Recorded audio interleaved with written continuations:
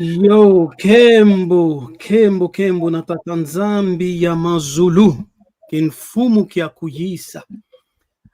Greetings to the Kongo, Benanzambe, all over the world. I am Nabi Kefas, and I am here, as you can see, with none other than Dalton Jr., the author of the books, the series Hebrew to Negro, and also the producer of the movies.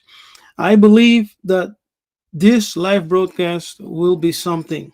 Okay, it will be something. There are two forces coming together here, the two sticks joining together as it is prophesied. And listen carefully. People say no sound.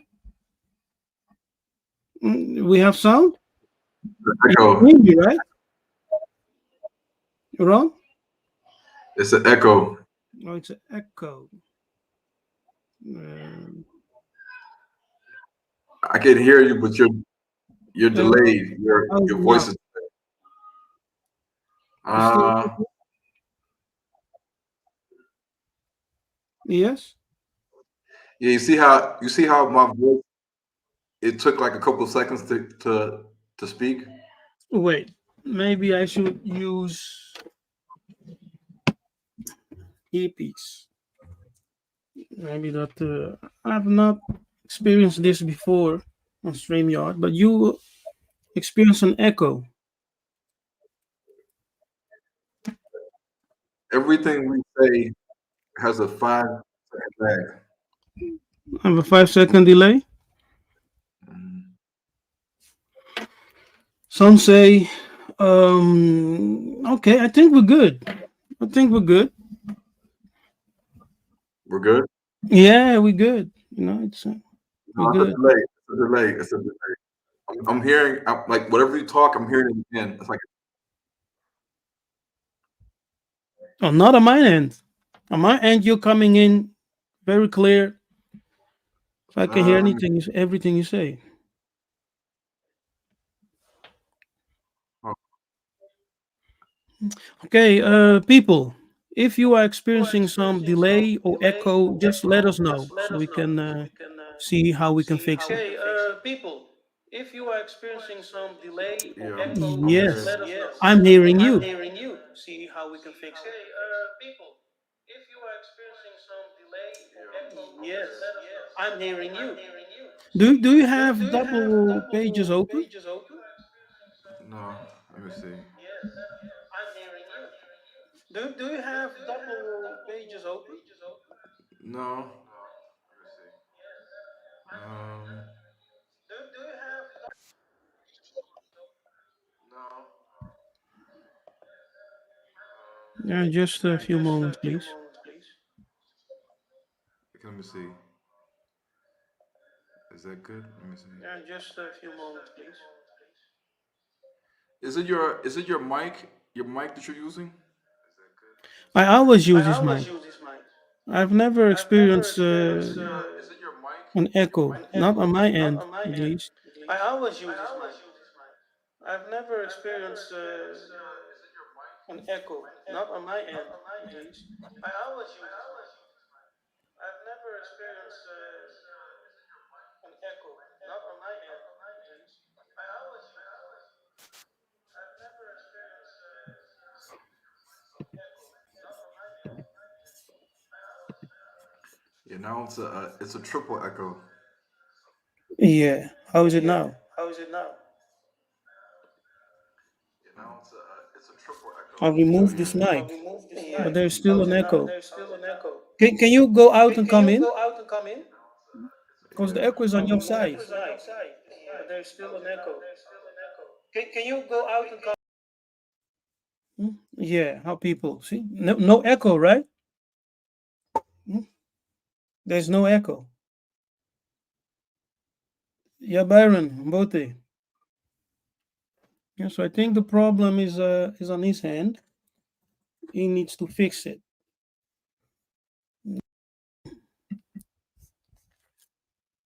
I'm good.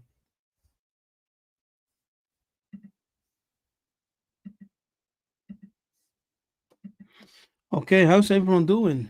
It will be an amazing video. As we wait for Ron,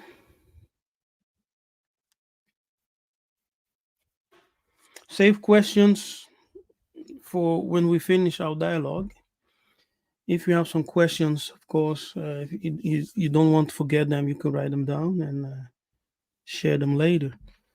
But greetings to everyone. Mbote Nusiemi Salembe. I hope all of you are doing good, and the Most High is with you, and you are covered in good health and strength. Kembu Ingeta. I am Nabi Kefa. For those who are not subscribed to the channel, you can subscribe. I have, of course, beautiful teachings here, and I also have a Patreon page where you can become a patron and enjoy some exclusive content, teachings, books, etc. I also host a Samba class every other Saturday. If you're interested, just let me know, and I can send you an invitation, and you can join me. Okay. All right, cool. I thought I heard an echo. No, no, no, no, no. No? I had another window open of you actually on YouTube live. That's why I was hearing the echo. Okay, that's strange because I still hear an echo. I don't hear echo, but You don't hear? no. Mhm. Wait.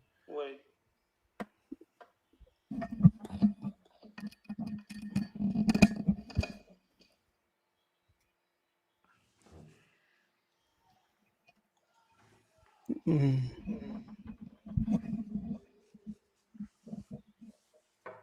Okay. Test one two. Mm, Test one two. it is.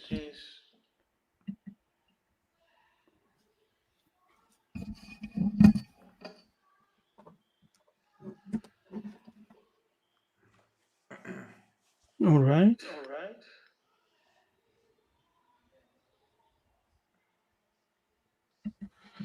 Okay. Did we solve the echo problem? Yeah, I don't hear it. Yeah. Let the people in the chat react.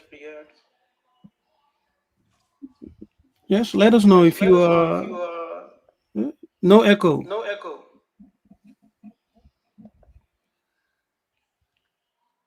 Man. Hmm. Echo still there? Do you have another tab open on your end that is No. playing YouTube? No. Okay, so they're saying that you got an echo, but not for me.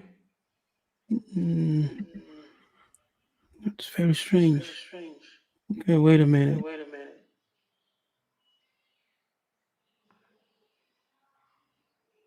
Yeah, Isaiah said I'm not echoing. You're echoing. Is it the settings on your mic?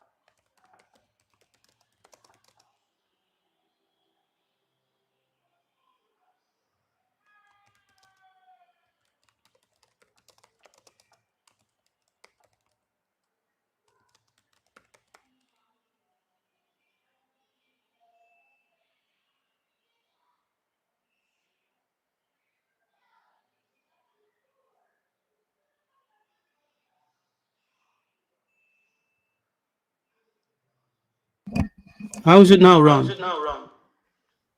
Um, I don't hear echo. The people in the audience may or may not. I don't hear echo.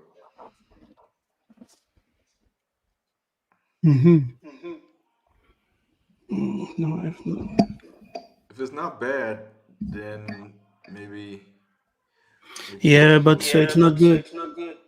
It's still an echo. yeah, Yeah, man. man. Okay, do you hear this? They're saying still there is bad. Just from your. Yeah, I Yeah, really I don't really know don't know what to do. what to do. can you use the mic from the computer and not the not that mic that you have?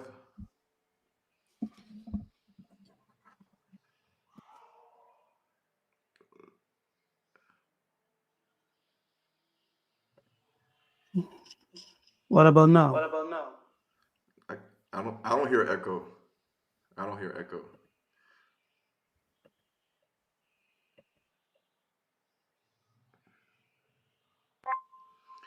Okay, so I gotta log off again and come back. Yes. Yes. Do that again? Okay, let me leave. MacBook. Yeah. Still there. Yeah. They don't want me to say what I gotta say. All I right. can't hear because All you. right. So should I leave out or what should we do?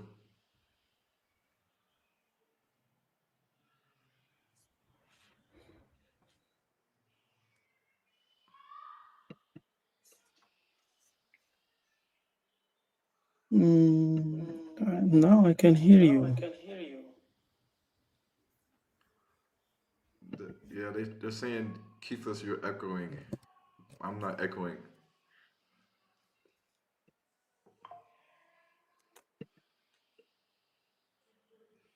This is strange. Oh, Baya said you're picking up a feedback from there. Yo, I don't know Yo, I what's don't going know on. what's going on. Really. Really. I've never I've experienced never this experienced this before. before. Mm, So you want me to just I can log out and come back in. I mean, I don't know.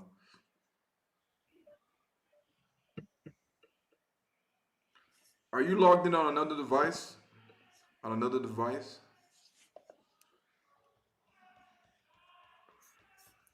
yes, Ron, can you Yes, hear Ron, me? can you hear me? Yeah, Okay, I I'm can hear you. hearing anything.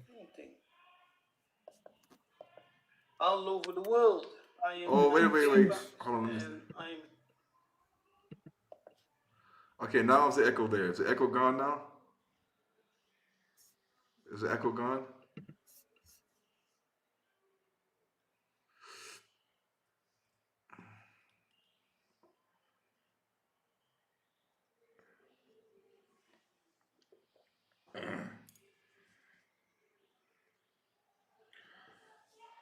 Well, let's see if Keith's has an echo when he gets back in.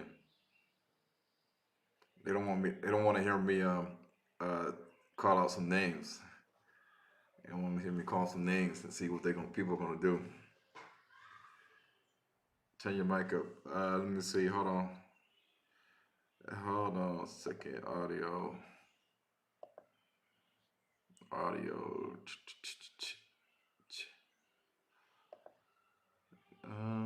Microphone. Microphone. Adjust mic volume. Stereo audio. Mic volume.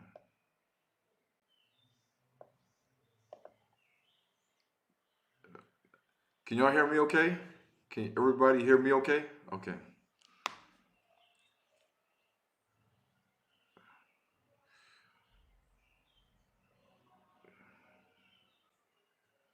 No, how sure Amarillo, he's still putting his slides together.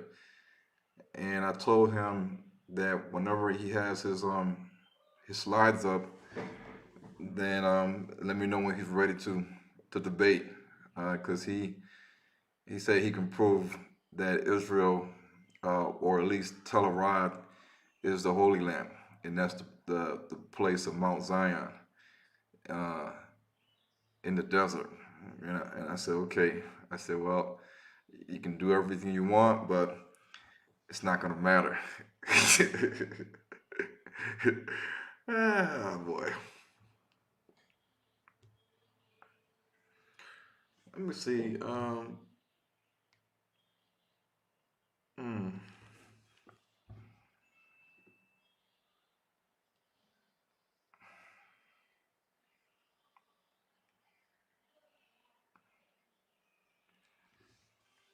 Yeah, he had a yeah he Maria had a lot. He has a lot of slides, and he says he has information for days. And I said, okay, well, I said I do too, but we can't debate for a whole week. So he has to narrow it down to hit the hard evidence, proving that the land of Canaan is in that small land that we call Israel today.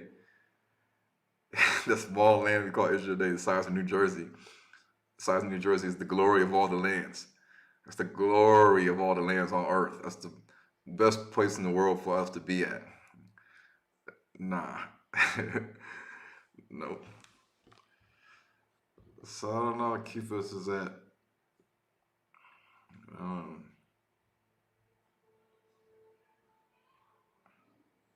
no, the whiteboard is just my kids' schoolwork. So it's nothing that I'm doing. Oh, let's Kefas. Hey, hey, you want me to log out? I lost all sound suddenly. I am not hearing you. The mic's not working. I have no idea, man. So wait a minute. You can't get back on StreamYard?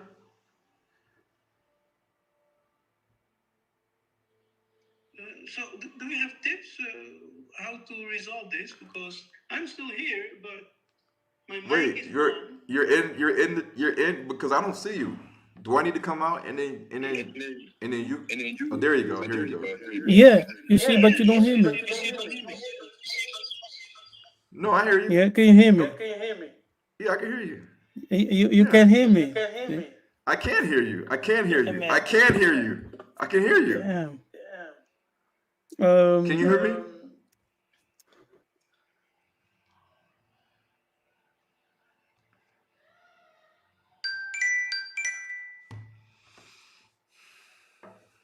Hello?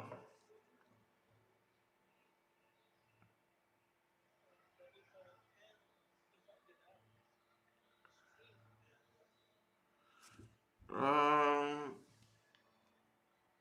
uh, I don't know. I mean, if you restart the stream, you're still gonna go live on your channel, right? So people will still be looking at what you show on your channel.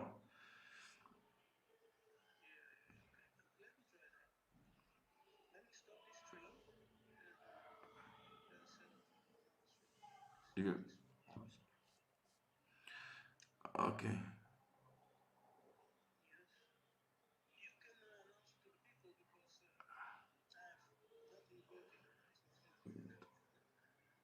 Yeah, they don't want me to say what I gotta say.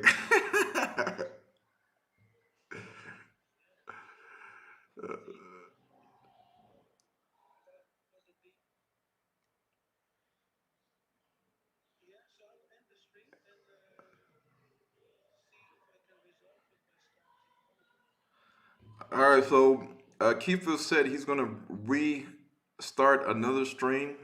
So he's gonna end the stream and then restart another one because he says that he doesn't understand what's going on here. He's never had this problem happen before, and he, you know, I don't use StreamYard, so he's gonna try to just do another stream on his YouTube channel. So everybody that's that's in the chat, just keep tuning into his to keep us live YouTube channel. All right.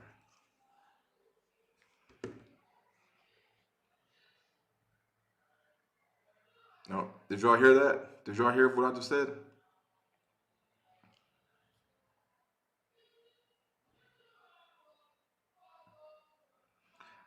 Well, they don't want me to say what they don't want me to say what I gotta say. They don't want it. They banned me from YouTube 2022, and now they're doing this right now. So all right, let me go ahead and leave, and then we'll come back shortly.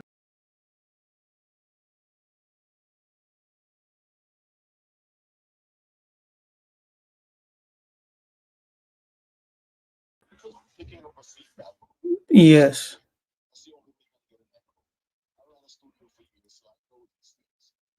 Yeah.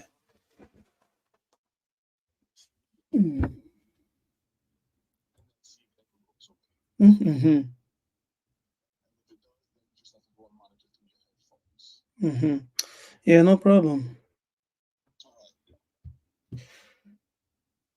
Yes, yes, yes. Um, yeah, people, I don't know if we are good now. Are we good now? Yes, are we good now? It's so stupid. I never had this problem before.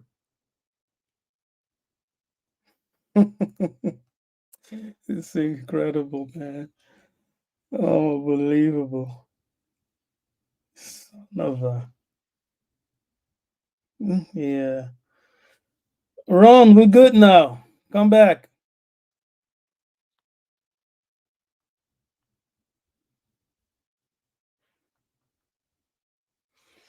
The devil is a liar. Right?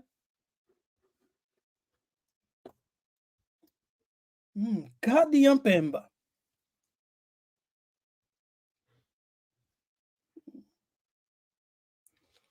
Stream. All right, Matondo, ya Byron.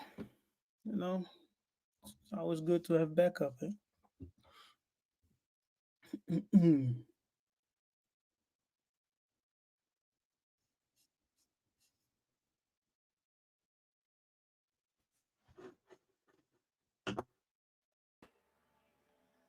All right. All right.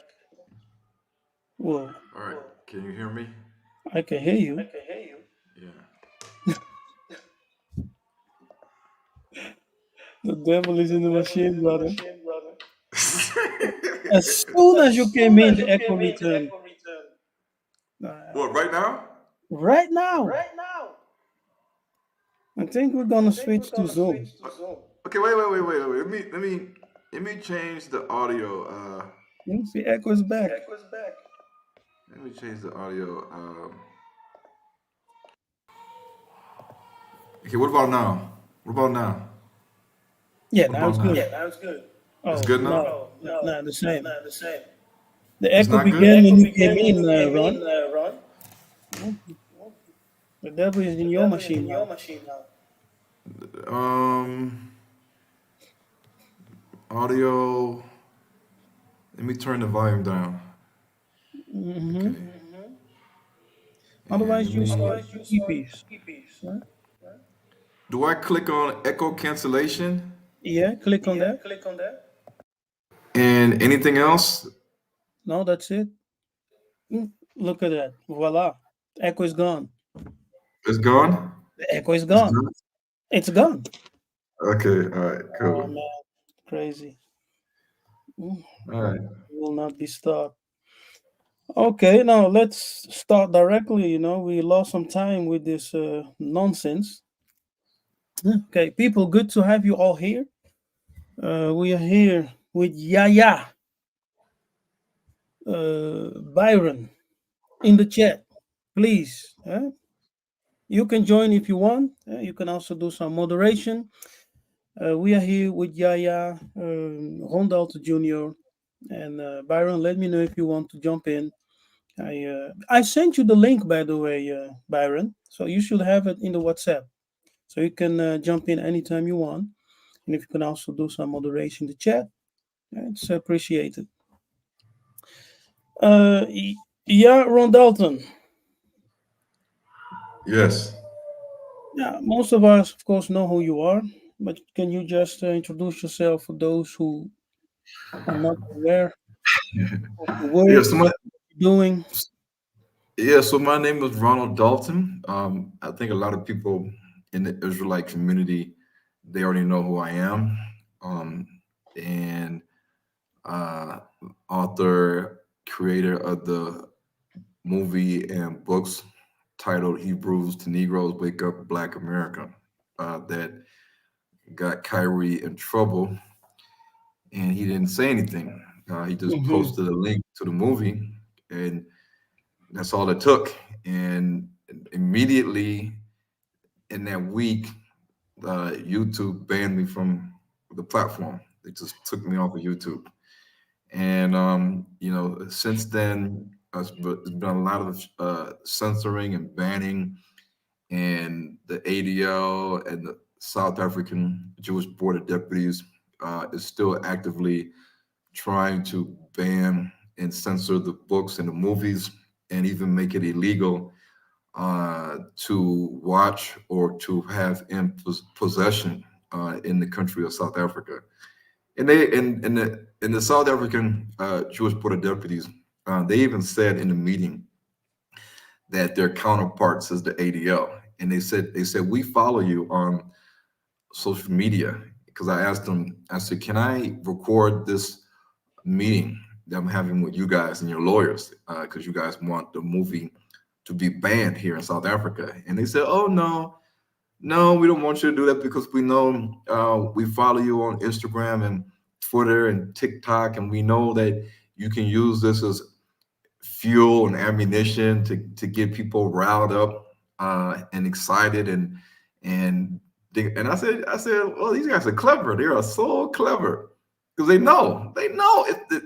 Because I mean, I had the video and the recording of what went down, but they requested, and their lawyers requested, that this does not get on social media. So I mean, it is what it is. And over the last couple of years, I have been on a journey. And the Most High, initially, when you find out you're an Israelite, you're going to automatically think that the land of Israel Hmm. is your homeland. And Exactly. and, and I and I believe this. And this is why Hmm. in my early books that I wrote in 2000, and I published them in like 14, 15, you will see that I'm mentioning Israel a lot, uh, because when you come into the knowledge of who you already are groomed through Christianity and through TV and movies, that the Holy Land is Israel. After all, you look at your TV and you see CNN and it says Israel. So you on the map, on the world map, you see Israel is in the where it is right now.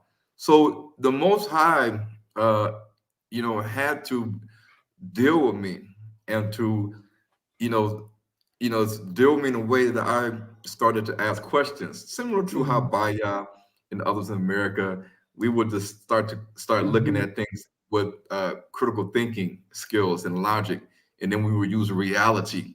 We would say, wait a minute. Say the Bible says this, it says this, it says this, and when you see people that go to Israel, because I haven't been to Israel, and they say, Ron, I went to Israel, Ron, and it's a desert. It's a desert, Ron. It was like it was nothing there, and the mountains are rock, and they're intimidating, and it's just like the guy said that I've been to Israel, and he said, let me tell you, he said, visiting Israel and then coming to Uganda, he said the Bible looks like it's talking about Uganda in Africa, nothing like the land of Israel, and I laughed and I said, yeah, you're right. I said, because you started to see the big picture. And it's sad that that, the majority of the Israelites today in the world, and especially in America, or even those in Jamaica and other island countries, because I talked to a lot of people, and they mentioned, you know, uh, Babylon, America, and Israel, and they say that that's our land. And I said, brother, I said there's some more stuff that you just do not know, and I understand why they would think this because I felt the same way too. But when I came to the continent, even before that, when I started to talk to people from Africa, from Cameroon, Ghana, Congo, and other countries, and I used to ask them questions, and they will respond with biblical answers. And I was said, wait a minute. I said, that's in Leviticus. That's in Deuteronomy. That's in Numbers. And they would say, and I said, well, who taught you this? How did you know this? And did the white man teach you this? They said, no, it's been in our traditions for thousands of years. Mm. And I started to say, well, I said, in my research, I have found out that the language of the Bantu people uh, has Egyptian and Hebrew in it. And the way it operates like Paleo Hebrew, like pictograph, hieroglyphics. And when me and Baya used to be on Clubhouse, and Sister Sariam and Sister Bozy from the Abagusi tribe in Kenya will break down the Hebrew and the Egyptian and the Bantu tongue. I was like, wait a minute. I said, well, if the Hebrews spent all those centuries in Egypt, and you look at the fact that they left, the Bible says 70 souls, and we know that Jacob only had one daughter, and we know that the wives that were brought into Egypt with the 11 sons of Jacob, that in order to be an Israelite woman, wife, they would technically have to be the seed of Jacob. To be an Israelite wife on your arm, they would have to be from the seed of Jacob. Jacob only had one daughter. These 11 sons did not all impregnate Dinah. So you have to understand that these women that were brought into the land of Egypt, they had to be women of other nations, like Hamitic nations, maybe Shemitic nations, but we know that, the slaughter of Shechem with Levi and Simeon and how they slaughtered the men and took the women and the children as spoil. And I said, wait a minute. I said, so they're in Israel, I mean, they're in Egypt right now for all these years, and they got Egyptian wives. And anybody can tell you that when you say your father is Ashanti, your mother is Eve, then you might know how to speak both languages. If your mother is Kosa and your father is Zulu, you can speak both tongues. If your mother is Venda and your father is Swana, then you can speak both languages. And it's interesting because in South Africa, you will hear people that say, I am not Swana, I'm not Zulu, I'm not Petty, but I can understand what they're saying. I may not be able to speak exactly their dialect, but I can understand what they're saying. And that's interesting because imagine if you're a vendor, man, a vendor, and you're not Zulu, you're not Xhosa, you're not Swazi, but you can understand these different dialects, Soto and Petty and Swana. That speaks volumes. And even I had a brother from Malawi, and I had another brother. Mhm. He was Nguni, and they were both standing in my driveway, and they said that they can understand each other. And I said, "Well, you're from Malawi, you're from Zimbabwe, and you can understand Zulu. And they say, yeah, we can understand it. I said, but how? And they said, it's we can't, we all have the language, it all connects us. The language is all connected. And I remember a brother from Zimbabwe, he was of the Shona tribe. And he said that he spent like 3 years in Kinshasa. And I said, was it hard to learn and understand the language? And he said, no. He said, because the language was all connected. He said, I could speak Lingala. I said, what about Kikongo? He said, just a little bit. And I said, so you were navigating in Kinshasa and you're a Shona man. You don't speak French, but he was able to pick up and understand the dialect in the Congo. And you say, yeah, Ross, easy. And so we have to understand that when the Israelites were in Egypt with the Egyptians and Canaanites and Cushites, that it is possible that their lexicon and their language was a fusion, like a Creole.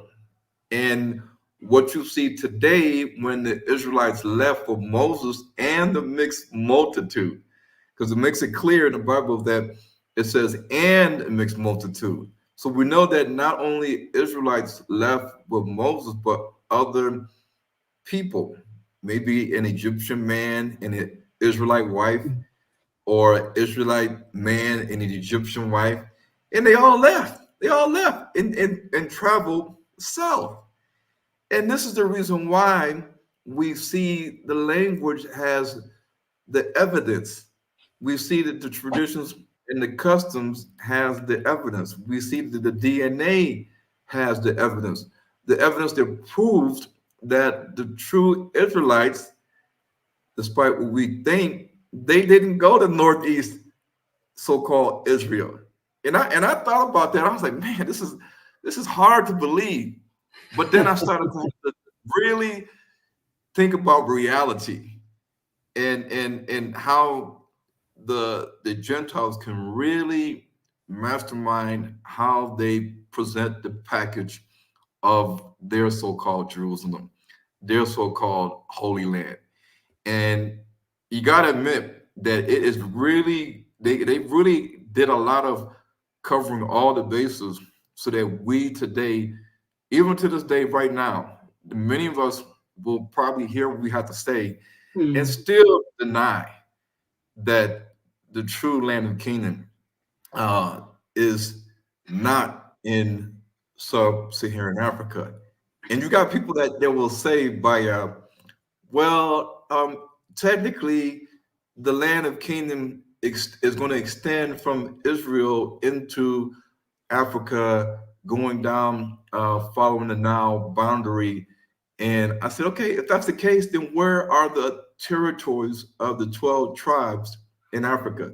When we look at our map and we see 12 tribes territory, Israel, we see that all the territories and the tribes are in Israel. So if you want to say that the true land of Israel's boundaries also extends down into the Nile and into the African Great Lakes region, then why is it that on the maps that they don't tell us, okay, the tribe of Judah, his territory is here, and say Kenya and Simeon is over here in Tanzania, and Naphtali and Asher and Dan is over here in Uganda, in Malawi. Where's the maps that show this? And they don't say anything. It's because they don't want you to connect Africa with the Holy Land. They don't want to do that. And like I always, this is what I always say. I said at the end of the day, mankind can create museums. They can say that this artifact came from here and it's in the museum here. They can create the books. They can translate it. They can authorize it. They can print it. They can write all types of books written by the Gentiles. They can create the maps. They can rename cities and mountains. They can do all these things. But the one thing that they can't change is the people and the DNA of the people. The DNA of the people cannot be manipulated because it's the history of the Israelites is within us. If we say that we are the Israelites, and we're Bantu or Negroes, then inside of our DNA can prove the history of who we mixed with thousands of years ago on the mother side and the father side. And with that, we can determine what path or direction that we went when we left Egypt. Because after all, if we left and spent time in the Sinai Peninsula or Saudi Arabia or Jordan or Israel for hundreds to thousands of years, and our skeletons died and were buried in the ground in modern day Israel or in the caves, then that means that the ancient DNA studies of the land of Israel and other areas should show that these people have within their DNA the DNA of the Hebrews, the Egyptians, the Canaanites, the Cushites, and whoever else the Israelites mixed with. And you can't find that in the modern day state of Israel within the ancient DNA studies or the modern DNA studies of the people today that call themselves Jews. And that's it. At the end of the day, one the people that really don't like what I teach, including the Ashkenazi and Sephardic Jews, the one reason why they do not like to debate me is because it's going to be very hard to get past the DNA studies. It's going to be very hard to get past the DNA studies, and the only thing that they can say is that the white man created science. The white man created the field of genetics, so we can't use that. That's the only thing they can say when you break it down on a genetic level. But when you Okay. start to hit them with the other things that you talk about, the language, the customs, the traditions, reality, then that poses even more of a problem for them. And this is the reason why many of the work that you and I do, Kefas, and what Brother Baya says, it falls on deaf ears. It's not appreciated. I mean, for those that Mhm. appreciate it, you know, it's a jewel of information. And I look at Kefas's channel on YouTube, and I looked at your recent video with the fringes, and I just said, man, this should have 100,000, 300,000 views. But Right? you look at YouTube like, what? Like, wait a minute. Like, nobody cares about this. Like, YouTube is blocking this YouTube is information. blocking it, bro. Yeah. So Yeah. this And of shows that course, they don't want this to come out. our people, they still look at Africa as the dark continent, right? There's nothing good. You know, when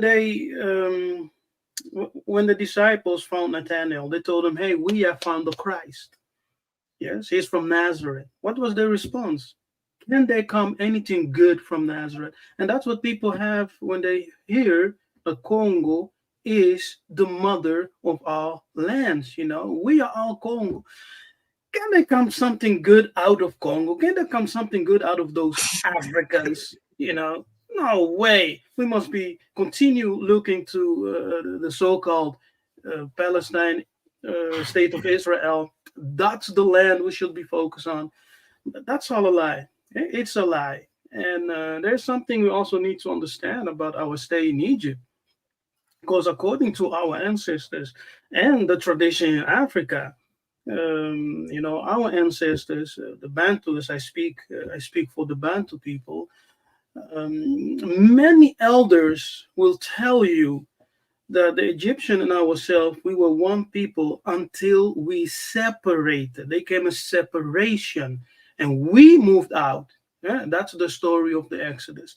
But imagine this, everyone listening. Imagine this: if you were the supreme being, and you created the world, the cosmos, and you had to appoint a land as the mother of all lands, wouldn't you choose a land that is the most glorious of all? Yeah, that's to say, the fatness of the earth. And if you were to create children after your own image and likeness, and wouldn't you give those children the land, to inherit? And if you, as the Supreme Being, wanted to have a temple on the earth, wouldn't you choose that same land you gave to the Son of Man, Muntu, to inherit? And it is exactly what we are discussing. The Most High is not foolish, okay? Is not foolish. So when the Bible says the fatness of the earth, the most glorious land on the earth, what are we talking about? Most our eyes we focus on the small piece of land called Palestine, state of Israel today. The Israelite themselves, no, not the Israel, but Israeli, the Zionist movement. They first wanted to have Kenya, among other countries. They considered Kenya, Uganda, African lands. So just imagine if they were able to take Uganda or Kenya, we will have the situation of Palestine in Africa right now. Africans be dying, right? Murder, murder, murder, slaughter. Same thing we're seeing today. Thank God. Nzambe Mpungutulendo that he said no to that path because it will be terrible. Okay, terrible. So what we know is that when we look at creation itself, um, man, the original man, the place of creation is Africa. Cush is mentioned as the place of creation when man was created and placed to live in the Garden of Eden. The Garden of Eden is Kongo Kachopa. It is Central Africa. And when you read in, I think in the book of Isaiah 42, it says that the Most High, He seated upon the circle of the earth. The Hebrew word for circle, kog, is the Kikongo Kong, which gives us Congo. And that same word kog in Hebrew is the Kikongo Kong, which also gives us Kongolo, which literally means the circle and also the rainbow. Yeah. Go Well, ahead. Baya, you want to say anything? Or No, I'm just enjoying the conversation, guys. It's I don't understand how people cannot see. Let me move my mic a little closer. How people cannot see the parallel in the scriptures. The scriptures tell us that the land that I give unto you is a spacious land. Is Israel a spacious land? There are 30 million of us in the diaspora, or in America alone. What about Brazil? What about some of the other places where we've been scattered?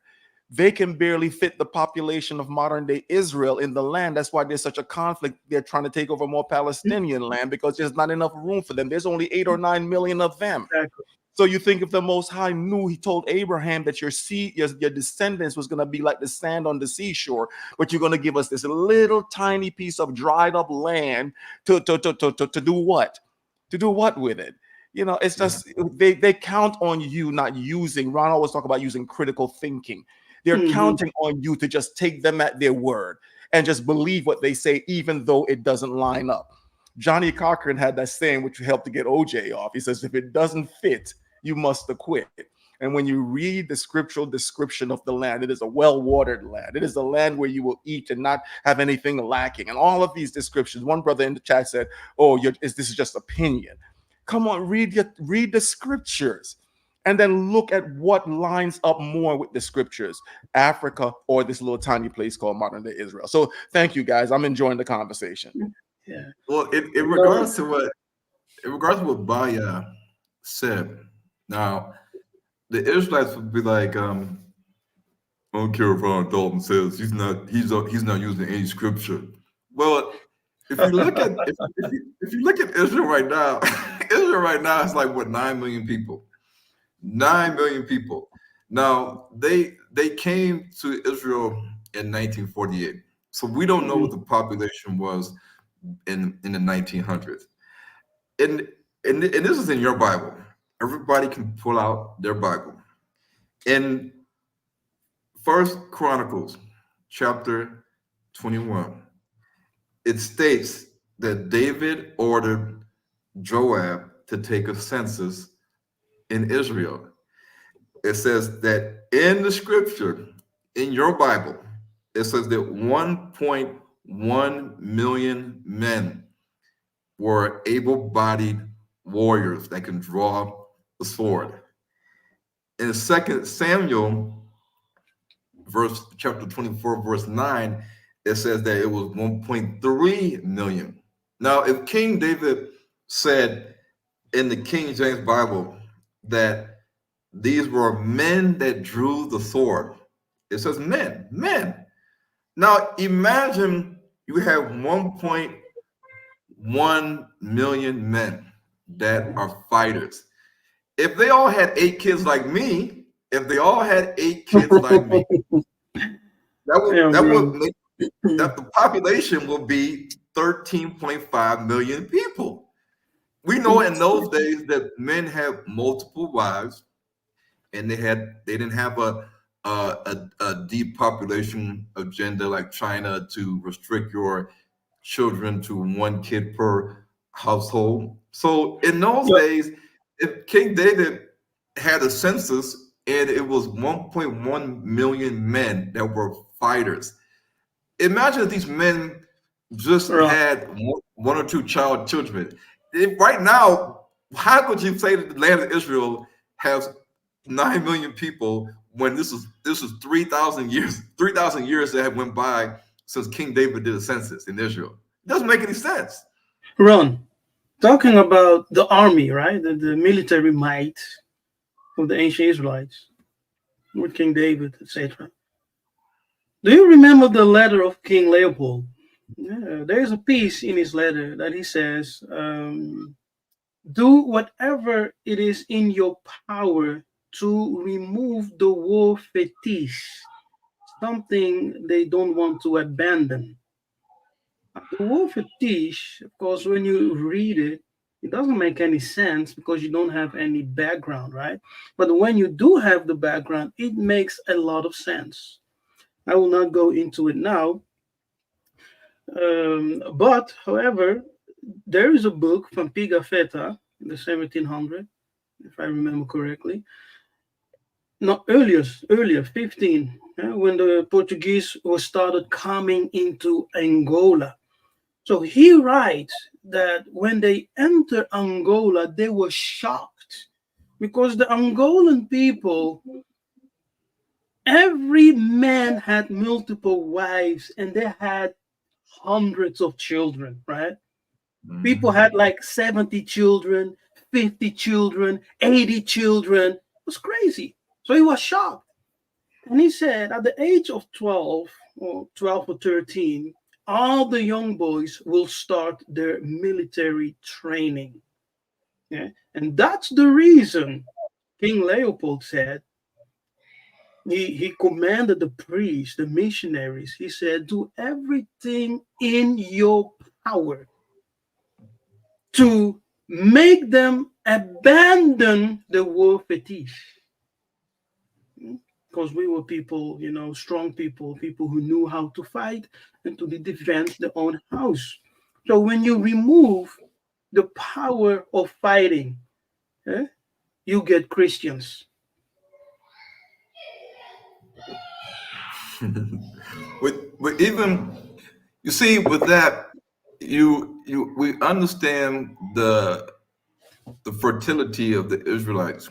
Uh, how even before they left, the Pharaoh said that if we're not careful, these Israelites are going to be more numerous than us, and they're going to have allies, and they're going to overtake us. So let's kill the firstborn males. So even in those days, the Israelites came into Egypt as foreigners, as immigrants, and they started getting it in to the point where the Egyptians were like these Israelites are populating over here. If we're not careful, they're going to overtake us. That's how much the Israelites were having children. Hmm. And Yeah. to see that 3,000 years later, even with the slave trades, the Most High knew that the land of Canaan was going to be a land that was supposed to feed us and house us. even after the exiles or the slave trades, that if we were supposed to come back, even a remnant, Mhm. that the land of Canaan should be able to house all these Israelites even 3,000 years later. And there's no way with the history of the Israelites and how we multiplied that the Most High would say that after 3,000 years, you're going to come back to your land, the land of your ancestors, the land of your forefathers, which I gave to them, to come back to Israel. It's not enough land in Israel for all of the diaspora to come back, even a fraction of the diaspora to come back to the land of Israel today, the modern state of Israel. It's not enough land. And 60% of the land is a desert. Mhm. So, what are we Yeah, supposed to a do true desert. with that land? Mhm. And there's nothing you can do with the land. Yeah. So, the reason why I wanted to title the stream, um, we challenge any top Israelite leader to prove to us where is the true Holy Land. Is Israel the Holy Land? And I know people, they like to say, well, Ron just likes to debate. Ron always wants to debate people.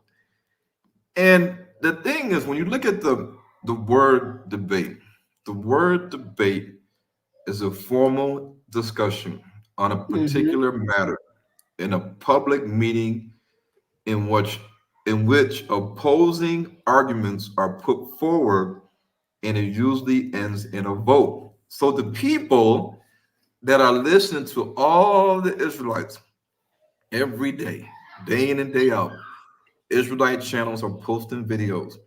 And Mhm. we're under the presumption and understanding from looking at all the Israelite YouTube channels that we are the Israelites, yes, and that the Holy Land that we speak about all the time, the Promised Land, the land of Canaan, is in the modern day state of Israel.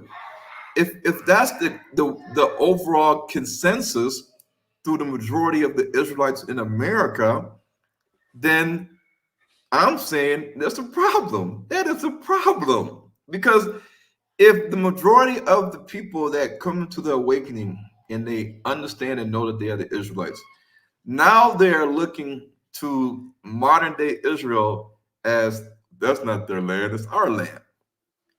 That's our land. When they leave, we'll come and take it back. But nobody understands what that looks like. You have people that are prophesying, saying that the land today where the Jews are at is not their rightful land. And the Most High is going to remove them out of that land. And then what? And then we're all going to come in after war and destruction and missiles and bombing has happened in Palestine and Lebanon and Israel. Then after all of this has gone down, then we're supposed to say, okay, it's time for us to come back home. You know, if the Jews today were to all evacuate the land of Israel, where do you think they're going to go? They're not going to Europe.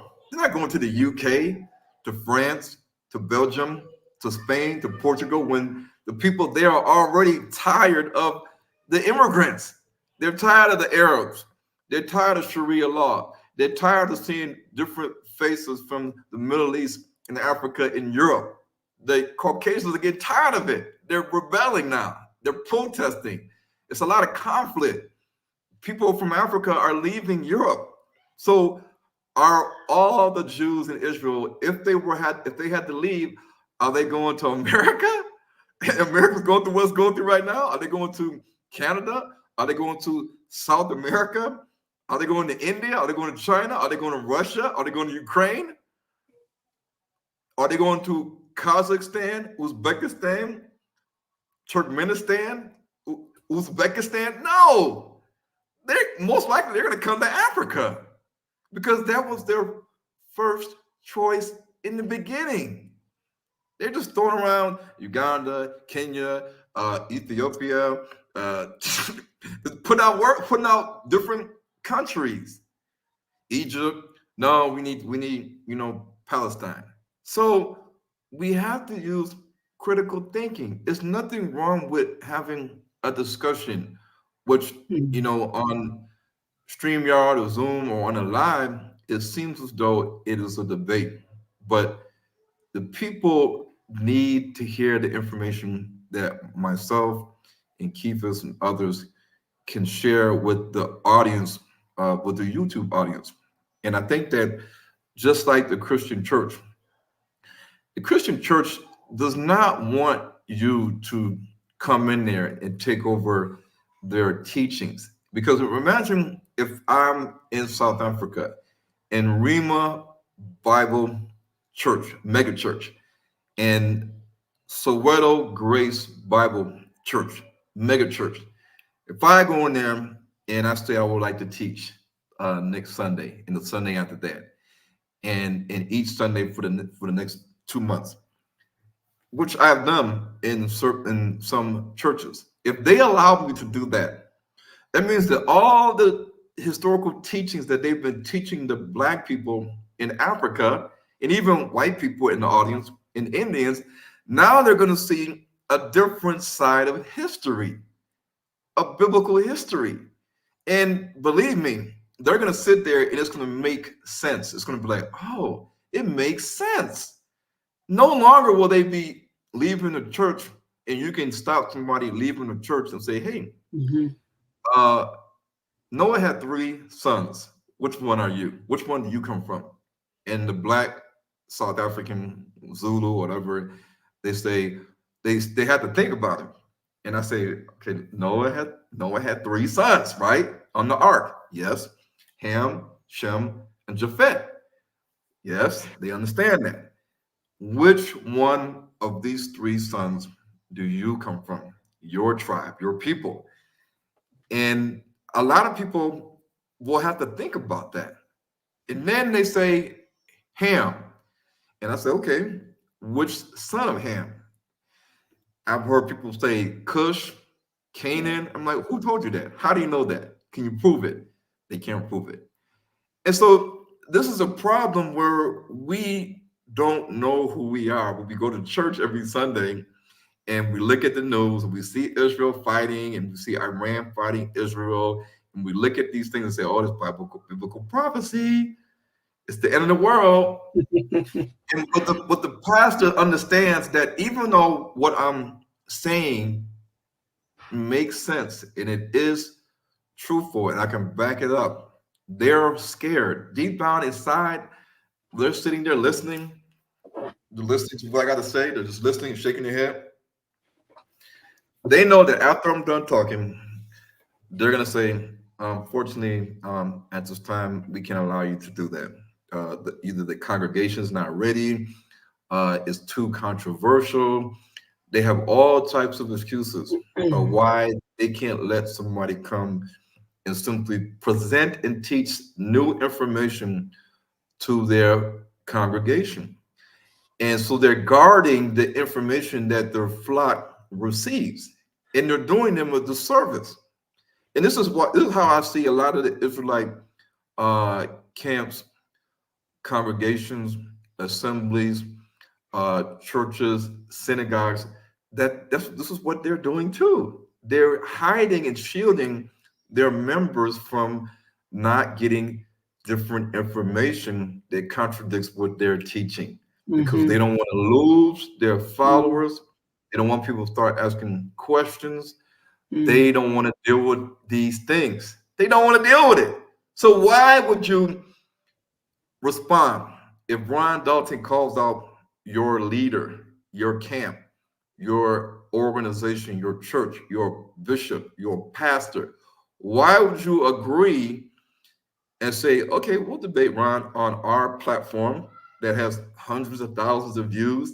We got multiple locations in America and in Europe and in Africa. Imagine, imagine IUIC, Bishop Nathaniel and his Mm. generals and elders, and GOCC, Elder Rakar and his right hand man. Imagine we get on there, I get on there, when me and people get on their platform and we have a debate. Now, all of the GOC members and the IUIC members that are in Africa, Europe, America, now they're going to be listening to what they say and what we say. And I guarantee you, when they start seeing what we say, if they, especially if they haven't been hip to it or seen any of it, their eyeballs are going to go like this. And they're going to be like, what? They're going to start scratching their heads. They're going to start second guessing everything they've been taught. You're right. That's exactly that is a problem. They can't allow that. They cannot allow that, because then if I start saying, well, they start putting in the comments, where can we get more of this information? if we say Kefas Yiseka'yah YouTube channel, H2N TV, and now they're writing it down. Like, okay, let me go check out these brothers and what they're teaching. They can't allow that, because that means that they're dedicated, loyal followers that are donating, they're paying dues, they're paying for lessons and courses, and they're doing all these things to support their leaders, because the leaders are teaching them like a shepherd watches over their flock. Now they have people that's now slowly migrating away from their teachings to another teacher. And we know that the Christian church does not want to lose members to the Hebrew Israelite movement, because that means that you're going to lose your church and they're going to all start leaving you unless you start teaching on the Sabbath and incorporating this truth into your congregation in your lessons. And so this is the same strategy that the mass media and the Jews used back in 2022 when Kyrie posted a link to Hebrew Sneakers. They didn't want to interview me. Nobody did. Not even the Israelites. Not even the Israelites. So they understood that you avoid confronting the truth at all costs. So that means that do not engage with this man. Do not engage with him. Kyrie is saying, y'all keep asking me to say sorry for a documentary that I didn't make. Then the guy says, well, are you sorry for the post that you did that hurt people? And then Kyrie says, well, again, I keep telling you guys over and over again, you asked me to say sorry for something, and I'm not the one that made the documentary. He said it twice. I'm not the one who made the documentary, but you're asking me to say sorry for the movie that you guys are upset about. Go to the guy that made the movie. None of them said, okay, we're going to reach out to this guy. None of them reached out to me. Not one. And not one professing Israelite in the year 2022 reached out and actually had an interview with me other than Lawrence Normias. And I already knew him because he's the one that called me and told me that Kyrie posted a link to Hebrew Sneakers. He called me and told me this. So naturally, he has a YouTube channel. He's going to say, Ryan, I think people need to hear your story and what's going on behind the scenes, what's going with you and CNN and Washington Post and Fox News and Newsweek. They need to hear what you got, what's happening with you. And I said, okay. He was the only Israelite in 2022 that interviewed me. But I'm not blaming people that I may know that didn't decide to ask for an interview, because it's not like everybody had a fear of interviewing me. But there are people that do not want to have me on their platform or even promote or talk about Hebrew to Negroes in a good way, because that means now you're sort of promoting and telling people that, yeah, you guys need to see this movie. You need to get the books. You need to follow this man on H2N TV. You need to go to his YouTube channel and see what he's talking about. And this is the strategy right now that I believe that we're in, is that I can call out a lot of the Israelite leaders, you know, and frankly, at the time that we're living in now, um, we are living in times, critical times.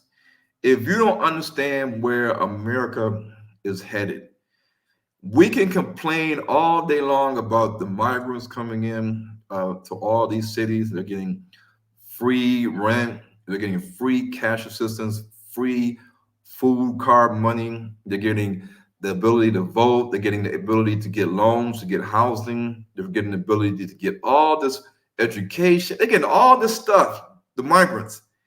And we see the pandemics keep H1N1 avian flu, monkeypox, another COVID is worse than than the other one. The slow rise in inflation in America.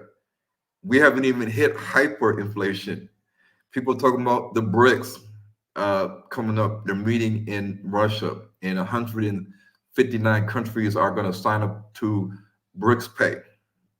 And all these things that are happening, the war, the proxy wars that United States is involved in Israel, in Iran, in Lebanon, in Palestine, and Ukraine. And we got China barking up the tree. We got North Korea talking about what is going on in America. And all these things, but you want to sit in America and all we do is say, Babylon is falling. It's gonna get worse. I can't wait for the Most High to come back. I'm done with this land, all this stuff. But the reason why a lot of us in America don't see no way out is because we listen to our teachers, and the teachers don't tell you that your homeland, the land of milk and honey, the land the Bible says that we're going to return to, is in sub-Saharan Africa. If they told you that, then maybe you will say, well, I want to leave. Because if you knew that the land of milk and honey, the land of Canaan, the land of Israel was in Alabama, then you would say, I'm going to Alabama. That's our homeland. If you knew that the land of milk and honey, the land of Canaan, the land of your ancestors, the land given to Abraham, Isaac, and Jacob was in Mexico, then you would say, I'm out of here. I'm going to my land. You would just, drive or fly to Mexico. But because we are under the impression that Israel is our homeland, and right now nobody in their right mind is going to say, we need to leave America, book a flight, and arrive in Tel Aviv and find a place to live and buy some land in either the southern part or the northern part of Israel. Nobody's going to do that right now. So your thinking is stuck because you don't really understand where your homeland is and that you need to get there. We need to get out. Have you seen that movie, Get Out? That's the situation. You need to get out. And I always tell people, it's the time to prepare yourself because you don't know how long you got. Things can go to hell any day. So you need to prepare yourself, get your passport in order, get yourself property with my organization, Angola Investment Group, with what Ron is doing in South Africa. Connect with us. Okay? We are building diaspora community in Africa, in Angola, and in South Africa. So you need to connect with us and get yourself and your family ready. Now, Ron, I can really say that you have been visited by the Spirit, okay?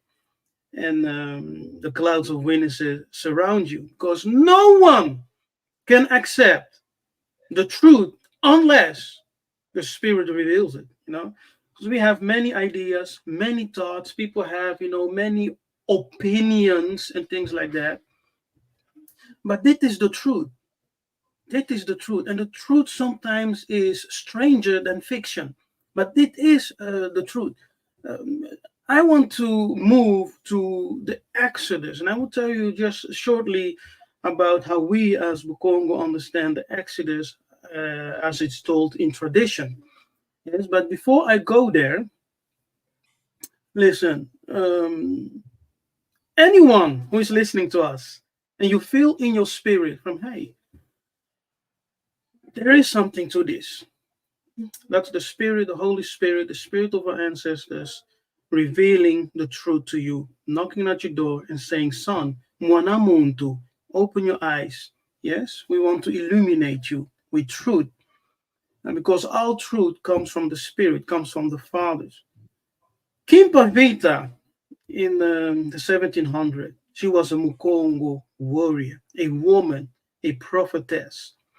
She told her followers, because she was also a leader, she told everyone who was listening to her, the Jesus these people are preaching you is a Kadiampemba. Kadiampemba means the son of the devil. The Jesus the Europeans are teaching you is not right, because in her revelation and what she knew, she said, the true Jesus is a Mukongo. He's one of you. Yeah. And in the 1900, 1900, we had a prophet named Simon Kimbangu. Simon Kimbangu is recognized by the Roman Catholic Church as a prophet of God, okay, as a man of God who did a lot of miracles. I went to the Kongo Museum in Belgium and I saw Simon Kimbangu right there, a picture of Simon Kimbangu. Ron, it's amazing. Look what I saw, what I witnessed in the museum in Belgium. They had a picture of Simon Kimbangu, yeah, with a story about him, a short story, and they called him the prophet of Congo, right? And beside that, they had a different picture with the text in French, Le Dieu Noir. Can you imagine? Yeah? Le Dieu Noir translates to the black god in a Belgian museum about Congo. Yeah. And Simon Kimbangu, he was teaching the people the true ways of God. He said, yes, there are some truths in the Bible, but it's not our complete story. The Bible is not our complete story. And what people will want you to believe is that the Bible is a complete story and that everything in the Bible is 100% accurate. But that's not true. Simon Kimbangu said, use the Bible, yes, to catch the thief with the things he stole. And that's what we are doing. We are using scripture so that we can catch the thief with the things he stole. Because he said, you will find yourself in there. And you will realize that the thief stole the things which belongs to you. Yeah, he changed it, and now you want to present it as something different, as something new to bring you under their bondage, to bring you under their religion. So he said, catch the thief. Now, we must come to the understanding that the Bible is just a book.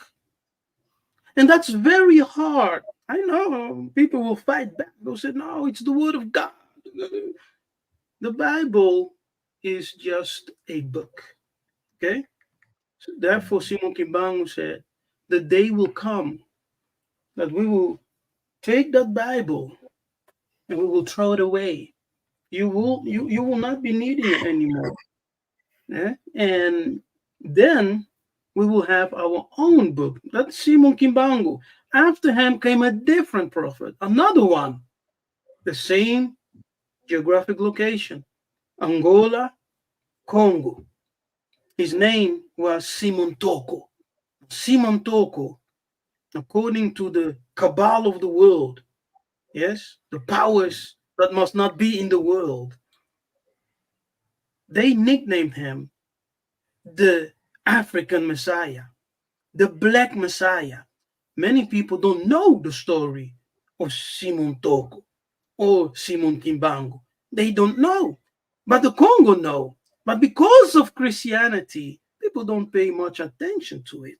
But Simon Toko was a very spiritual man, we will say a spiritual master.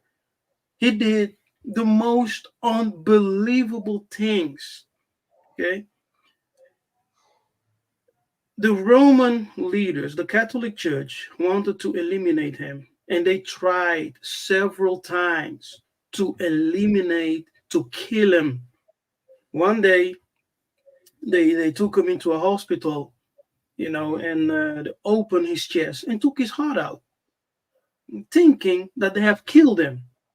Suddenly, he sat on the table and started to converse with them, telling them, "Hey, what's wrong with you people? Yeah? Why are you so determined to destroy me and my people?" They got so scared. And he told them, "Give me my heart back." And so when you go on internet and you look for Simon Toko, you will see him showing his scar, where the European doctors had removed, opened his chest and removed his heart. You see him showing his scar. Now, that's an incredible story, and many will say, no, it's not true. But the Congo people know it's true because they lived it, they witnessed it, I've seen it. Until today, there are people alive who can tell you the story. It's not that long ago. All right. My grandfather was alive. My father was, a young man. It's not that long ago. And as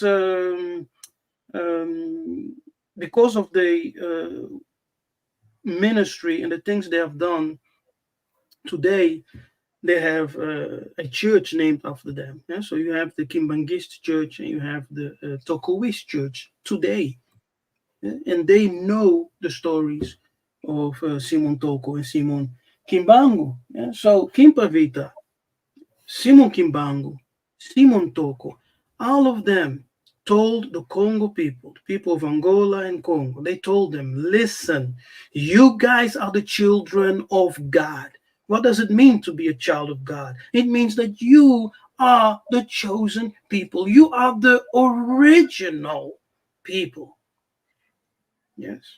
But many Yeah. did not understand. They didn't get it. Now, when we look into the Exodus, because we have a story of an Exodus out of Egypt or Northeast Africa. And the ancestors, the elders, they tell us that we went down, we followed the Nile, yes, and then we crossed the Nile. We did not go to the northeastern part, what they are calling today the Middle East. Yes, we did not stay there. Our ancestors lived there for sure, because even that Middle Eastern region was known as Northeast Africa and as extension of the Egyptian Empire. So we had some people there, but when we moved out, we did not go in that region to live. Now, this is the story. Due to international or internal conflict, the Congo ancestors departed from Kama, which is Egypt, and they returned to the sacred land of the ancestor. Now, I should ask myself, wherever they went, in the story, they say it was identified as the sacred land of their ancestors, of their Congo ancestors. Yes, and according to one tradition, the Congo ancestors came down from Egypt, from Kama, with the guidance of the angel of Nzambi. Yes, and I know the name of this prophet, but I will not name it here because it causes a lot of confusions to some people. Yeah, so I will just say the angel of God chose a prophet, a leader, and that leader guided the Congo ancestors, who are ancient Israelites, out of Kama, out of Egypt, under the leadership of the prophet. They left Egypt, they traveled to the land of Nubia, and they came to a land which they called Dizimba, meaning sanctuary. Yes, Dizimba. And Fukiao writes that when the Congo people speak about the arrival in the present lands, they mention Kongo Diantuku, which means the original Congo. So that place, Dizimba, they called it Kongo Diantuku, the original Congo. Because when we left Egypt, that was the first, the first, how do you say that, sanctuary, yes, that they built. Now, this Zimba or the Zimba, the place of sanctuary, today, that country is called Zimbabwe. Yes, that country is called Zimbabwe. Now, Zimbabwe is the ancient Congo Diantuku because from that place we further dispersed. Now, what I found interesting here is that the story tells us the reason why we were dispersed once again from that place, the Zimba, the place of sanctuary in Zimbabwe, is because we lost a sacred object, which was called Mbeli. Oh man, I forgot the name. If it comes, I will tell you. I forgot the name. But we lost a sacred object. And as a result of it, we scattered from the Zimbabwe. And we went into the south. Yeah, we made a U turn. Yeah, see if we are going back. We crossed the Kalahari Desert. We enter into Namibia, Angola, and then finally we establish ourselves in what we call today Congo and the northern part of Congo, Angola, which was called Mbanza Congo. Now, till today, it's called Mbanza Congo. Yes. Now, you have a certain group who call themselves the Lemba. The world has nicknamed them the Lemba Jews. They have a story that they came from Zimbabwe and that they built the Great Wall of Zimbabwe, which we, Congo, called the Zimba Sanctuary. So, question, where are the so-called Lemba Jews not connected with the Congo? Because we were all there in the Zimba, in Zimbabwe, together. Yes. And Kinshasa was ancient in ancient times was known as Mbanza Lemba. Lemba is a Congo word. It has nothing to do with the Lemba Jews. Oh, the Lemba in South Africa, the Lemba in Malawi. They are the African Jews. No, it's a Bantu word. Go ahead, Ron. No, I like the information, and just like when you are watching wrestling, and the guy is going like this, you tap your hand, and I get in there, get in the ring, let's go. So yeah, so not to piggyback off of what Kefas said, I was in, I'm still in South Africa, and I'm sitting with a Lemba uh, filmmaker, and I said to her, I said, you are an original Israelite. And she says, yes. I said, what about the people in Israel? And she said, no, they're not the real Israelites. We are. And she said, you know, all these tribes here in South Africa. I said, yes. She said, they're all Israelites too. And I said, I know. Mhm. And I said, so did you guys leave Israel in like the story that the Jews say that you left Israel and then got to Sana'a, Yemen, and then from Mhm. Sana'a, Yemen, you crossed over into the Horn of Africa and traveled south down from Ethiopia to South Africa. I said this is what the Jews are saying, and to Yes. the prophet. And she says, Ron, that's their version of the story. Mm. And there's So wait a another minute, Ron. version. So they're making things up. Yeah, yeah, yeah. They are creating a story which Yes. not true. Yeah, she said that's their version of the story. And I'm trying to put out the elders that I know that their version of the story.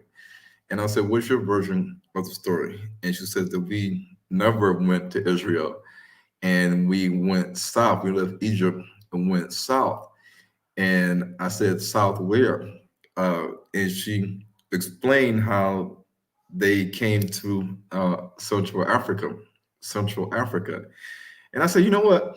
There's a lot of DNA markers that the Limba have that is seen specifically in the Congo region, even DNA that you will only find in the African pygmies that live in the Ituri forest in the Congo, in Uganda, in Cameroon, in Gabon. It's there in them, but we don't see any pygmies here in South Africa.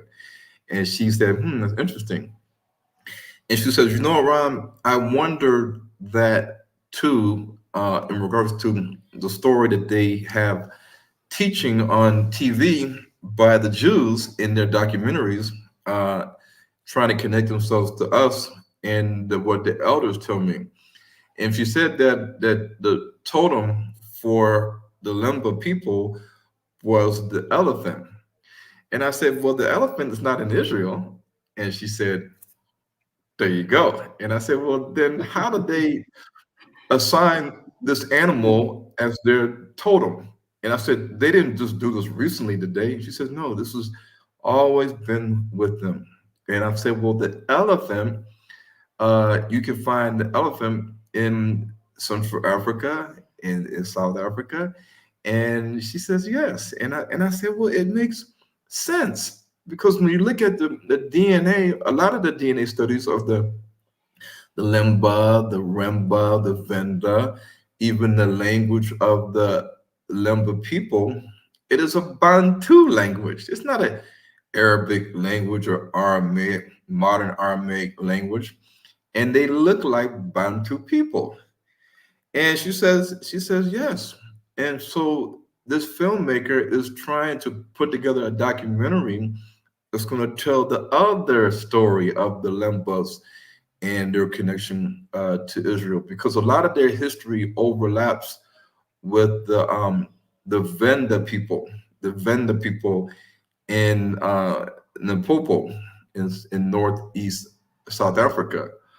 But one of the things that I also wanted to share is that I remember talking to some people that were from Fiji, Fiji, a man and a woman, and the woman said that our ancestors used to recite a song, and the song, she said that she had to ask her grandfather the song so she can type it and send it to me. Uh, and she did that. And in the song, it says that how they were the descendants of the Israelites and that they live in Central Africa, and they eventually left on boats and they sailed to the east. And I asked, where in Central Africa? And she said, well, you know the lake that they call Lake Tanganyika. It straddles the border of the Congo and Tanzania, uh, and Zambia. And I said, yes. She says, we lived on that side, like next to the lake, near that lake, uh, Lake Tanganyika. That's what the elders and the ancestors tell us. And I said, wow. And you know what? It sparked a light bulb in my head because many years ago I was studying these genetic articles, and in these genetic articles they were finding small percentages, like 5% or less, of the DNA of the Pacific Islanders or oceanic people populations in Central Africa. And I never could understand, why is their DNA found in small percentages in these DNA studies that they collected in the populations of people living in Central Africa.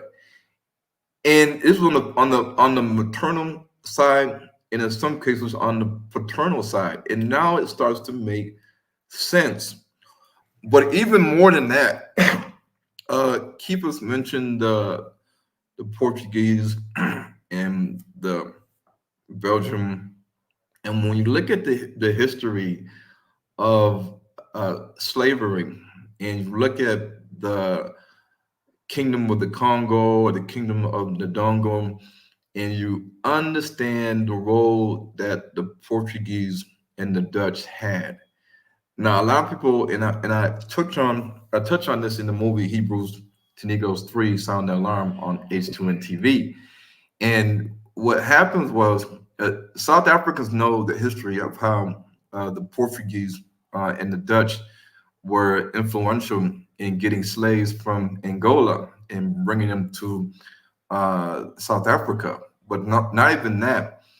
The Dutch actually were in the business of writing letters, giving different nations like the British slash English the permission to seize and capture these other ships that were considered their enemies.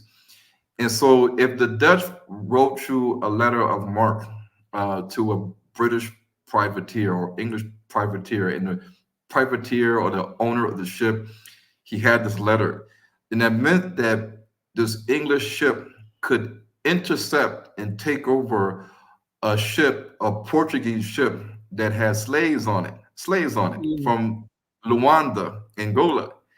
And when you look at the history of the White Lion and the Treasurer, these two ships intercepted Portuguese ships that had slaves from Luanda, Angola.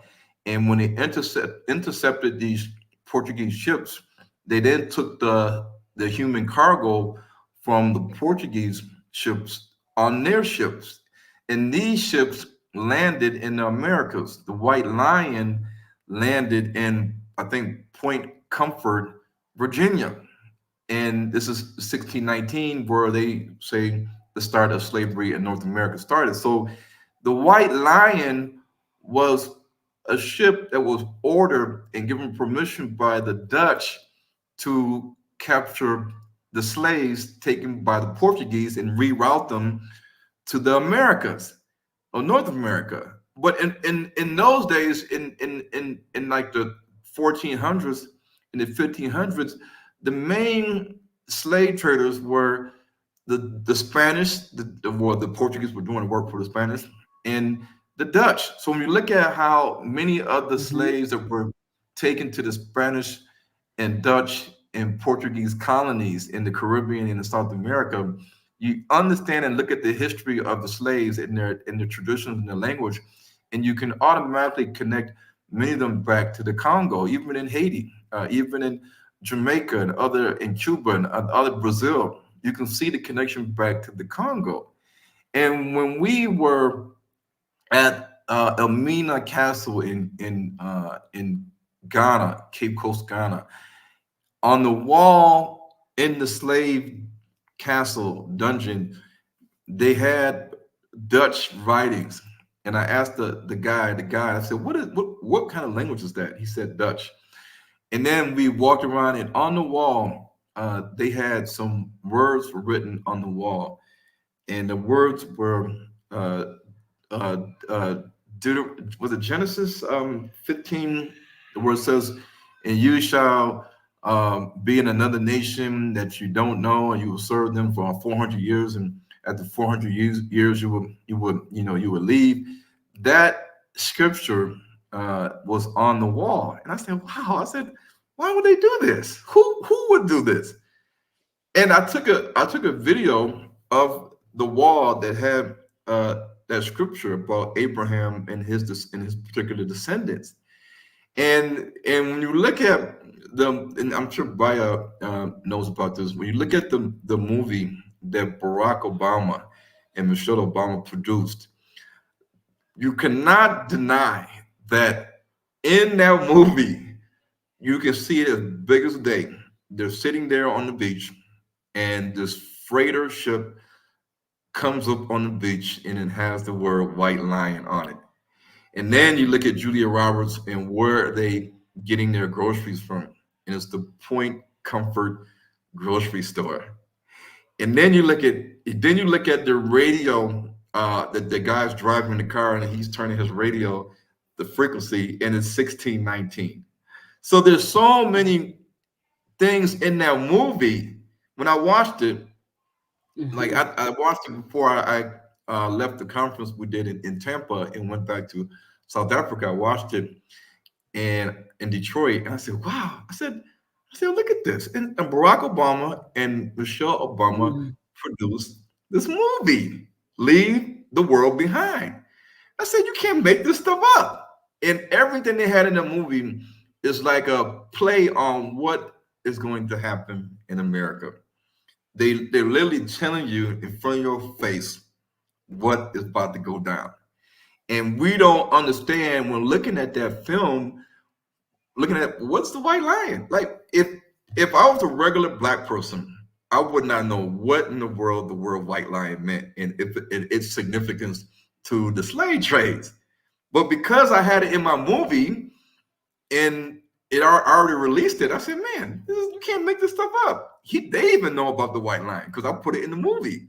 So we have to start to look at the science. And the white lion ship came from Angola. It came from Angola, the vassal territory of the kingdom of the Congo. So if you trace back what these guys are trying to show you subliminally, is that they're tracing you back to where the white lion got the slaves from. It's the former territory known as the kingdom of the Congo. So like you said earlier, nothing good can come out of Africa. Nothing good can come out of the Congo.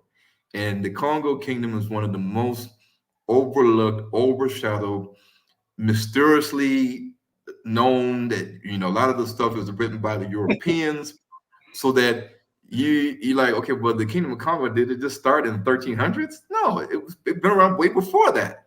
So we have to understand the attack that the Catholic Church had and the interest that the Catholic Church had to even desire to send the Portuguese church missionaries into the Congo. I mean, you can't make this stuff up. How did they know? How did they know to send the missionaries into the Congo? How did they know? If this was a land of savages, a land of little black men, pygmies. But they knew that in addition to little black pygmies in the Congo region or in Central Africa, inside the forest, that they knew how to get there. They knew who were there. And they had to Christianize them. They had to Christianize them. And here we are hundreds of years later with the biggest deception of all times, which is connecting the true land of Canaan and the true exodus of the Israelites into the heart of Africa, into where they would say the kingdom of the Congo was in past times. So I think that these are things that many, I don't see really any Israelites, no Israelites are touching on these kind of things other than myself and the Congo brothers that have been teaching this. Because frankly, we could talk about Spain and Portugal all day long. We could talk about the Black Jews of Iberia and the Inquisitions and the tribe of Judah and David and everything else. But remember that a lot of the history of the Sephardic or the Black Jews didn't exist until centuries in the AD times, like 700, 1000, 1100, 1300 AD.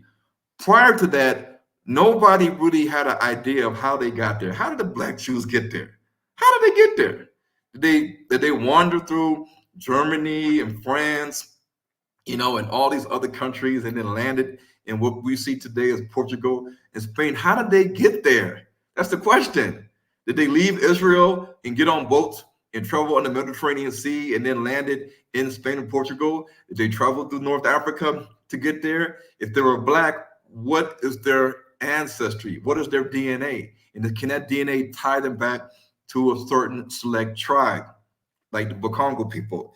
These are the things that I like to know, because there's a gap in history that we have to account for. And so we need to understand who are these so-called black Moors and who are these so-called black Jews. And then when they were exiled or they were sent into slavery, where did they go? And if they went somewhere, then we should be able to trace their DNA to see, as the people today in these lands that they supposedly were exiled to or sent as slaves to, what tribes in Africa can we connect their genetic markers to? And I'm going to tell you, out of these people that were sent to Spanish and Portuguese colonies, that their DNA, so one of the main tribes that you can connect and trace these black Jews' DNA to is the people of the Congo. People of the Congo. Can I say something? Because I've Yeah, been go reading ahead. a lot of Yeah, yeah. the comments in the chat, and Mm, our people can be exhausting. We can be exhausting. Um, there's a lot in the diaspora that we don't know. A lot because we've been cut off from our heritage. That's one of the scriptures said, and you shall discontinue from your heritage. mm, And we have. And so when we have people who are attached to the continent or knows more about the continent, about the history, the culture, the traditions of the elders. Ron himself have now moved to the continent. He's now living there. He's having firsthand experience with what people are telling him there. But yet we will come on these channels, and rather than saying, okay, I may not completely agree with everything that the brother is saying, but he's still my brother. We come in and we want to tear each other down, and we want to call each other names, and I saw one, when Nabi Kefas was saying that we have a company that is helping for those who want to buy land. Oh, this is a scam. It's like I have to. These people did such a number on us that we hate each other. We don't trust each other, and our default position is to attack one another. Ron and I don't agree on everything, but that's my brother. Nabi Kefas and I don't agree on everything, but he's my brother. And so I am here to lift them up. If we don't agree, we have our conversations in private, and we have discussions, but we should be building each other up, not tearing each other down.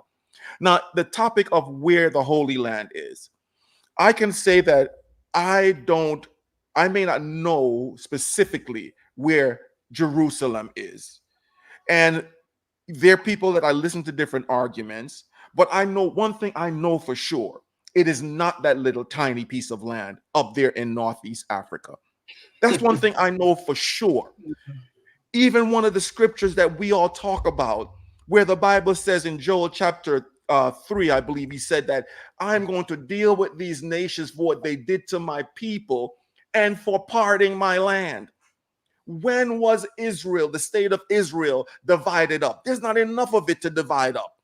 But we know of the history of the continent in 1884, 1885, under Bismarck in Germany, that the Europeans sat there and chopped up Africa like you carve up a cake.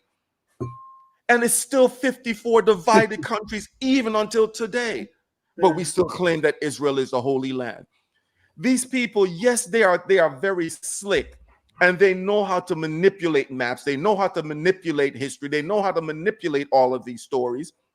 But yet the Most High allowed enough evidence to remain, enough breadcrumbs to remain, that we can trace it back to the land and back to the people.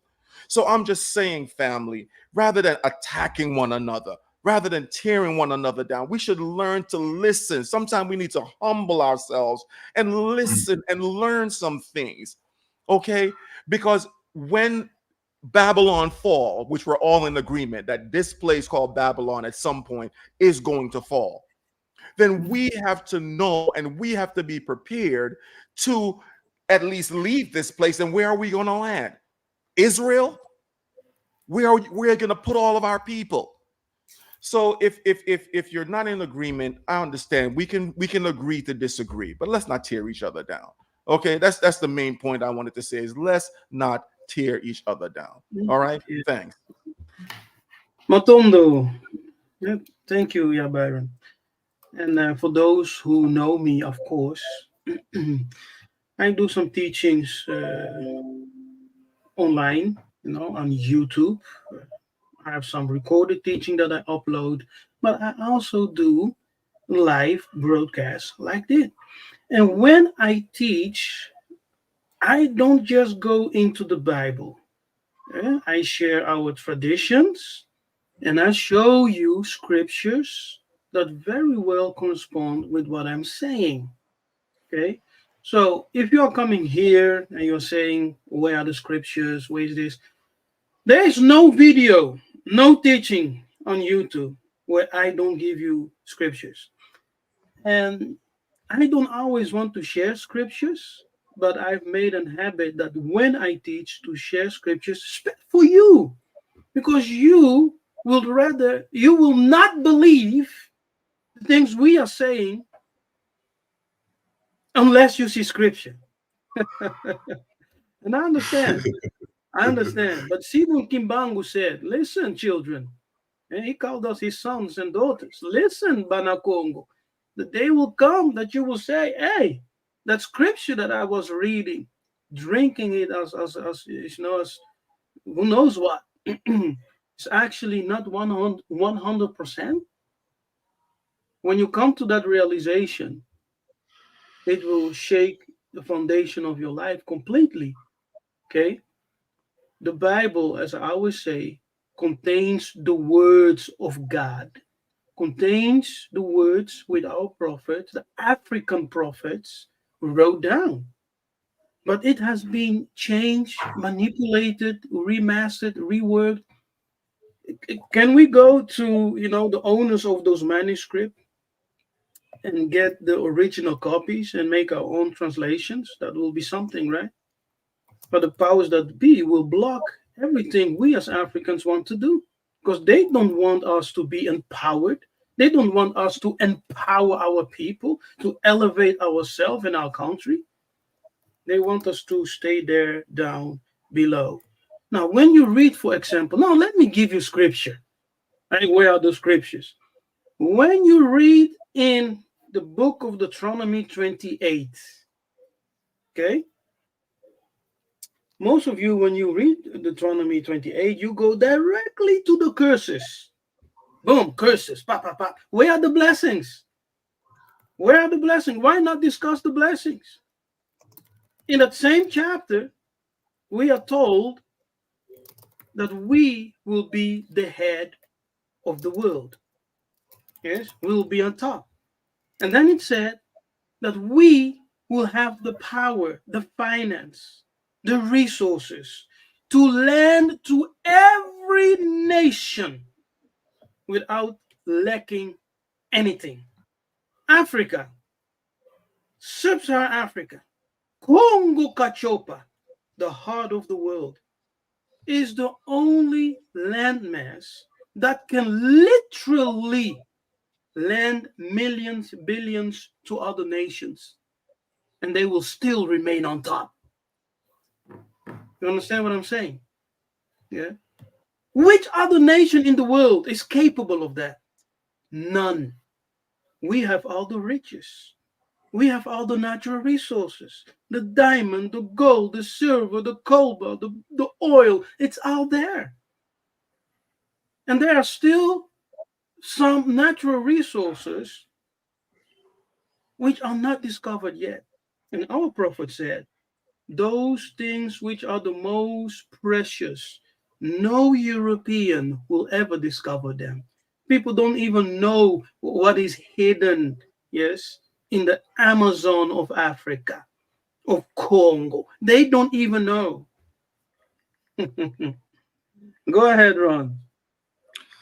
Um, yeah, so I'm about to make people mad right now.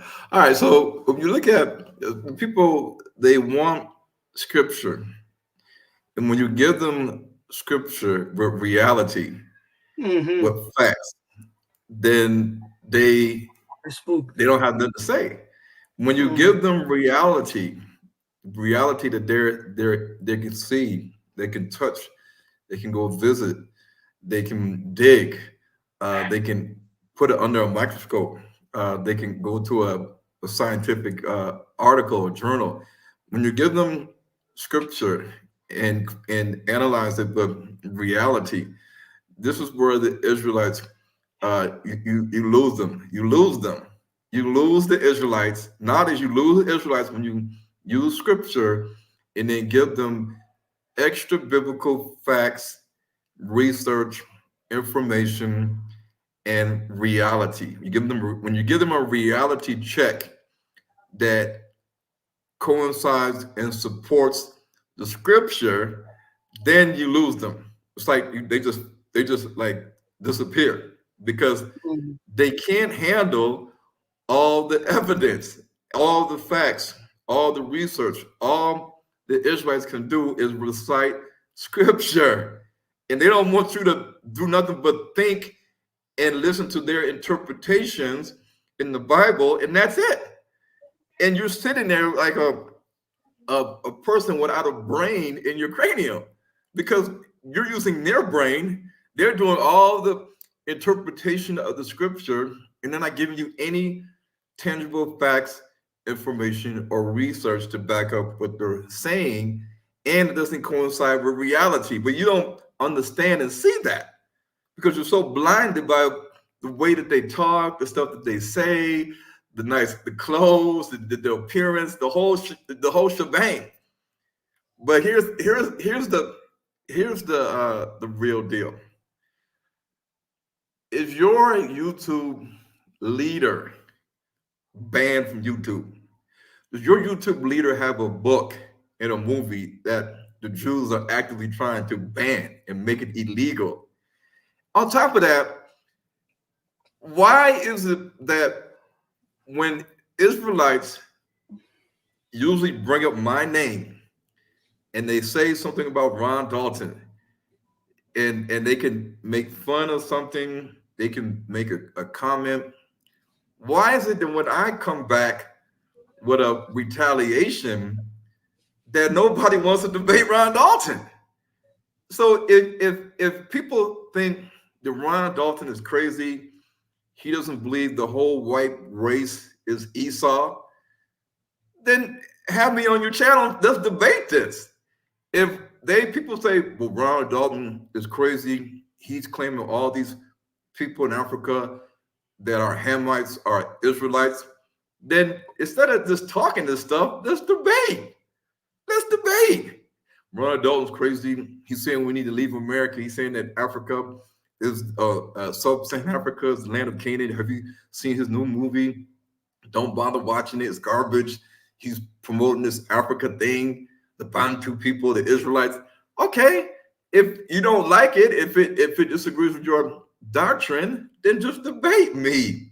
So here's what I'm going to say, like the title says.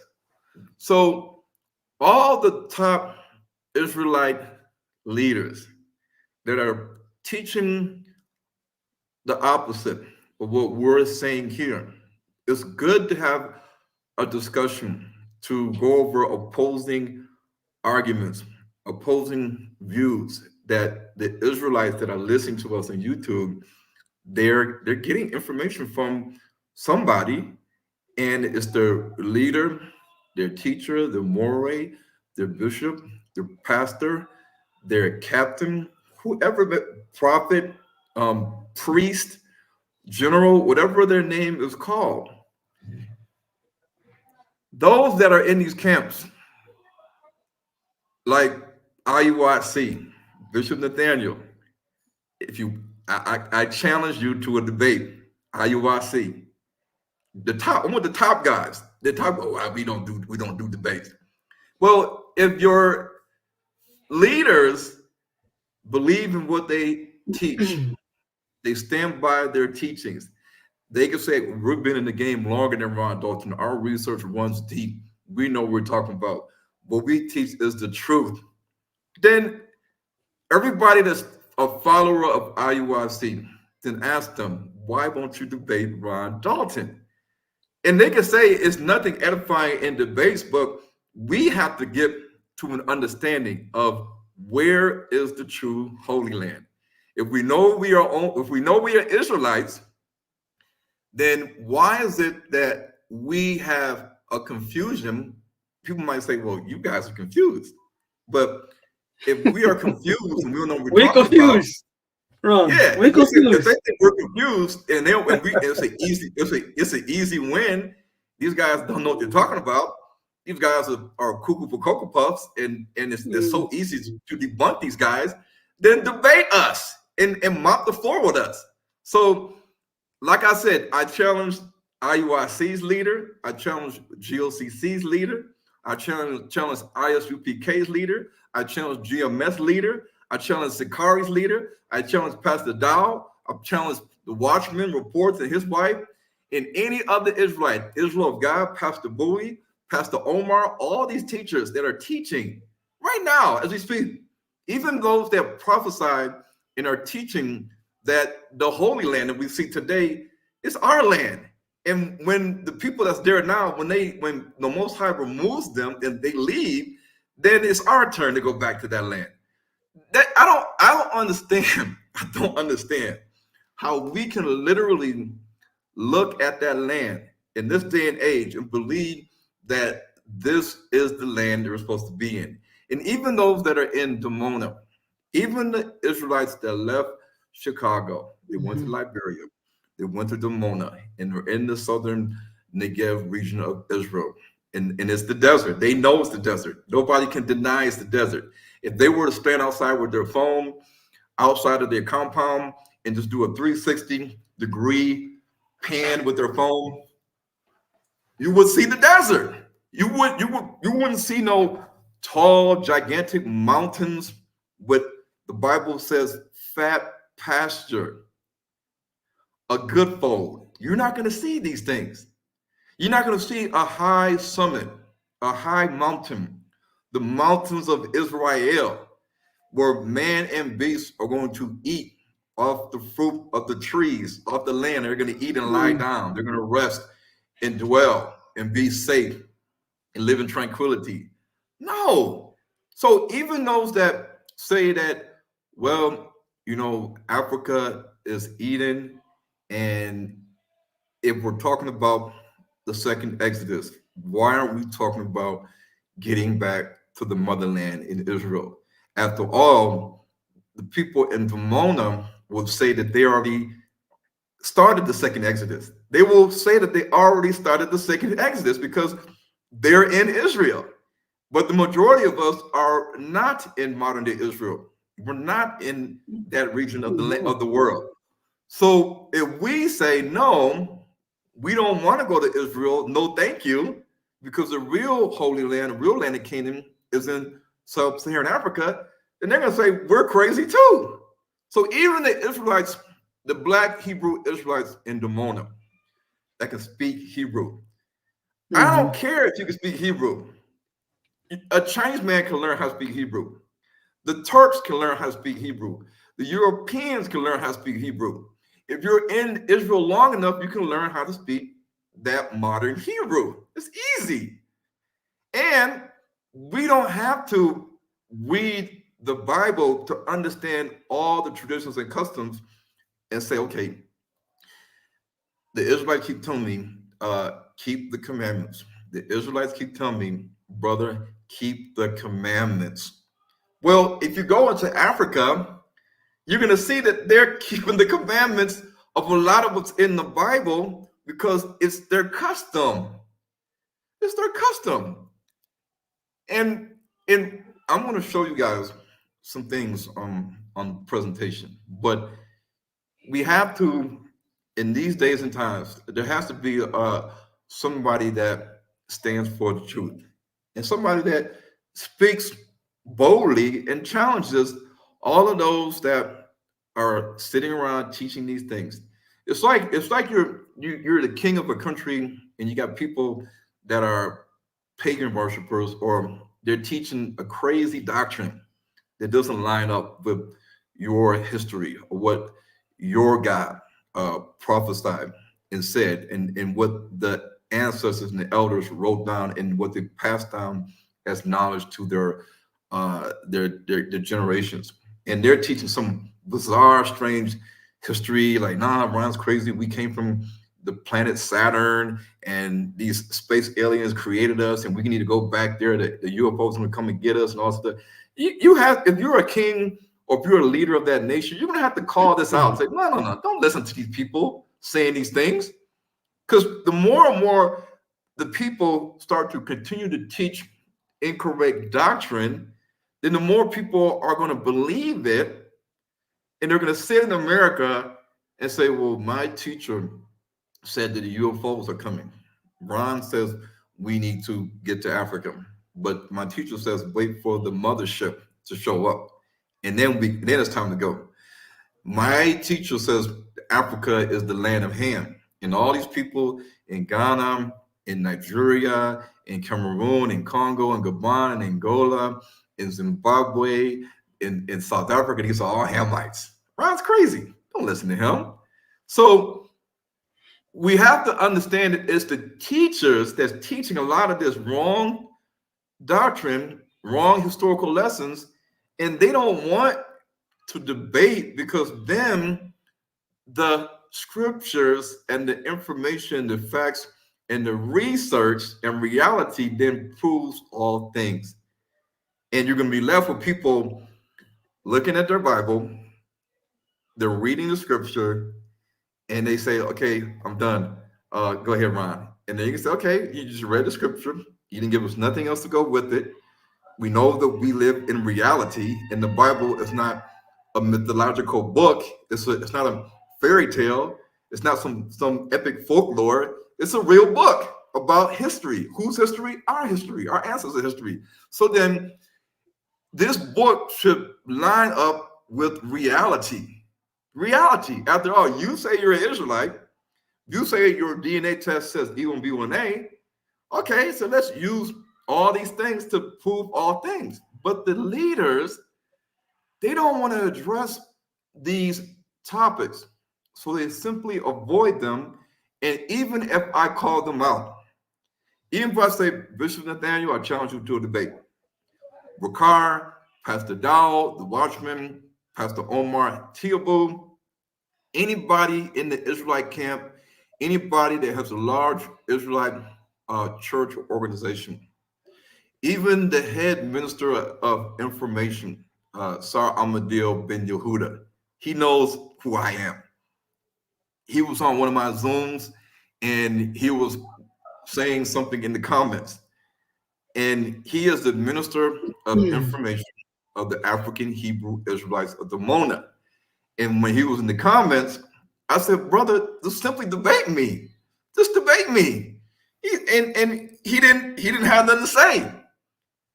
And when he found out that I was agreeing to debate the brother Hoshua Amariel, Rabbi Hoshua Amariel in Israel, he said, why are you debating this guy? He said, this guy, what does he know? Well, what do you know? Because if you know more than him, then let's debate. Let's cover the topic of where is the true Holy Land? Is the land you're on right now the land of Canaan? And they say, well, yes, it is. Who are the Canaanites then? Who are the Canaanites? Where are they at? You know, and simple questions, they don't want to answer. They don't want to answer. And then they'll say, it's a trick question. I know what you're trying to do. And I'll say, blah, blah, blah, yes or no. I'll give a simple question. I'll say, answer the question, yes or no. It's a simple question. You see the yes or no. Well, I know what you're trying to do. It's a trick question. I'm not going to answer it. It's not a trick question. It's either yes or no, brother. I just want to know what you have to say. If he says that the Canaanites' DNA and their ancestry is in the Lebanese people or the Palestinians, if I say, do you believe that the DNA of the ancient Canaanites or the Phoenicians is in today's Lebanese people or the Palestinian people? Yes or no? It's either you say yes or no. Not, well, it's a trick question. I want to answer it.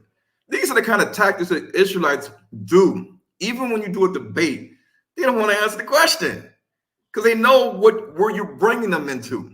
Because they know that when you ask them simple yes or no, true or false, is this, is this, that you're dragging them into the deep end. You're pulling them into the deep end. And they know that when they get to the deep end, then you're going to drown them. And they're not going to be, and their followers going to be all looking and saying, dang, Ron just took them to the deep end and left them there cold, and he's not saving them. And nobody can save your Israelite teacher when they are taken to the deep end and they're being hit with all the facts, all the research, all the reality, like Mike Tyson, young Mike Tyson going to town. He's bobbing, moving, hitting you, knocking you left and right. They don't want to deal with that because they don't want their followers to start seeing another side to the biblical historical story. And it's as simple as that.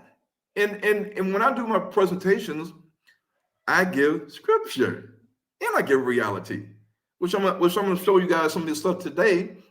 I'm not going to go through everything, but people need to see these things because it lines up with exactly what we're saying.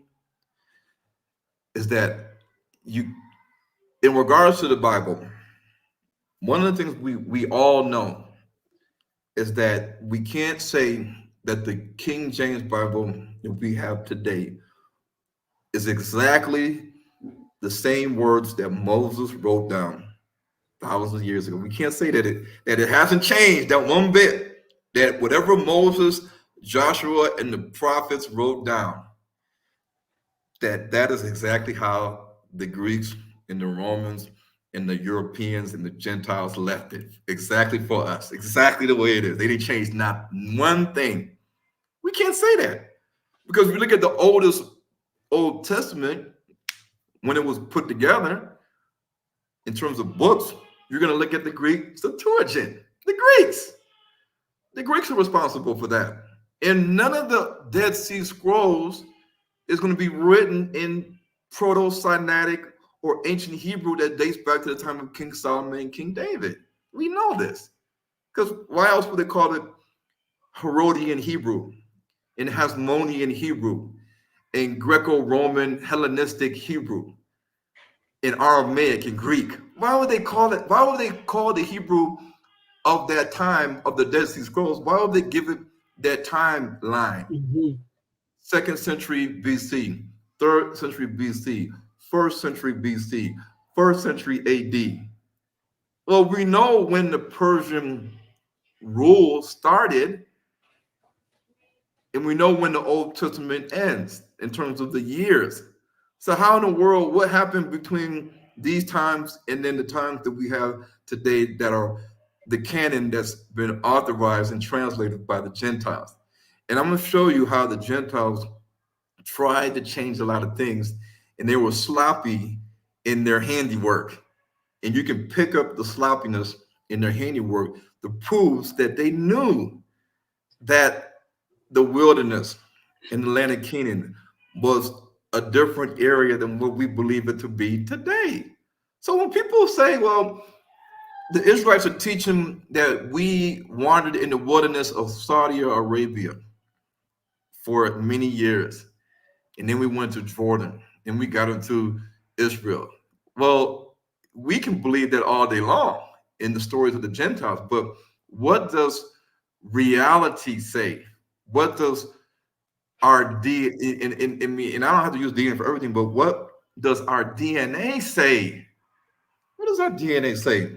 Because at the end of the day, the reason why we have multiple maternal DNA haplogroups, you ever wonder why we as Bantu Negroes, we have, the majority of us have E1B1A? Well, why is it that we can have L0, L1, L2, L3, L4, L5? Why is that? Why is it that the Bantu people can have so many different maternal DNA haplogroups? There's a reason for that. because the Israelites intermarried with many different women of other Hamitic Mhm. nations. So we're not going to have all one maternal DNA. We're not. We are a paternal, patrilineal people. So if we keep that in our practices of priesthood, kingship, and ownership of land and your pedigree, then we are naturally going to only marry women that's of other nations, but women of other nations, they're not going to marry different men. And this is why throughout all of sub-Saharan Africa, the Bantu people and their DNA reigns supreme. Their DNA reigns supreme. The Bantu people are DNA for DNA, the most numerous people in Africa. Because the people in North Africa are like a rainbow of different DNA. The white Arabs are a multitude of different forefathers because they have different paternal DNAs and different maternal DNAs. That's why you got white North Africans and black North Africans. But when you come down to sub-Saharan Africa, you're going to see that E1B1A reigns supreme, even in the Caribbean, in the Americas. And these things have to account for something. But keep us, unless you got something to say, I wanted to just share some stuff on the slide. I know by you can No, jump go in. ahead. You can share your slide. Let me just repeat I what I just wanted to said. address something real quickly, Nabi, because somebody addressed it directly at me, and it's brief. Um, the scripture that says, "And Jerusalem shall be trampled under the feet by the Gentiles till the time of the Gentiles be fulfilled." And a lot of Hebrews use that scripture to say, "See, that's Israel, because Israel have the Gentiles, and those are the fake Jews, and so on and so forth." But you got to remember one thing: that Jerusalem is both a land and it's a people. When the scripture says, "Jerusalem, Jerusalem, thou that killeth the prophets," is it talking about the land or is it talking about the people? When it says, "How oft would I have gathered you under my wings," is it talking about the land or is it talking about the people? So, who are the people that's been trodden under the foot of the Gentiles? It's us, the Bantu people. Even on the continent of Africa, they're trampling. Who the colonizers are still there. Why is France fighting to stay in Africa? Why is America fighting to stay in Africa? Why aren't they fighting to go to Israel? What does Israel have to offer them? Nabi mentioned about we could lend to everyone and there'll still be plenty left under the soil. And somebody says, "Oh, but the Africans are having to leave Africa, or they're the poorest people." They're the poorest people because the other nations have been exploiting Africa for hundreds of years. But the Bible says about the Israelites that because of their fall, it meant the wealth of all the other nations. What other nation who has contributed to the wealth of all the other nations except Africa? The resources that have helped to fuel their industrial revolutions, and the Hmm. people that gave them free labor for hundreds of years. So when we talk about the scriptures and you go into the scriptures, like Ron said, sometimes when they ask for scriptural evidence and you present it, then it's like, "Oh well, that's not what we're looking for." So it's like when I say Yeah. exhausting, it is But exhausting dealing with our people because we're a stubborn and a stiff-necked people. And one brother that's in the comment, talking about this was a waste of your time. Judah the Hebrew, you don't have to be here. You can bounce, bro. You don't have to be here.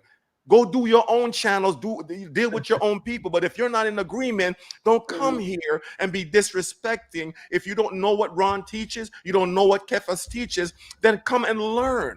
But don't come in here and, "Oh, this was a waste of my time for 2 hours." Why would you even stay here for 2 hours? You could have been going after the first 10 minutes. Nobody would have missed you. But you come here to stir up controversy. See, that's why I can't be a moderator, because I have a low tolerance for foolishness. I really do. here's the thing, by y'all. I know all the tricks. I know all the angles that the Israelites use in these scriptures.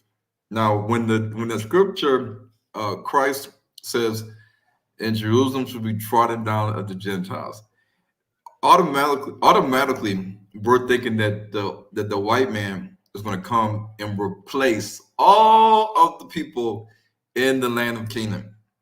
So if I said, "And Detroit will be trodden down by the Gentiles," it doesn't mean that the white man is going to kick out 700,000 black Detroiters out the land and then they're all going to just come in and make the face of Detroit all white. When you look at the Greek New Testament and what they put in that scripture, it says, "And they shall fall by the sword and are taken captive by all the nations, and Jerusalem is oppressed by the nations until the time of the nations are fulfilled." When you look at the Hebrew word that is used in what we see as trodden, it's the Hebrew word 4823 miramos, which means to trample, to trample. To trample can mean to treat harshly, to treat ruthlessly, to dominate, to oppress. So when the scripture is talking about the Jerusalem shall be trodden down or trampled down by the Gentiles, it's saying that the Gentiles are going to come to the land of Canaan and the city of Zion, and they're going to oppress, they're going to ruthlessly and tirelessly trample down or put affliction on the Israelites.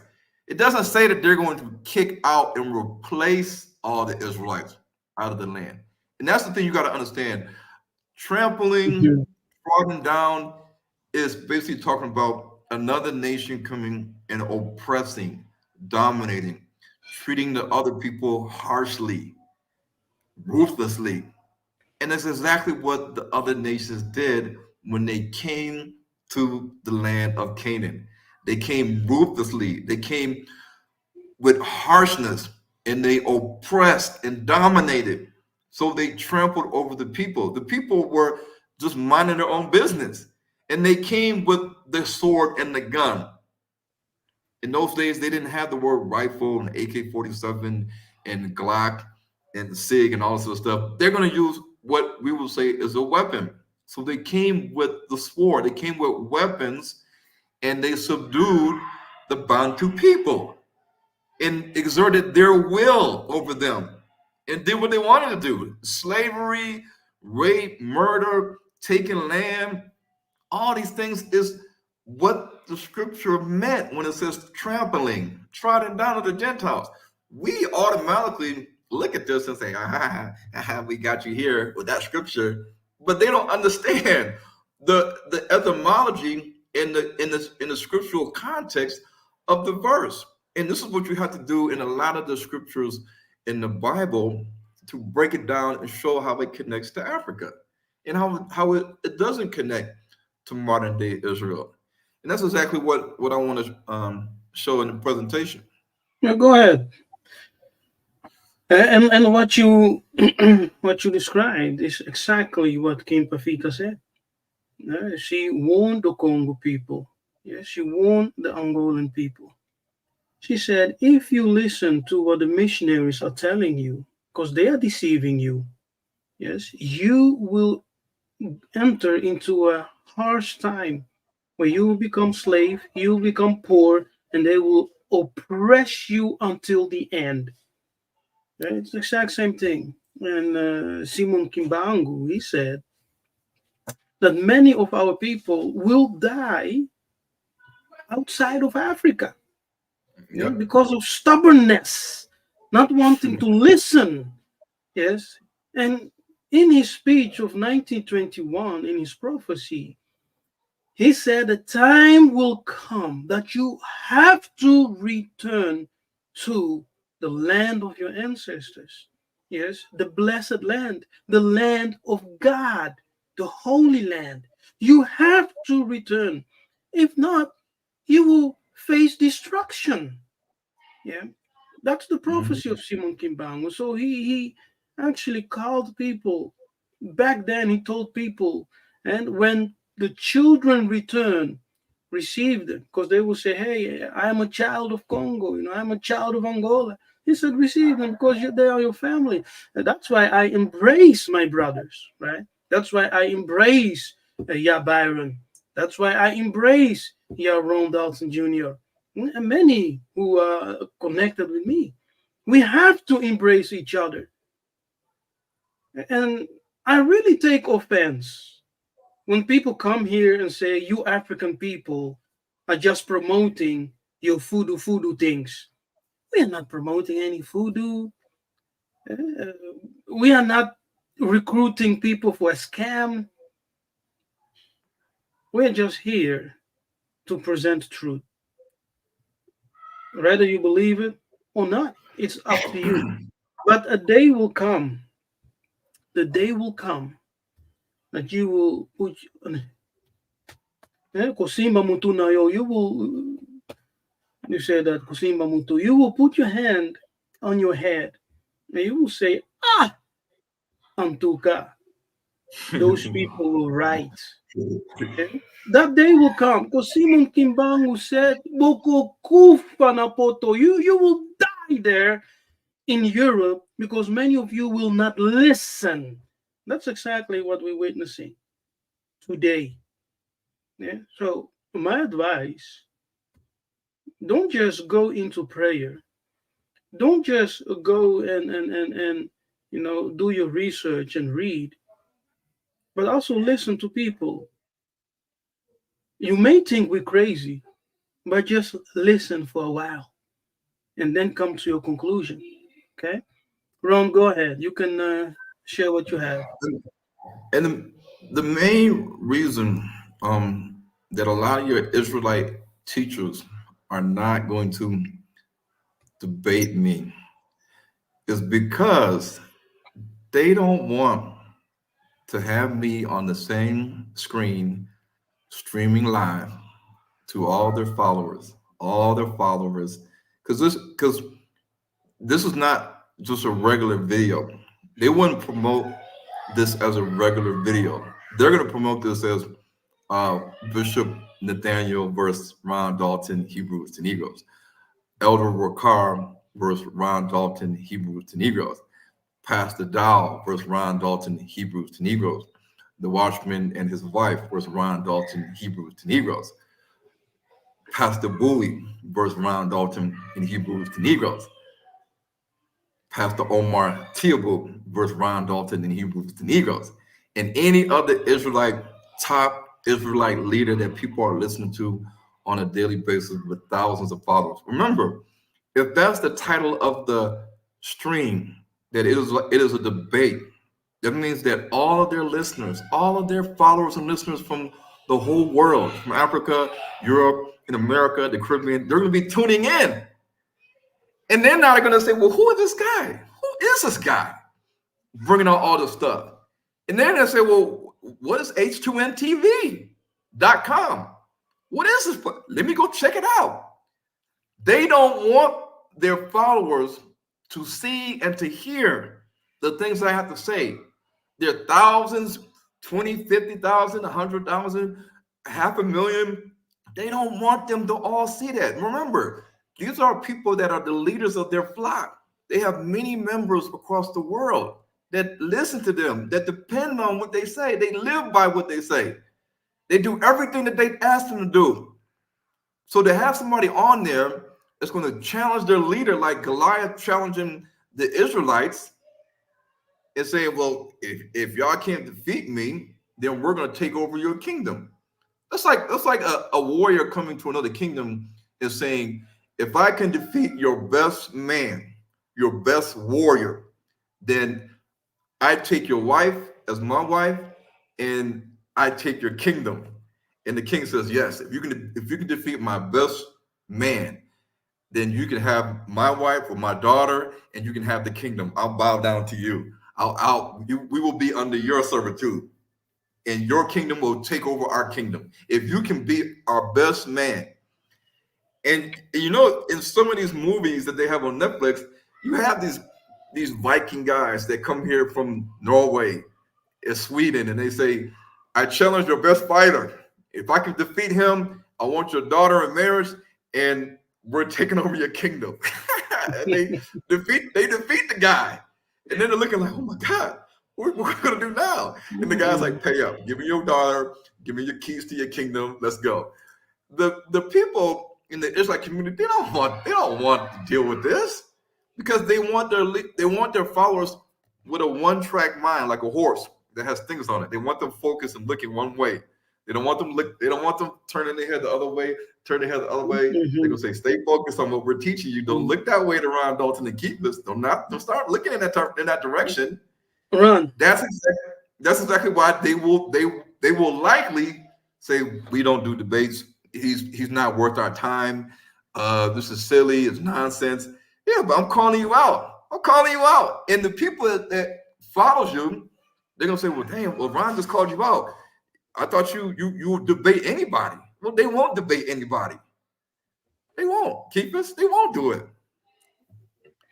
Yeah, it's like I said, if if you were the Most High, the supreme being, right, the creator of the cosmos, and you had to appoint a land as the motherland of all lands, wouldn't you choose a land that's the most glorious? Yes, as the Bible describes it, the fatness of the earth. And if you were to create children after your likeness, wouldn't you give them that land to inherit? And if you, Mhm. as the supreme being, wanted to have a temple on the earth, wouldn't you choose that same land you gave your sons and daughters to inherit? Hmm? That's the thing. So now let's discuss some facts, yes, that we know that describes the Holy Land in Scripture. Yes, so let's go through that. First of all, the land, the Holy Land, is called the fatness of the earth. Yes, it's called the glory of all lands. It's described as a land full of mountains and rivers, a land very open, wide. You know, you can look very far. You're surrounded by trees and natures and streams of waters and animals and things like that. Those are things we don't see in state of Israel or Palestine. Yes, it's the land described as a garden, very fruitful land. In Angola, for example, where we have our plots, I know people have a problem with that also. But in Angola, where we have our plots of land, everything's growing there. You just need to throw a seed. You, you don't need to plant anything. You just throw a seed. A few months later, you will see, a small tree growing. That's how it is. So the land is very, very fruitful. Yes. The fatness of the earth. What does it mean? When the Bible said the Holy Land is the fatness of the earth. What's the implication here? What's the understanding here? Yeah? It means that this land has everything in the soil that we will ever need. That's the fatness. Yes.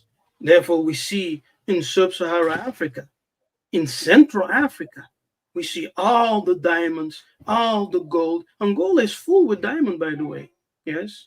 We see gold, we see the cobalt, we see tin, copper, um, anything you can imagine, we have it there. Yes. Now, if the Most High loves his people, yes, wouldn't he give us the most precious land to possess?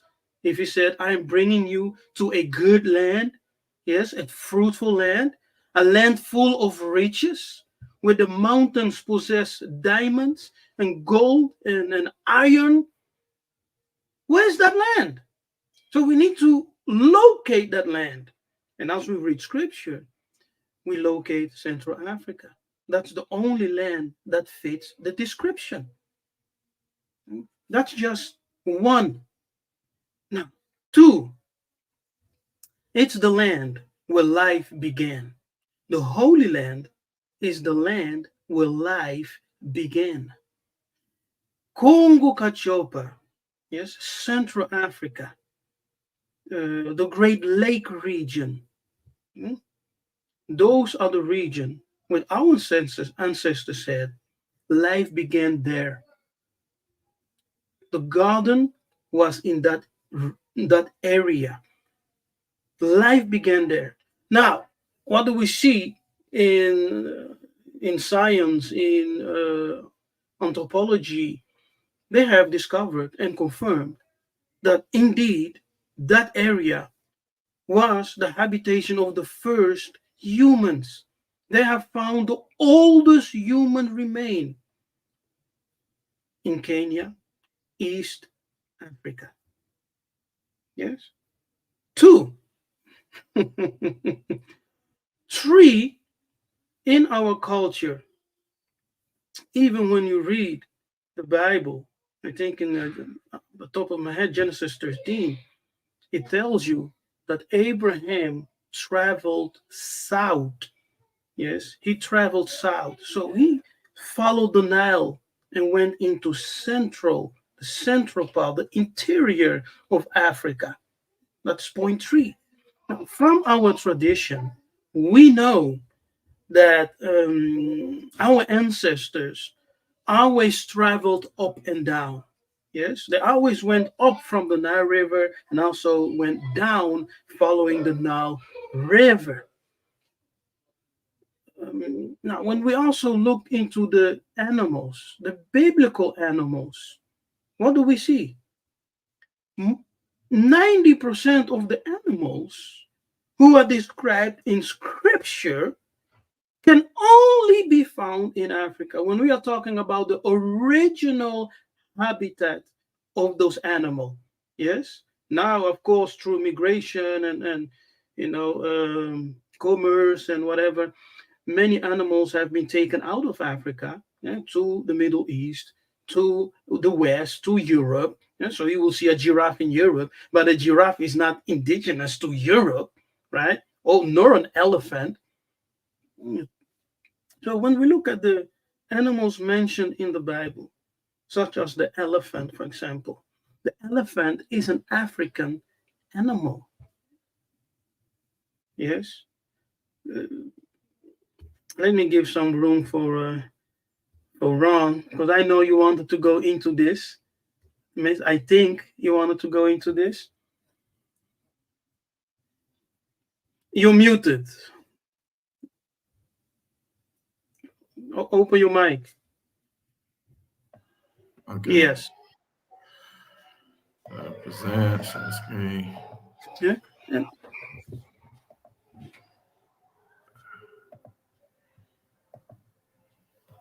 All right. So can y'all see the screen? Can y'all see it? yes, we can see it. Okay. So let me hide this. Okay.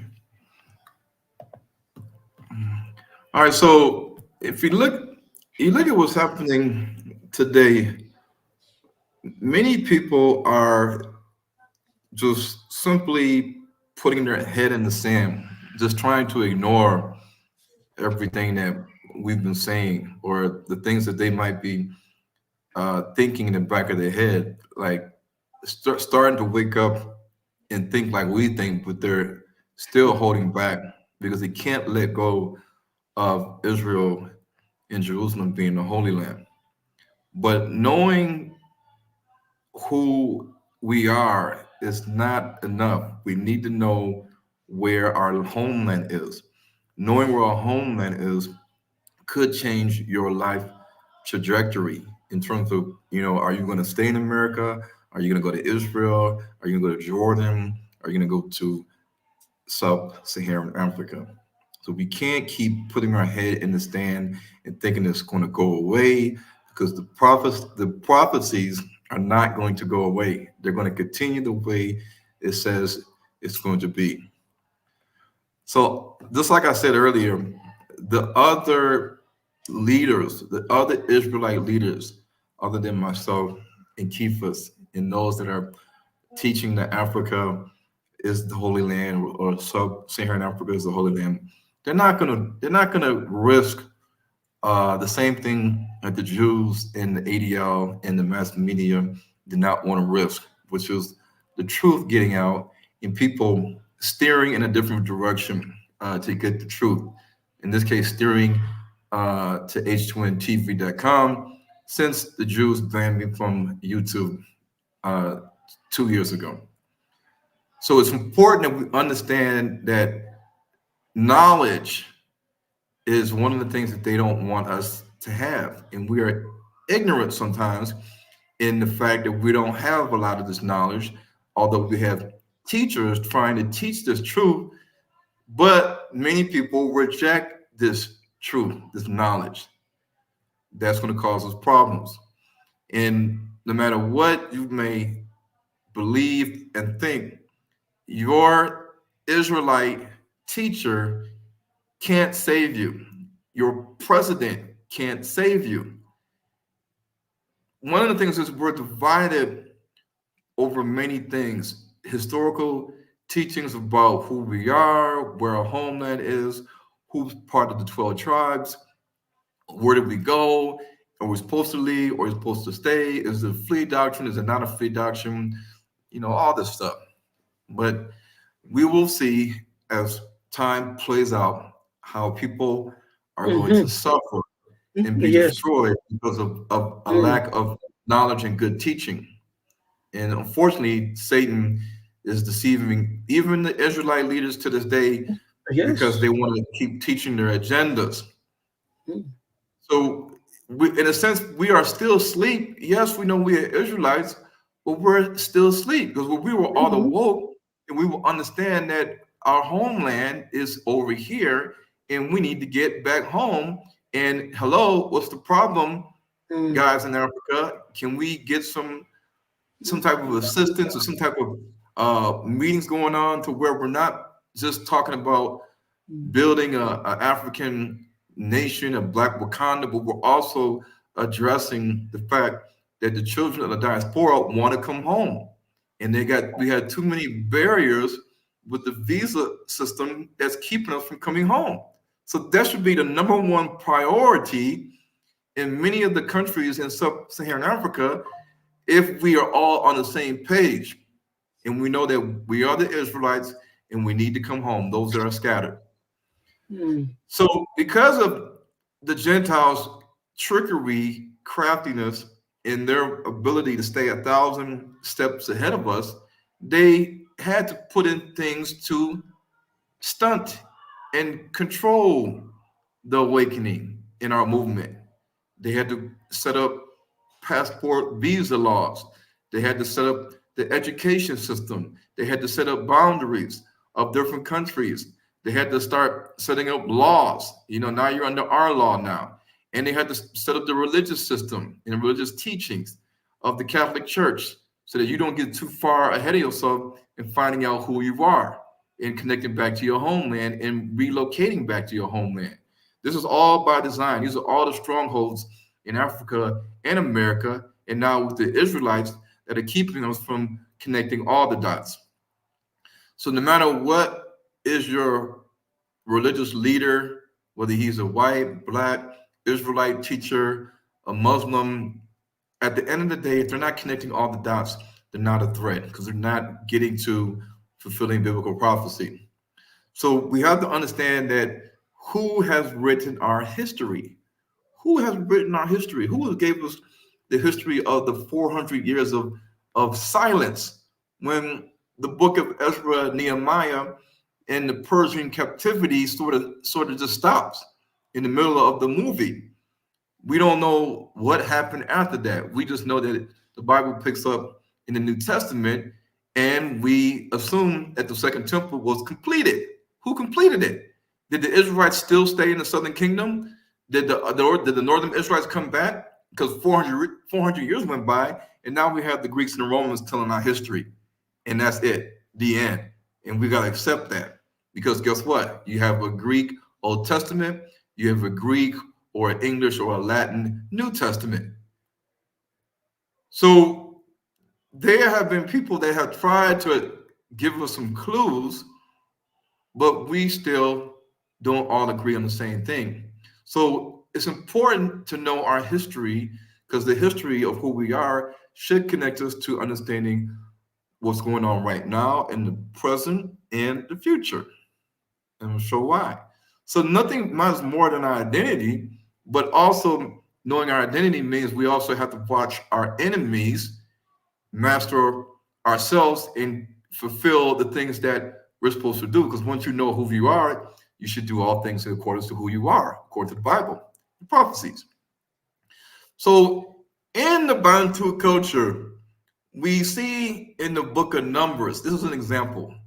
There is a thing called the adultery infidelity test.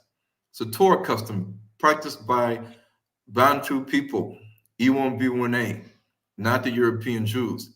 So in the Bible, in the book of Numbers, which is the book of the wilderness, you'll see that when a woman is considered or suspected to be unfaithful or committed adultery, that the priest had to give her water of bitterness that would bring a curse.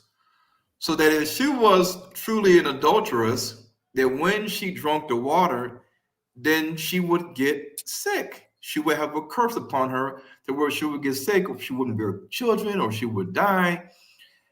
It says this in the book of Numbers. But if she is not guilty of adultery or infidelity, then, and if she's clean, then nothing will happen. She will be free. She will drink the bitterness of the water or the concoction, and she will be okay. She'll bear children. Nothing would happen to her. So, in the Shona people of Zimbabwe, there is a drink or a bitterness or a concoction that a woman that is suspected to be unfaithful or an adulteress, they have to drink it. And the drink is called a muteo. In the Igbo land, the same custom is practiced by a dibia priest. Now, you may say, well, that's a diviner or voodoo man and all sort of stuff. But at the end of the day, a lot of what many of the so-called witch doctors and voodoo and other people, diviners, are doing is a corruption of what we may say is what how the high priest functions was in the Old Testament amongst the Israelites. And in many cases, you'll see that a lot of the stuff they're doing is similar to what they did in the Old Testament. For example, Moses did sprinkle blood on the Israelites, and they had to take an oath. So in the Bible, blood was sprinkled on the Israelites, and they had to take an oath. Today, if a man sprinkled blood on you after you landed at the airport in Ghana or somewhere in Africa, and then he sprinkled blood on you and told you to take an oath, you would say that's voodoo. But Moses did that in the Old Testament. So when you look at this Everything in practice, Africa is voodoo, right? Because we're Africans. yeah, that's what the Europeans labeled everything. Everything was heresy, paganism, fetishism, everything. When Even you our look at brothers are saying it. yeah, I know. They're calling me a voodoo recruiter. So not only is this practice seen in the Bantu Southern African people of Zimbabwe, but it's also seen in Igbo land and other tribes. Now, this is Yeah. something that they have been practicing for thousands of years. The white man didn't come and teach them this, and the Ashkenazi Jews didn't come to Zimbabwe and Igbo land and teach them this custom. This custom is exactly how it reads in the book of Numbers 5:11-13. Mm-hmm. Now, one of the things we also have to look at is that when you look at the story of Ruth, when Ruth first husband died, her husband was named Mahlon. He was an Israelite. Ruth moved to Judah with her Israelite mother-in-law, Naomi, instead of remaining in the land of Moab. Ruth then, according to the Bible, became the wife of Boaz from the line of Judah. the same line as Obed and David. Boaz was a wealthy kinsman, and with Ruth, they bore Obed. Now, when you look at the scripture, we know that Mahlon is the first husband of Ruth, the son of Elimelech and Naomi, and the brother of Chilion. Chilion. Now, Chilion,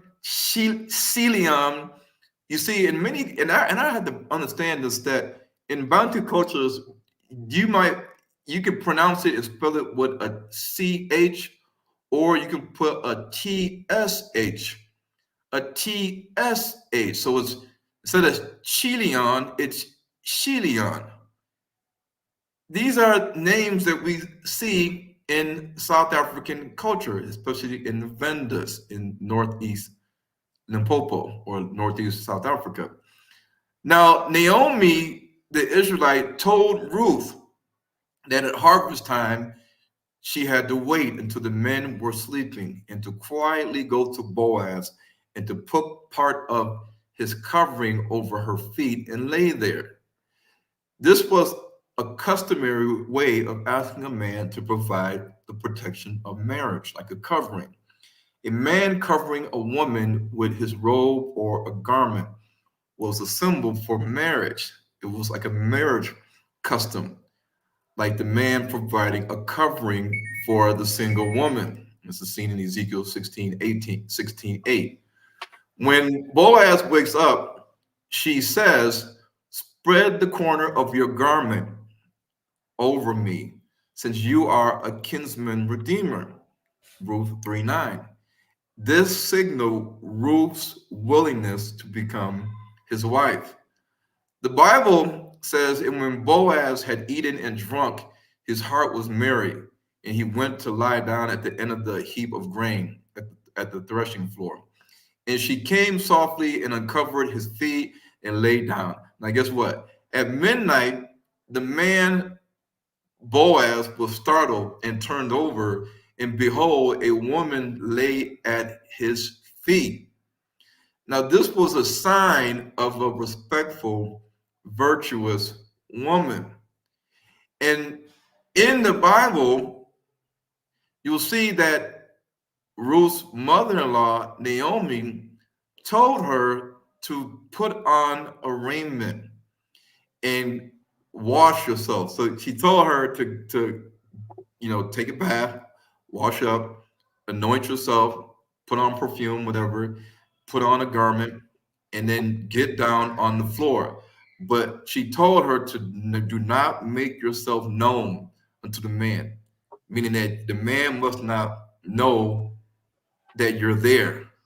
You must cover yourself so the man doesn't know what's going on. He doesn't see you until the man has done eating and drinking.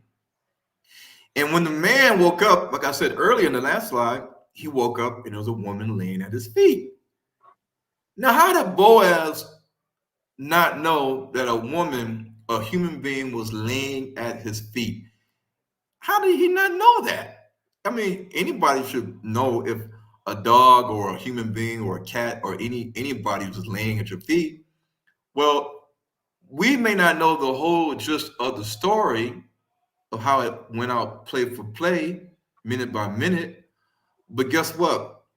In the Venda culture, in Bantu culture, these types of customs, getting down your knees, covering yourself, the man, and I heard the same thing they did this in Ghana.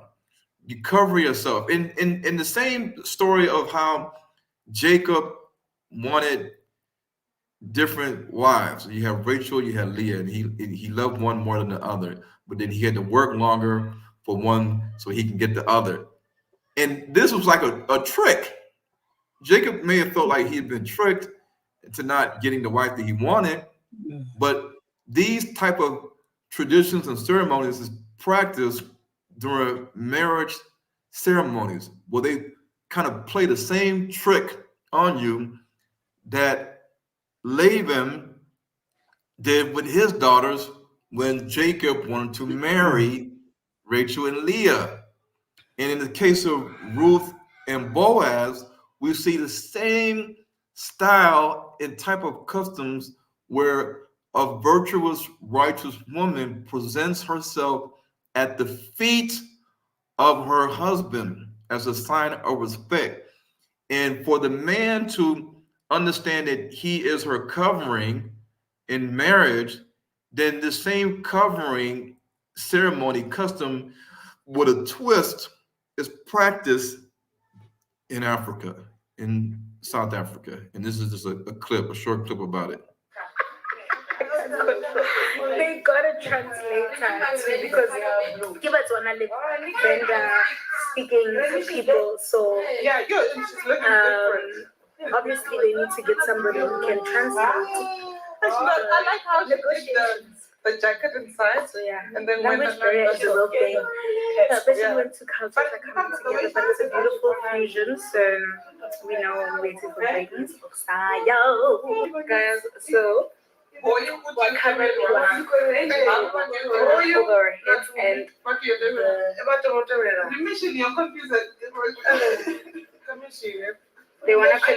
groom. He has to pick Moketwa, but we all be covered with blankets. So that's not my curves.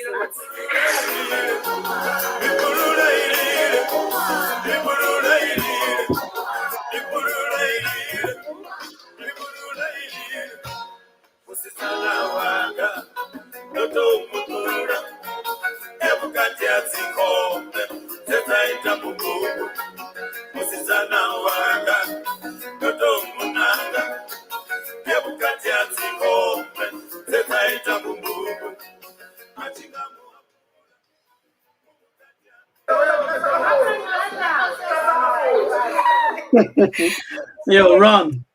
To spot his brother. Ron. Yeah. You know, my little brother's getting married. Yeah, and we had this whole ceremony of presenting the wife. And as she came in, she had to lay down, right? And she was covered with what we call liputa.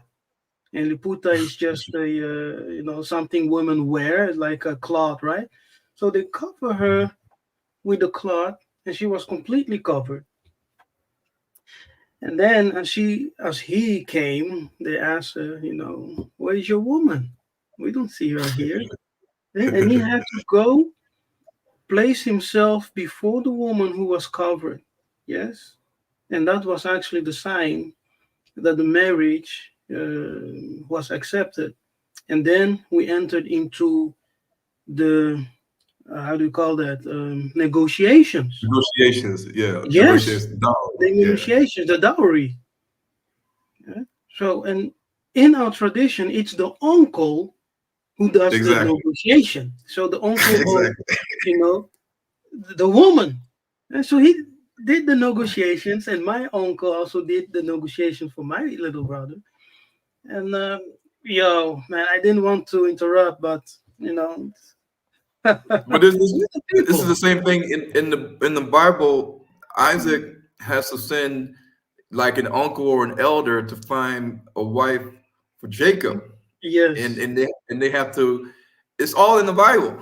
And so this is exactly what you're talking about, and you'll see how the virtuous woman, how she has to present herself before her husband and men.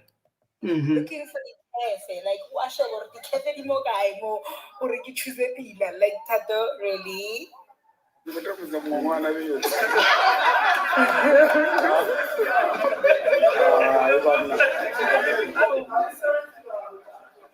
He's looking for his wife.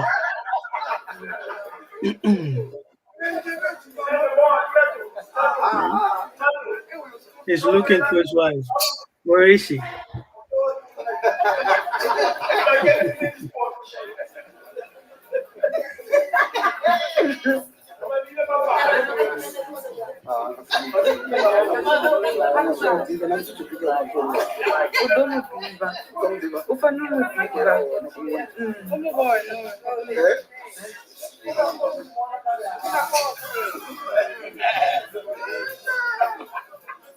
Hey,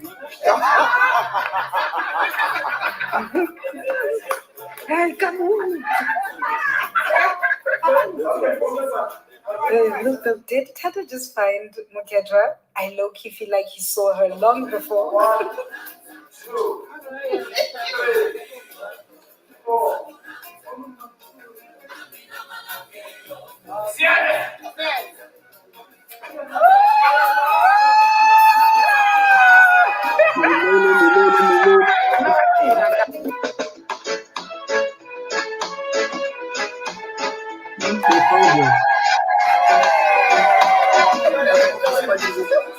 So this is interesting. Tata had to give his bride money so she could rise up. Hey, wait.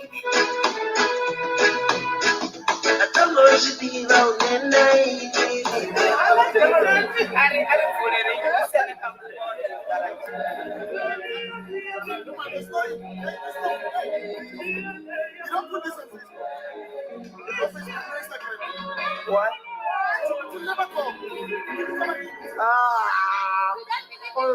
Already. They already went.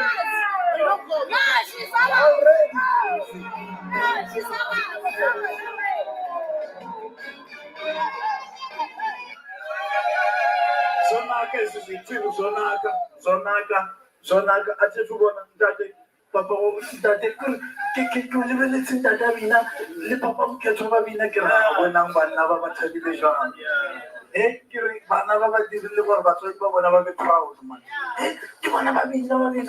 this is beautiful. So, Prato, please don't disappoint the Let's go and disappoint. Hey guys, you guys. Yeah, so they're doing things that's in the Bible, and I mean, a lot of us may not recognize it, but it's true. And then the people they migrated from the Congo to get to northeast South Africa. And if you look at the history, if you read the history of the scholars and the historians, they'll tell you where they migrated from. Even the Shona, even the Chua in Malawi, they say that they left the Congo and they migrated to where they are today, which was a part of Zambia, they say back in the day. But they all say that they are people that left the Congo and they migrated to the land that they're in today called Malawi. So when you don't know who you are, that's a big problem. But when you do know who you are, but you don't know your homeland, then you're not going to want to leave your land of captivity and go to Africa because you don't even think that that's your homeland. You think it's just the land of Ham. But Canaan was one of the sons of Ham. Canaan was one of the sons of Ham. Okay, so no one in their right mind would want to relocate to modern day Israel if we know where our true homeland is in sub-Saharan Africa, or simply just looking at the news, you're not going to want to go there. But let an Israelite teach that the homeland for us is Mexico or Alabama or Texas. And I bet you black people would say, we're going to Alabama, we're going to Texas, we're going to Mexico, anything but go back to the land where people look just like you and your DNA is connected to that land. So instead of listening to truth and facts and information and research, we're going to be knuckleheaded and hard-headed and stiff-necked, and we're going to say, no, I'm staying right here in Babylon, America. Ron's crazy. Why would I go to Africa, the land of milk and honey? Why would I go down to Central Africa, the land that has everything? I'd rather go to the desert in Israel than go there. Well, we know that, as Kefas said, the land of Canaan is a well-watered land. It drinks from the rain of heaven, and it also is cared for all year round by the Most High. And it gets its rain in its first season, in its last season. And that is the glory of all the land. It is a wide, spacious, large, fat land. And it is a Hebrew word that describes that the land of Canaan is a wide, vast, large land. There's actually a word to describe the wideness and the largeness of the land of Canaan. So we know that the Most High chose a land out of the entire earth that he handpicked for us, the glory of all the lands, what the Bible says. A land that has iron in the mountains, copper and tin, silver and gold, a land that doesn't lack bread, a land where the Israelites will lack nothing. It says this. So, why is it that Benjamin Netanyahu is saying here that they had to solve their water problem? They had to solve their agricultural problem. They had to solve their grain problem. How did they solve their agricultural problem? They had to import livestock so they can have meat to feed the people in Israel. They had to import grain so they can feed the livestock because the livestock didn't have nothing to eat. So they had to import the grain. They had to convert salt water from the Mediterranean Sea to Come on. drinkable water. They had to push that water from the Mediterranean Sea into the Sea of Galilee. They had to Yeah. create plants, treatment plants, so that the feces and urine water, they can drink that water, they can bathe in that water, they can cook in that water, they can irrigate with their water. They did all these things to make it appear as though their land is fertile. They even had to use the Jewish National Fund, the JNF, to plant over 250 million trees in Israel because the land was barren with no trees, even though the scripture says that the land of Israel or the land of Ephraim or the land of Joseph and many of the lands of Israel was a forested land. So watch how Benjamin Netanyahu just reveals all the truth about the glory of all the lands. Video footage of Israeli Prime Minister Benjamin Netanyahu talking about Israel's goals for Africa in a press conference in Uganda has many on the continent speculating what those plans and goals are. Will Africa be Israel's next target after they completely dominate Palestine? Watch the video and let us discuss. Yeah. We have tremendous opportunities. We've solved our water problem, even though we're a very dry land. Even though we're a very dry land.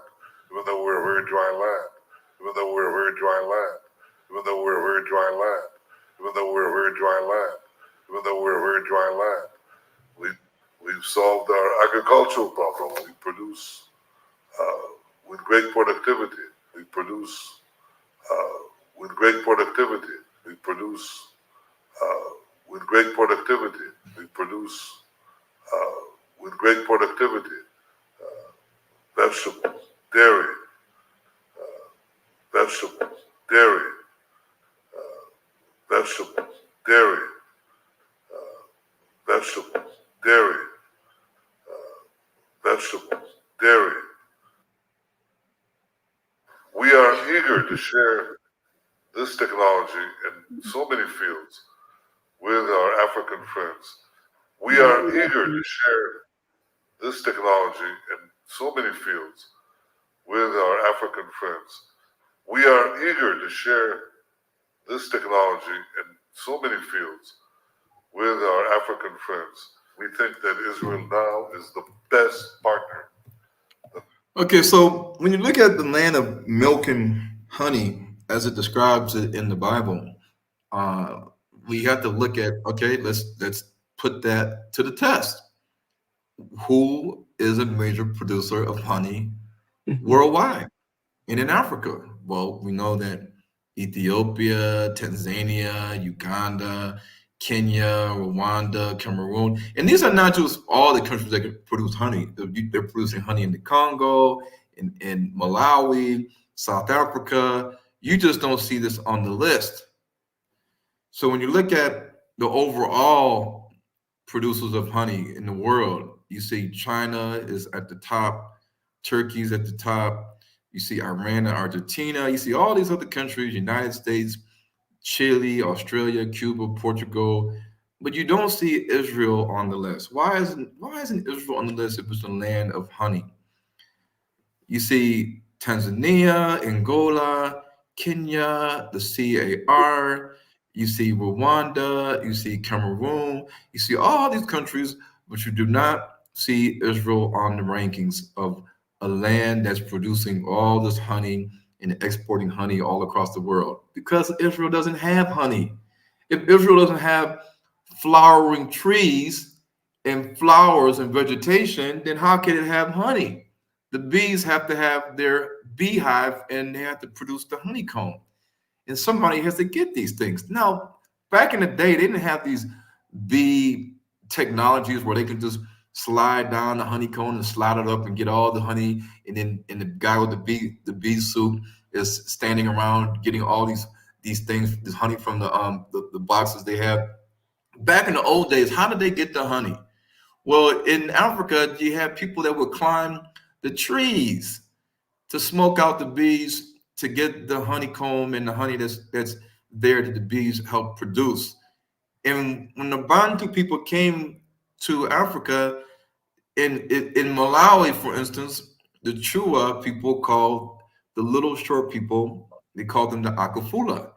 And the Akafula not only means the short little people, but it means the honey collectors. And I said, why is that? And he said, because they love honey, and that's their main food and delicacy that they eat is honey. They can eat honey all day.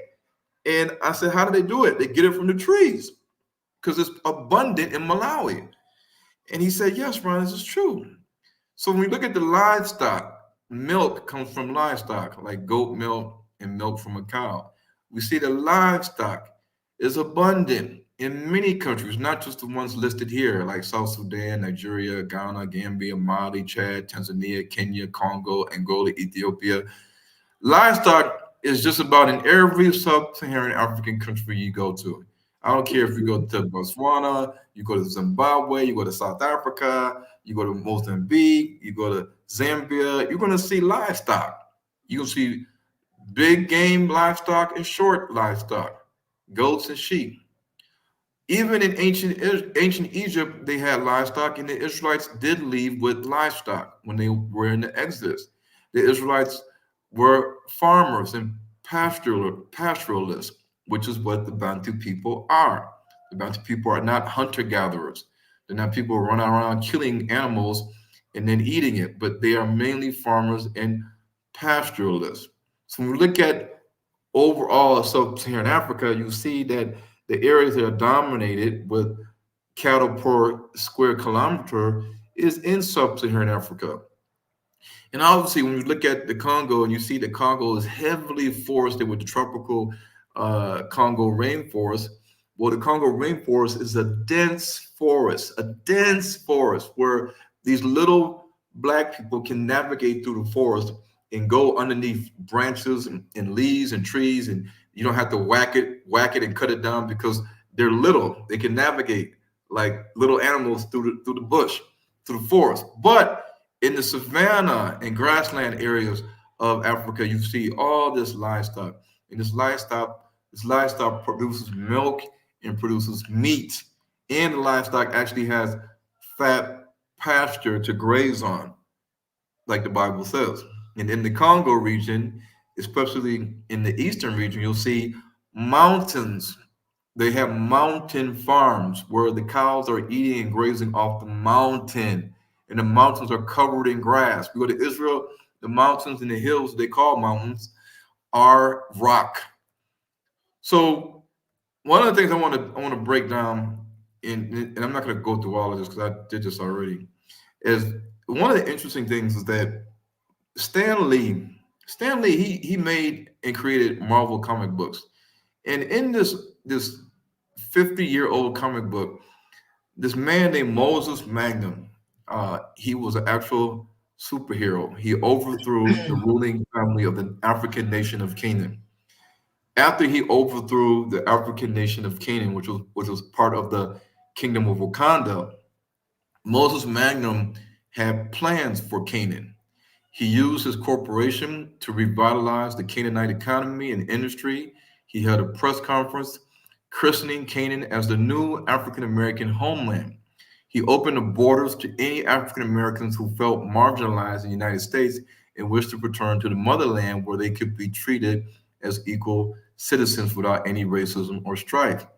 In order to ensure Canaan's growth under Moses Magnum and African Americans, He planned to conquer the unconquered nation of Wakanda, which is located in Marvel comic books in Central Africa, next to Lake Kivu, which is the same area where the Congo is at, seizing the great vibranium mound in the name of the Canaanites.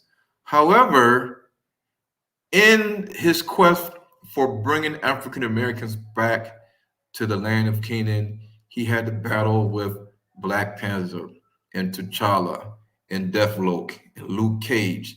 And all these guys were against what Moses Magnum was doing. He even had African Americans saying, I already have a homeland, the United States. Too much of my ancestors' blood, sweat, and tears was invested in building America. So you got Black people saying, no, thank you, Moses Magnum. Moses Magnum here in the comic book says, in fact, I've come here to ask you to join me. Everything is already in place for my African American homeland. All we need to assure our economic independence is to control Wakanda's vibranium mound. And you have these knuckleheaded, stiff-necked, rebellious Israelites or Black people that say, nope, our ancestors' blood, sweat, and tears built this country. We're staying here. Matter of fact, we're not from Canaan. We are indigenous American Indians. So there you have it. Leave us alone. And this is what's happening right now. And Stan Lee made this comic book, and it seems like a mockery because it's actually still happening to this day. So when we look at, let me keep going to show some things just to give people an idea.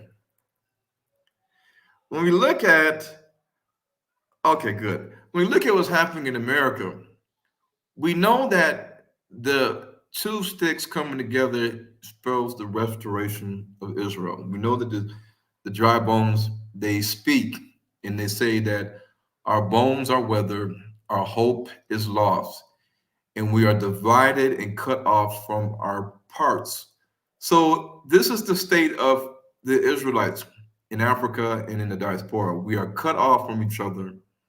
We have a sense of hopelessness because when you really look at it, at the end of the day, because I was talking to a man today from the Shona tribe in Zimbabwe, and he was doing Uber. He was listening to a church station, and I said, "Don't you find it interesting and crazy how when the Europeans came to Africa, there was no boundaries. There was no Nigeria, Cameroon, Angola, Zimbabwe, South Africa, none of this stuff. You could easily leave the Congo and travel to Zimbabwe or the territory today known as Zimbabwe. You could easily decide, let's go and pack up and let's take our family and our clan to different pasture.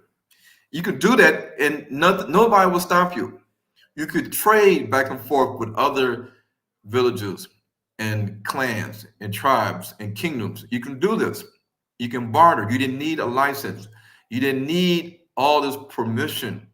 But when the white man, before he left Africa and said, okay, we're leaving Nigeria, we're leaving Ghana, we're leaving Togo, we're leaving Cameroon, you guys can get your independence. Before they did that and exited, they made sure that their status as citizens will remain, even though they were immigrants and invaders. They made sure in the books that even though they were descendants of Belgium and the Netherlands and the United Kingdom and France, they made sure that on the books that they could still be considered citizens, that they wouldn't need a visa or a passport to live there permanently. But they made sure that they installed the visas passport law so that Africans from Ghana and Nigeria can't just easily say, I want to go to South Africa and start a business. I want to go there and live. No, you need a visa. And even African Americans, during the days of Marcus Garvey had nobody telling him that when you get your ship and come here, Mr. Marcus Garvey, you're going to need a visa. You know that, don't you? They're going to need passports too, all those people on your ship. He didn't have to worry about that. But the United Nations and the League of Nations created, and the European nations created these laws prior to their exiting and getting these countries to become independent after the 1950s. So here we are today in the 2024 in all these countries in Africa, and people can't move freely, even though this man is African and his DNA is the same as a Zulu man. He's shown up. He's from Zimbabwe. He's seen as a foreigner. He's seen as an immigrant. He's seen as an outsider. He's seen as the enemy.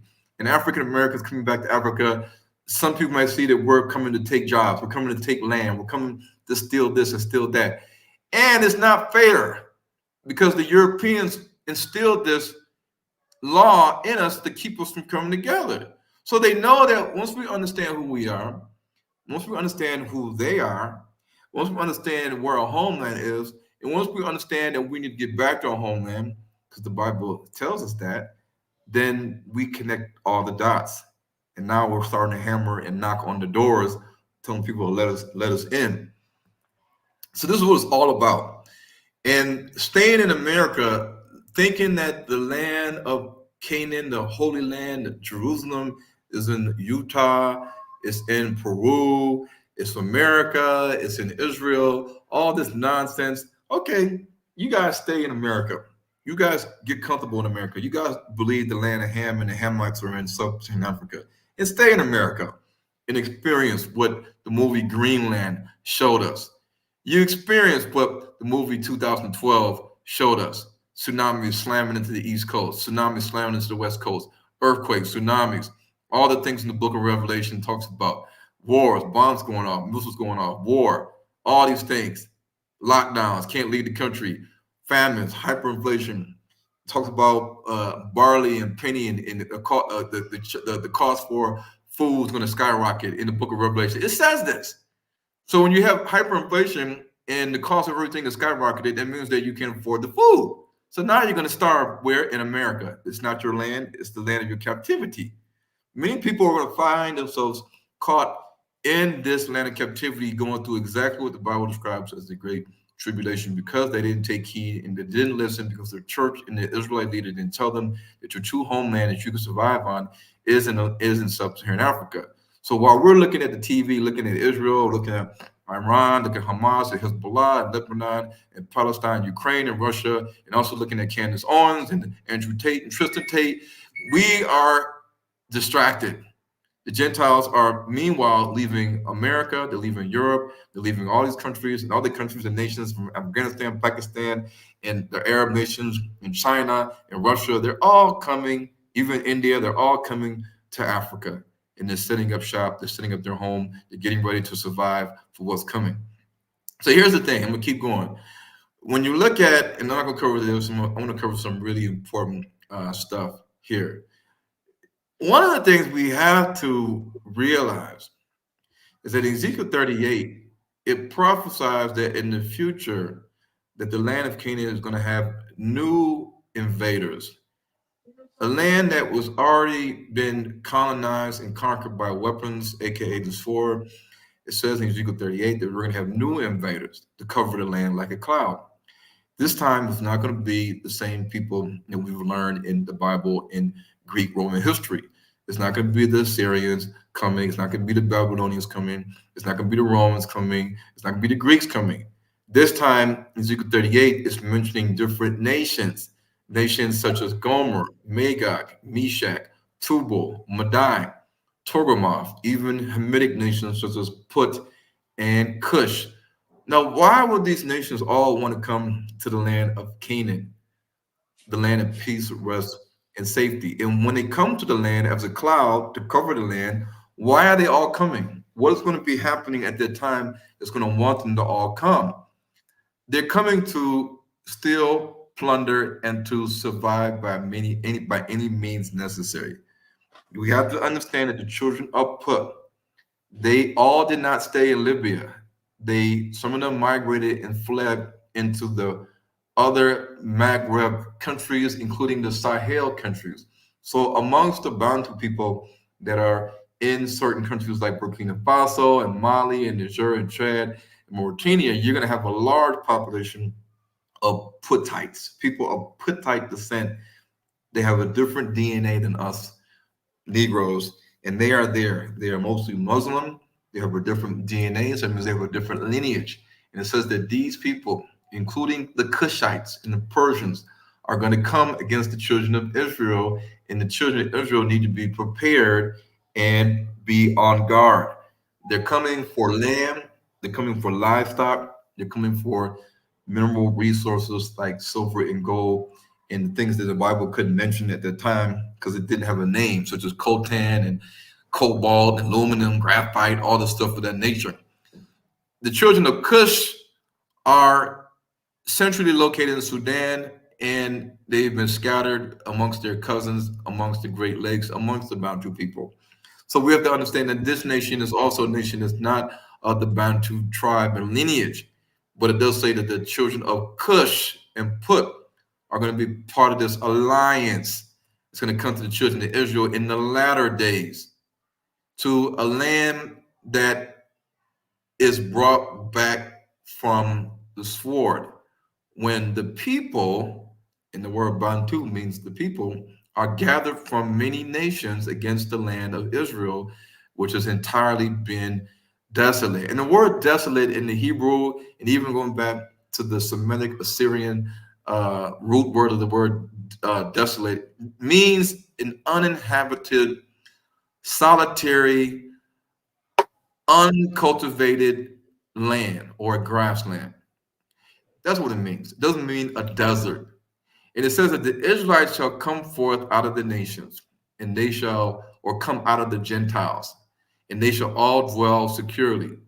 So, how do you come out of the Gentiles, or how do you come out of the nations? The nations control our systems right now in Africa, in America, in Europe. But we have to come out of these nations. And when we come out of these nations in our land, and we are going to dwell securely. But the Gentiles are going to come, still they're going to come on airplanes and boats, and they're going to cover the land of sub-Saharan Africa. It's going to be many of them coming with thee. And we have to understand, when you go to South Africa and you see so many Indians, so many Pakistanis, so many Afghanistanis, you see Chinese, you see the Arabs, and the Arabs are from Sudan, they're from Lebanon, Palestine, Egypt, Iraq, they're from everywhere. Why are they all coming here? Russia, Greece, France, Germany, United Kingdom, all these nations are coming into sub-Saharan Africa, landing at the airports in Angola, in the Congo, in Gabon, in Ghana, in Nigeria, in Kenya, in Tanzania, in Rwanda, in South Africa, in Botswana. Why are they all flying into these airports? What are they doing? So we have to understand that this land that we say and think is a desert land and a wasteland is an underpopulated land.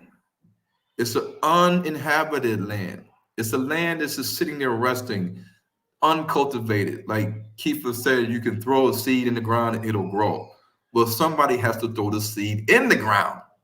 Somebody has to till the land, sow the land, and harvest the land. Somebody has to do that. When you look at China, China, China has 9.6 million square kilometers of land, but the population is 1.5 billion people in just 9.6 million square kilometers of land. The Congo, the DRC, has 2.3 million square kilometers of land, but the population of the DRC is only 100 million people.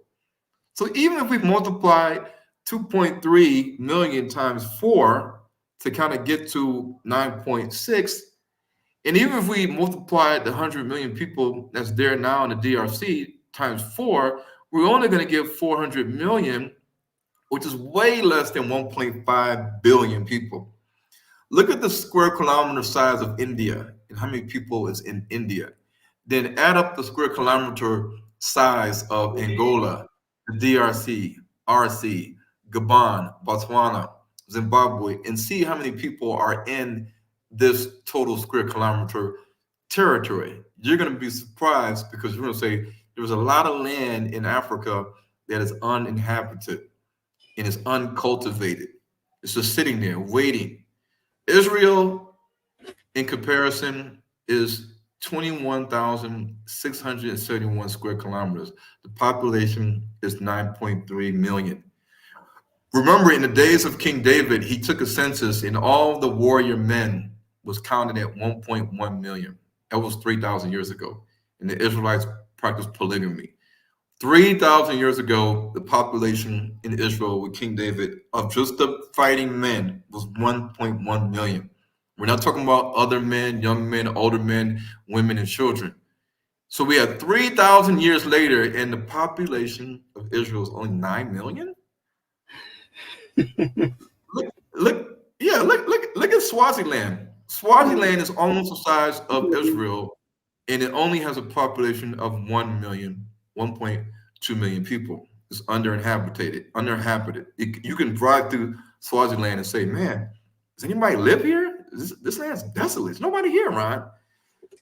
Once you drive outside of the city, you're going to say, well, Ron, where's everybody at? Even Lesotho is larger than Israel. It's 30,000 square kilometers. However, the population of Lesotho is 2.3 million people. So you can drive and walk through Lesotho and say, man, this is a desolate land. This is an uninhabited land. Mountains and grass for days. Yes, but in Israel is not really considered uninhabited, even though it should be after 3,000 years of people living there, whether from invasion or not. But it's true, it's not a large land, and on top of that, it's not a desolate land. And when we want to talk about the equator and the center of the world and certain things that grow like figs and grapes and pomegranates, fruits grows best in tropical climates or in areas that have soil that can retain moisture for as long as it needs to, and it can drain water appropriately so the soil doesn't hold on to all this water so it's a flood. So when you see watermelon and grapes and other things, these kind of things can grow easily in the soil in Africa or just in Africa in general. But in Israel, when you have a desert, arid, dry land, then what can grow in the desert? Nothing really grows in the desert. So the Bible says that when you go to the land of Canaan, the land is going to flow with milk and honey, and that it is not as the land of Egypt. It's not like the land of Egypt, where you had to water the land with your foot. You had to use labor to water the land. You had to get water from the Nile River, and you had to create irrigation systems. You had to take the water and then dump it on the plants and stuff you were growing. But in the land of Canaan, which is a land of hills and valleys and mountains, they said that the land is going to drink water from the rain of heaven. If you look at Central Africa and the precipitation and the annual rainfall in Central Africa, in Cameroon, in Congo, Angola, in Tanzania, Uganda, you're going to say, wow, look at the annual rainfall amounts in this region of the world compared to the Middle East and Israel. It's unmatched.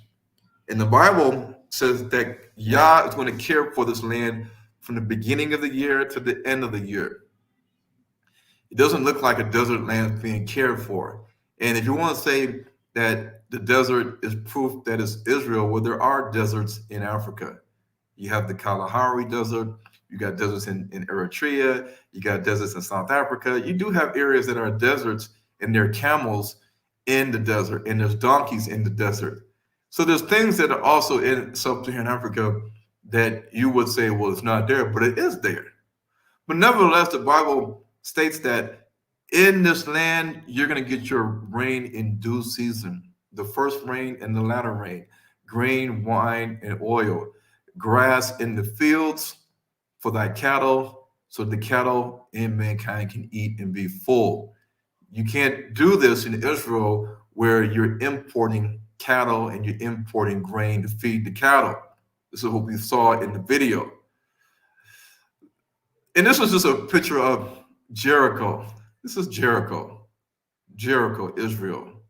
Now, Jericho is where you have the West Bank and the Jordan Rift Valley, and it overlooks the Dead Sea. And Jericho is in the land of Israel. The Bible says, and we will say, well, Ron Dalton, it says in Deuteronomy 11, it says, when Yah is angry with you, he will restrain the heaven, and there will not be rain, and the earth shall not yield its fruit, and ye shall perish quickly from off the good land which Yah has given you. The Israelites are going to think they had the one up and say, aha, Ron, what about Deuteronomy 11:17? What about Luke 21:24? So if this was the case, in the book of Daniel and Ezra admits that Israel kept transgressing the law. From the book of Daniel and Judges to Ezra, throughout the whole Old Testament, you had Israelites, including kings and queens, that were rebellious and were doing things that went against the law. How then in the world, if Yah was angry with the Israelites and he said, you know what? You guys are breaking commandment, therefore, bam, no rain, no grass, no fruit. The animals, they're going to die off, and you are going to die off too.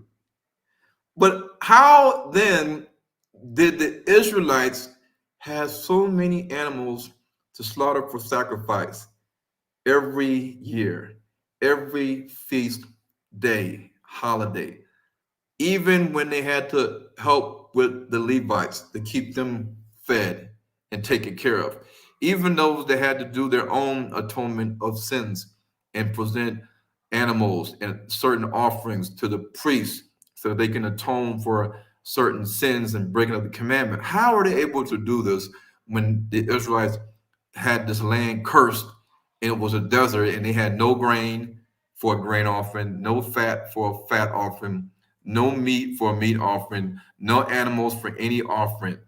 How could they do that? And how could they even eat? Well, when you look at the requirements for the Mosaic law, and you look at Deuteronomy chapter 11, verse 16 to 17, how can the Israelites keep up with the requirements of the Mosaic law if the land was made barren because of disobedience of the law? When you look at the times of the Israelites, they didn't have ShopRite, they didn't have Pick and Pay, Woolworths, Spar, Checkers, Game, Macro, Kroger's, Walmart, Food Line, Publix. They didn't have the grocery store. Each Israelite family had to provide subsistence farming. They had to raise what they were going to eat. They had to plant and eat what they had. So each one had their own farm or garden and livestock. Otherwise, the Israelite families would have nothing to eat because they didn't have a grocery store. They didn't have Amazon. They didn't have fast food restaurants. So during the time of King Solomon, if they were disobedient to the law in the times of King David and other Israelite kings, how in the world is these Israelites sacrificing 22,000 cattle, 120,000 sheep over a 2-week period? And that's just for a temple dedication. We're not talking about all the feasts that the Israelites had, that they were breaking out the fat calf and all this stuff, feasting, sacrificing, giving up their first fruits of the harvest. How do they do all this stuff if the land was barren? When you look at King Solomon and King David, like I said earlier, they had millions of people living in Israel at that time.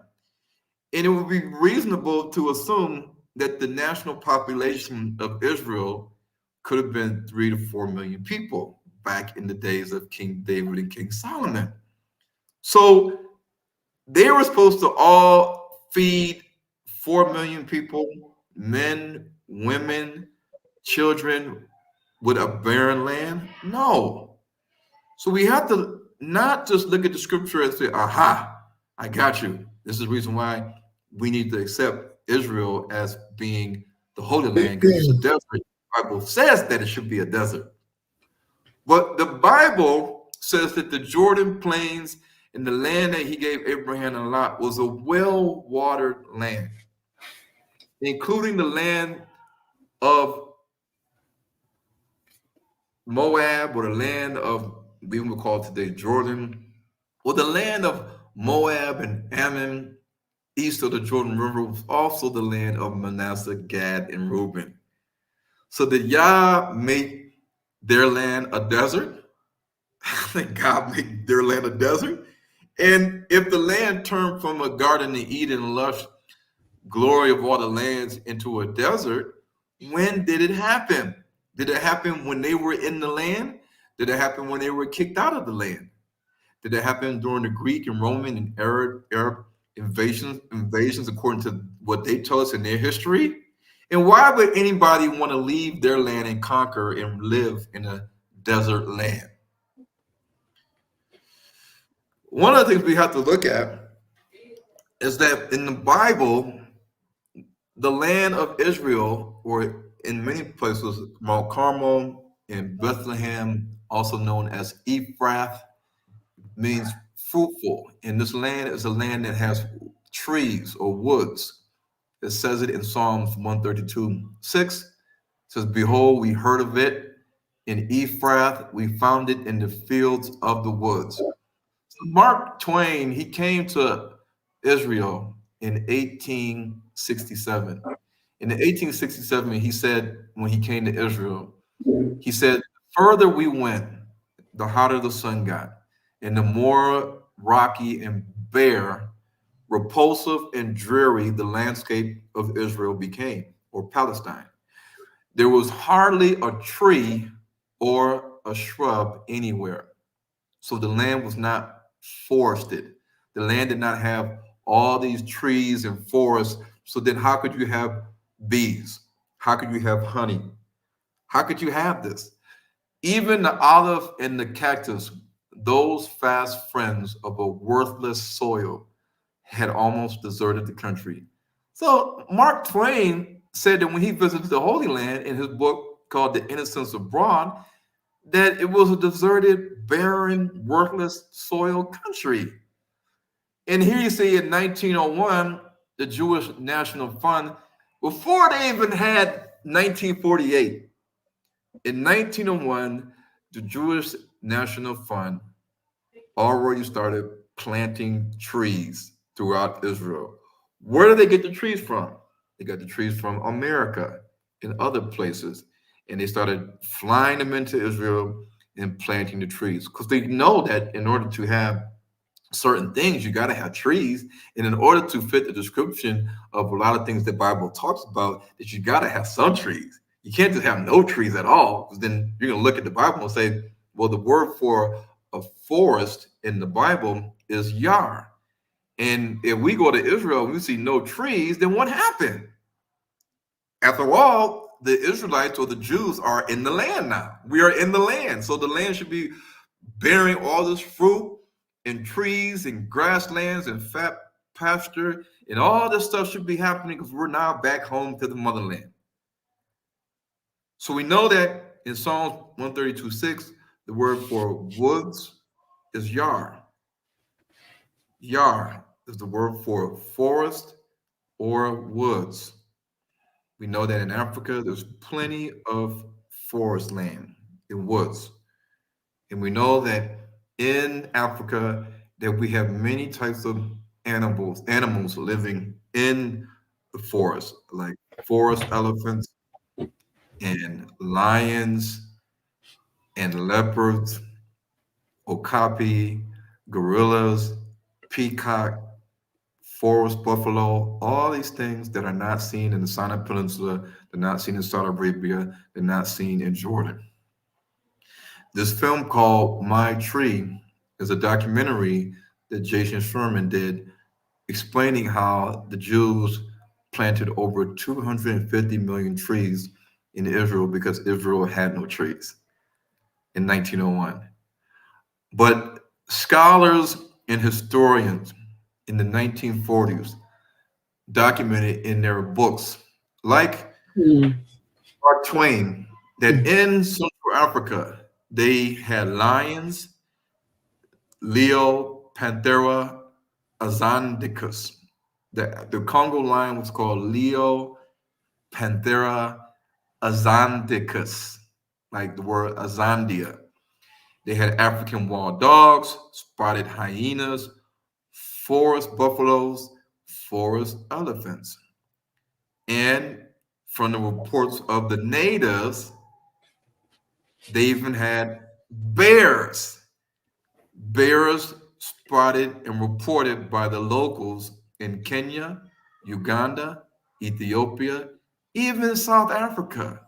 So we have bears, leopards, and lions living in the same habitat in sub-Saharan Africa. Now, you don't see no lions and bears in Israel. In the scripture in 2 Samuel 18 to 6 to 8, it says in scripture, in your Bible, it says, Then the people went out into the field against Israel, and the battle took place in the forest of Ephraim. The people of Israel were defeated there before the servants of David, and the slaughter there was that day was great, 20,000 men. For the battle there was spread over the whole countryside, and the forest devoured more people that day than the people that died by the sword. How could the forest devour the people if there is no forest in Israel? And what was in the forest that devoured the people? Did they die because they got lost? Did they die because they had animals in the forest? Did the trees come to life and kill them? We don't know, but the scripture says that the forest devoured more people than 20,000 people that died under the hand of the sword. So these Israelites, as they were, Ron Dalton doesn't say any scripture. He don't give us any scripture. He don't give us any scripture. Well, I just gave you scripture. Now what? The Jews planted all these forests in Israel just so we could think that there was forest there, but it wasn't there. Mark Twain even said it wasn't there. And we can see it's clearly not there because it's a desert. One tree in the middle of a desert is not a forest. And this is actually a tree in Israel, surrounded by nothing, surrounded by exactly what Mark Twain said, shrubs. In the book of Joshua, the descendants of Joseph, Ephraim, and Manasseh came to Joshua and asked, Why have you given us only one portion of land as our homeland when Yah has blessed us with so many people? Joshua said, If there are so many of you guys, and if the hill country of Ephraim is not large enough for your people, then simply clear out the land for yourselves in the forest where the Perizzites and the Rephaites live. So this is where the land of Ephraim and Manasseh is in Israel. Do we see a tropical rainforest? Do we see a forest? These trees don't count. These palm trees don't count. They planted those. And all the other trees we see in Israel, they planted them. Megiddo is also in the territory of Manasseh, in North Manasseh territory. Do we see a forest? The Bible says the battle of Har Megiddo, the battle of Har-Mageddon. Har means mountain. The battle of Mount Megiddo. Har Megiddo, Armageddon in the Greek, Har Megiddo in the Hebrew. Where is the mountain of Megiddo? I don't see any mountains. Do you see a mountain? No. This is Har Megiddo. Where is the mountain?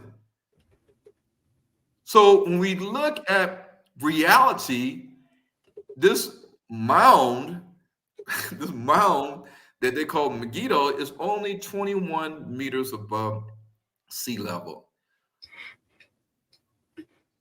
Johannesburg is 1,700 meters above sea level. But we don't call Johannesburg Mount Johannesburg. No. So we have to understand reality. The average minimum height of a mountain is 800 meters. This, what the Bible says, Har Megiddo, the Mount Megiddo, is only 21 meters. That's nothing. And when we look at the books of the people that came into Africa in the 1800s, they said in these books there were lions in there in the Congo. There were leopards, jaguars, elephants, short-necked giraffe, okapi, apes, peacocks, hyenas. Yes, they were there. And they had thick forest in Central Africa. Bethel is in the territory of Ephraim. So Ephraim is supposed to be a forested area. Remember, in the scripture, more people died by the forest, or it says the forest devoured more people than what died at the sword. 20,000 people died under the sword. And it says that the forest of Ephraim killed more people than the sword. We see that Ephraim is supposed to have a forest, but this is Bethel in the land of Ephraim, and we don't see any forest. Why? Bethel, no forest, just shrubs, gravel, dirt, rocks. So again, let me just keep going. Let me just hit you with some more small things. Mount Zion. Mount Zion is not a mountain, nor is it a high mountain. Mount Moriah, Mount Olives are not mountains, nor is Bethlehem a massive forest. The Bible says in Isaiah 2 that the word that Isaiah, the son of Amos, saw concerning Judah and Jerusalem, it said, and it shall come to pass in the last days that the mountain of Yah's house shall be established in the top of the mountains and shall be exalted above the hills, and all nations shall flow into it. And many people shall go and say, come ye, and let us go up to the mountain of Yah, to the house of the God of Jacob, and he will teach us his ways, and we will walk in his paths. For out of Zion, so now we know we're talking about Jerusalem, shall go forth the law and the word of Yah from Jerusalem. So where is this mountain, high mountain called Mount Zion? I don't see any mountains here. Mount Olives, Mount Moriah. Mount Zion is supposed to be south of Mount Moriah. I don't see any mountains. And when you look at all these things, you have to start asking yourself, did somebody trick us? Let me go to something else real quick, because I know we've been on for a while. The pygmy in sub-Saharan Africa, they all knew that all the Egyptians and the Greeks and the Libyans, they all knew that beyond the Nile River was the land of trees and mountains, spirits, rivers, wild animals, dense forest, and little short black people called the African pygmies. They all knew this when they traveled into the interiors of sub-Saharan Africa. These pygmies were in Central Africa Republic. They were in Cameroon. They were in Congo. They were in Angola. They were in Gabon. They were in Rwanda, Burundi, Uganda, Zambia, Malawi. They were there. Tanzania. They were there. And when they got there, like I said earlier in the slides, these little black people loved honey because honey was abundant in sub-Saharan Africa, not in Israel, in sub-Saharan Africa. And the way they got the honey from the honeycomb is that they climbed these trees that were short, and they would use these baskets that had a smoking log, and they would climb these trees all day long. And the tree would have the beehives in it, and they would smoke out the bees with the smoldering log, and the bees would come out, and the pygmies would collect the honey, and they would climb down the tree, and the pygmies will all sit down and just eat and feast on honey. And because they were always collecting honey, because honey was so abundant in all the trees in sub-Saharan Africa, in Central Africa, that the people of Malawi called them the Akafula, or the little short people, or honey collectors. So we have to understand that nowhere in the Bible are we seeing that the reality of what we see with our own eyes, we can study, we can research, is not lining up with modern day Israel. But you know what seems to line up with modern day Israel? In the movie Hebrews to Negroes 3, Sound the Alarm, Volume 2, I talk about how scientists were baffled when they found so many Neanderthal skeletons in caves in Israel. And they wondered what made them all settle in Israel. Because we see Neanderthal skeletons in Europe and parts of Central Asia, but they said, why are there so many in Israel? Did they all just come together in Israel?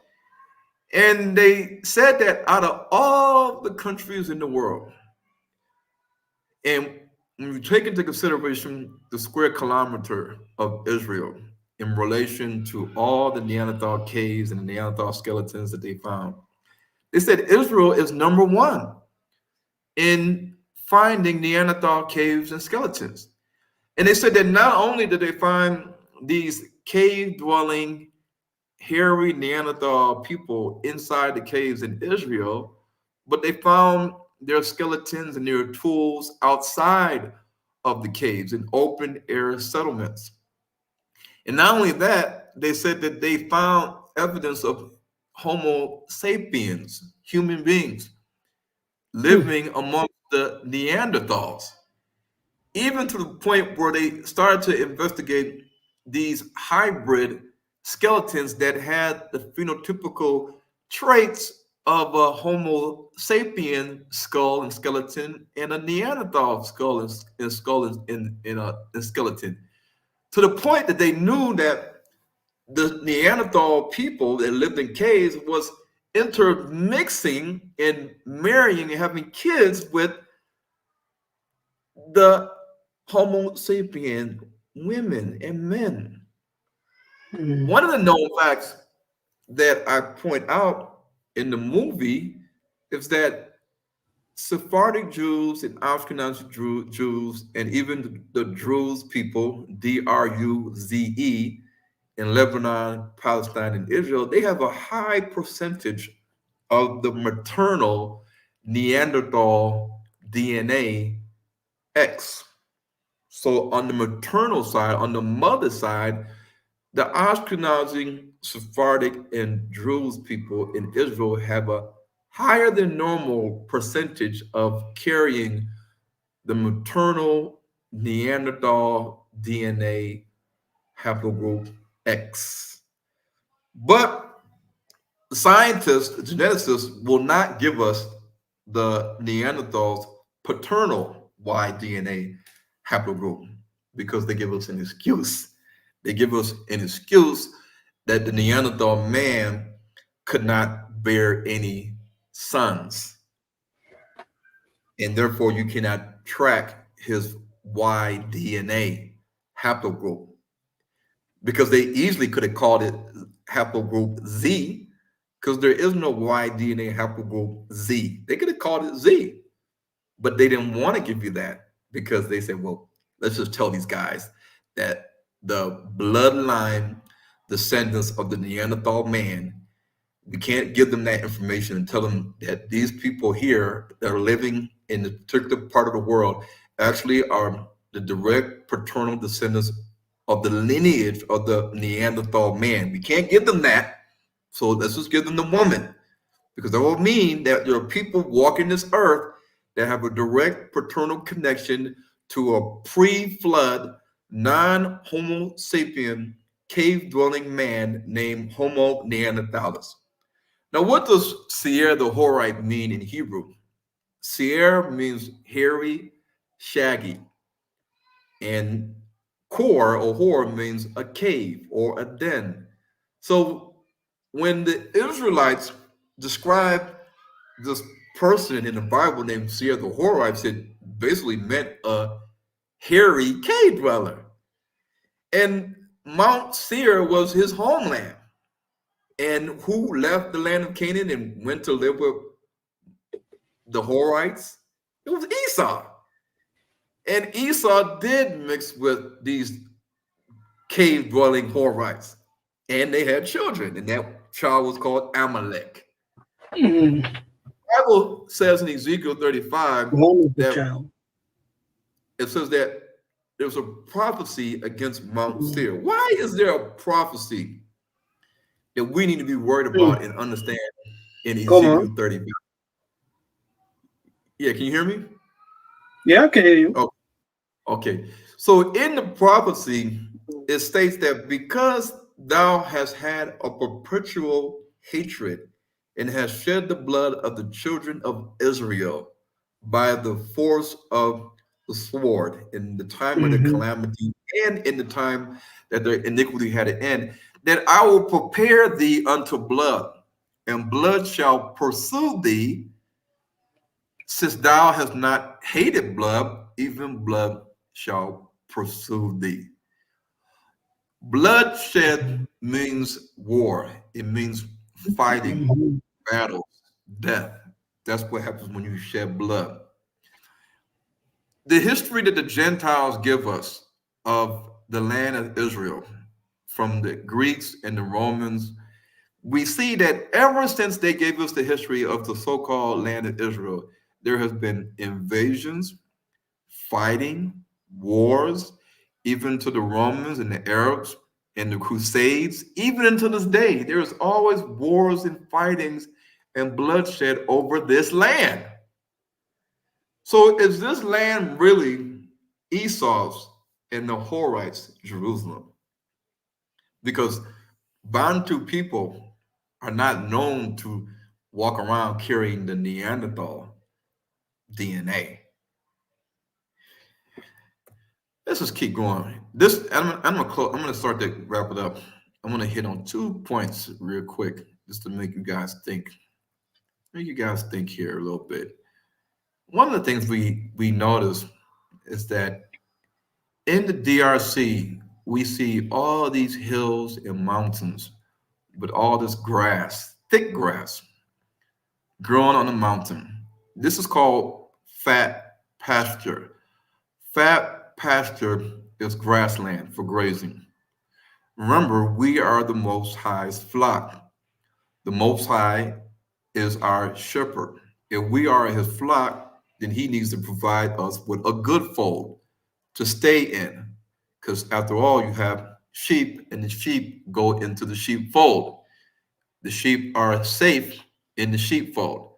They're safe from the lions, the bears, and the wolves. But when we go out to eat and graze, we are going to be eating off of fat pasture. We're going to eat and lie down and rest. This is what Ezekiel 36 says. But if the Bible is telling us that the land of Israel is our land, and this is a barren desert, and the mountains don't look nothing like this in Israel, then why would the Most High take us from Babylon, America, and the Caribbean and Europe and bring us to a cursed, barren desert land? This land here is sitting here. It looks like it's desolate, that it's in solitude. It's tranquil. It's people living here in this little house. They have to be living in peace and rest. And the animals here, they can never run out of food. They're always going to be fat and eating all the time. Look at all this grass. The grass is up to the cow's back. So imagine what man and beast can do with this kind of land in the Central African region of the Congo. Imagine all the livestock that's here. Look at the water. Look at the grass. Look at the mountains and the hills. But look at Israel. Wait a minute. Doesn't the Bible tell us that them who are in Judea flee to the mountains? This is Judea right here. These are the Judean mountains. Are we supposed to flee to here? Are we supposed to, I mean, the Israelites that are in Dimona, I mean, if they flee, are they supposed to flee to this? The Jews that are in Tel Aviv, in Jerusalem, are they supposed to leave when the missiles come and flee to this? Because if they do, what are they going to do? They're going to die in the desert. There's nothing to eat. There's no animals here. There's no vegetation. There's no water. There's no nothing. So Mount Zion, where is it at? Mount Zion is not a mountain.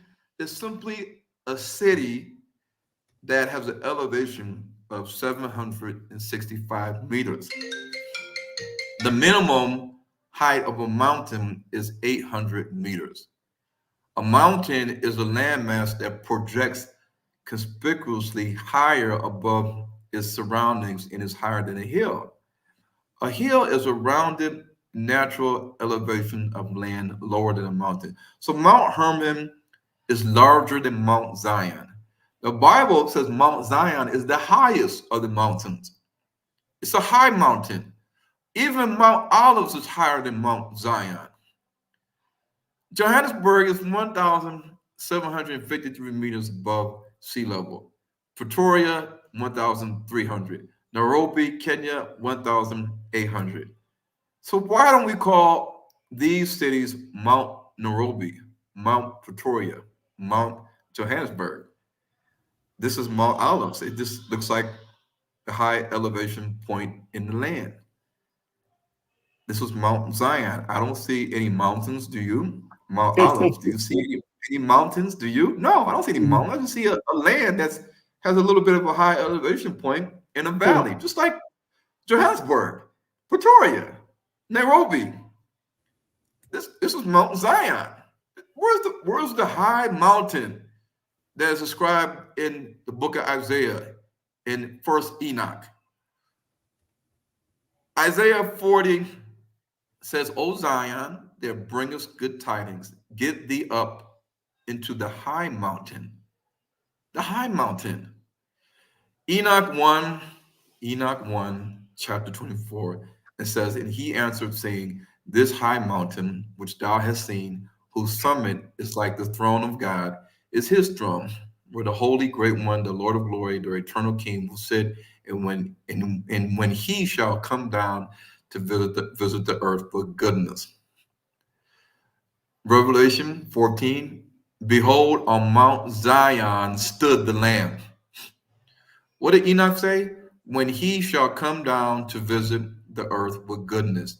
This high mountain, whose summit is the throne, is like the throne of God, is his throne. Revelation 14:1, and behold, on Mount Zion stood the Lamb.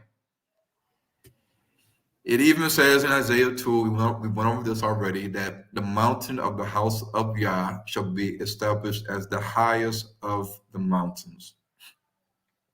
Micah 4:1-3, at that time, the mountain of the house of Yah shall be the highest of all the mountains. Psalm 48:2, beautiful in elevation, the joy of the whole earth is Mount Zion. It is high and magnificent. The whole earth rejoices to see it. Mount Zion, the holy mountain. So we know that Mount Zion is a high mountain, but it's nowhere the size of Mount Rwenzori in the Congo. In the Congo, it's 5,100 meters. Mount Zion, which is not even a mountain, it's just an elevated piece of land, is only 765 meters. In Ezekiel 34:14-16, it says, I will feed them, meaning the Israelites, in a good pasture, and upon the high mountains of Israel shall their fold be.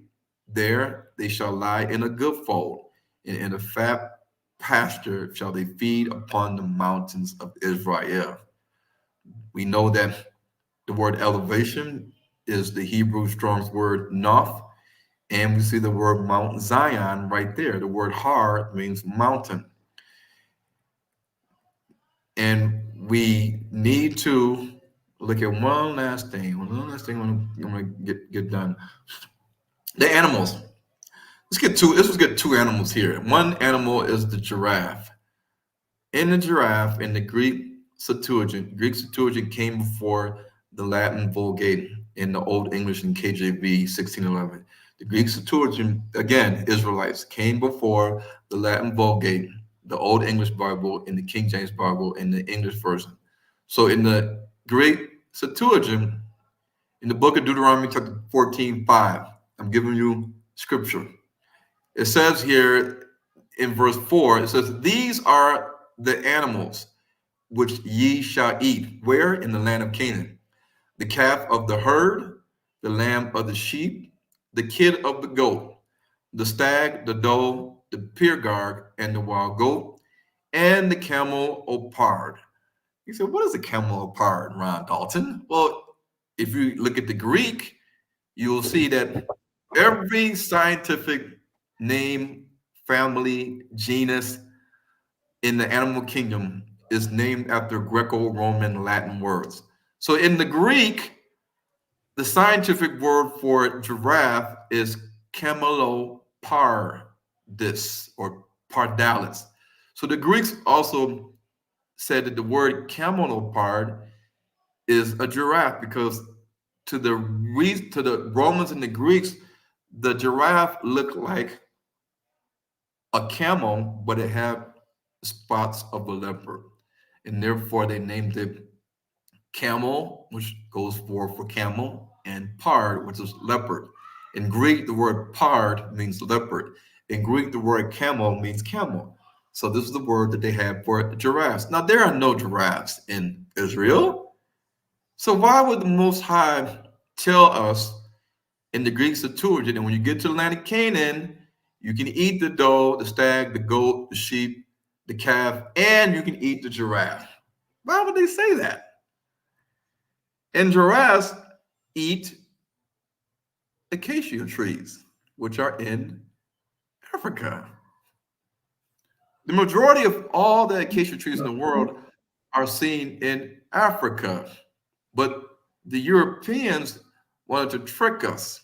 So they named the acacia tree as different names like Bachelia, Tortilis, and other names so that you don't know that this tree is an acacia tree, but the locals know that the acacia tree is in Africa. That's right. So what did they use for the Ark of the Covenant?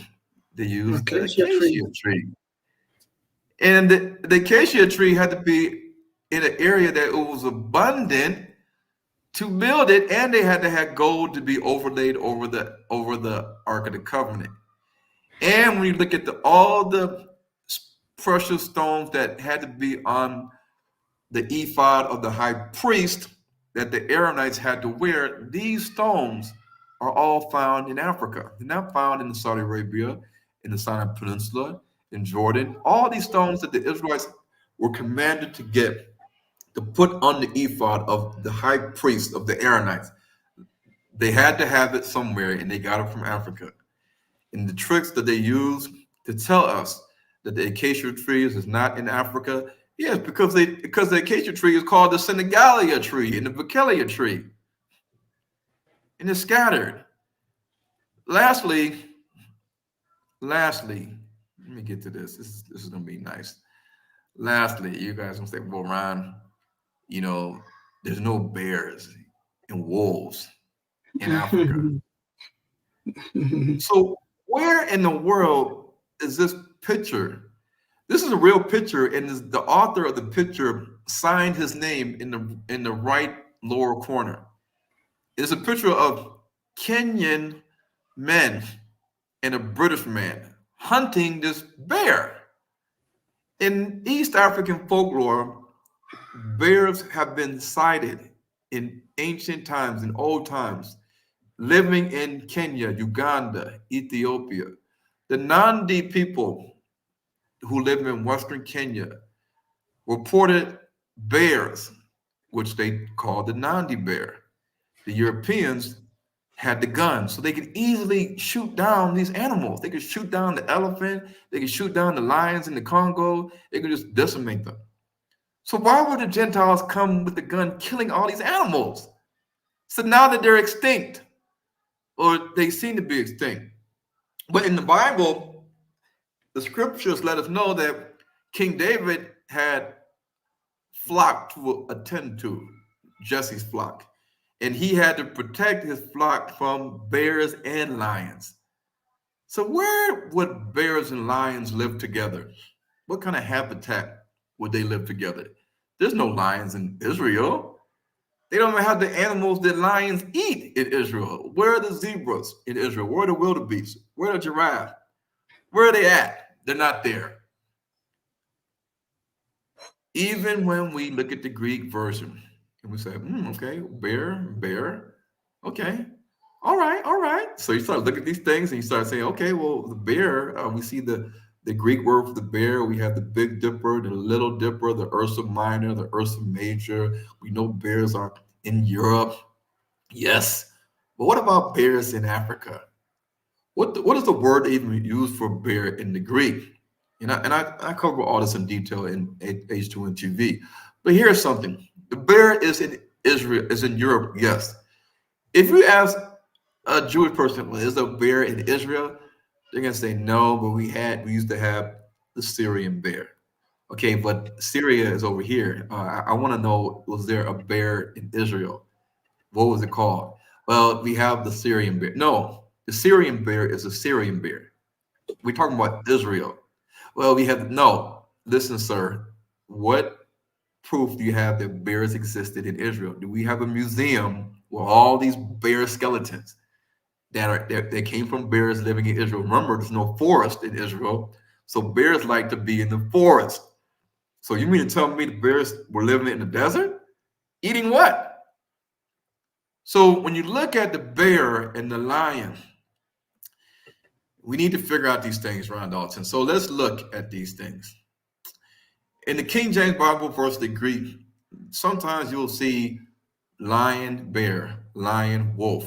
What's going on here? What is the Gentiles trying to do here? Are they becoming sloppy with their translations and trying to cover things up?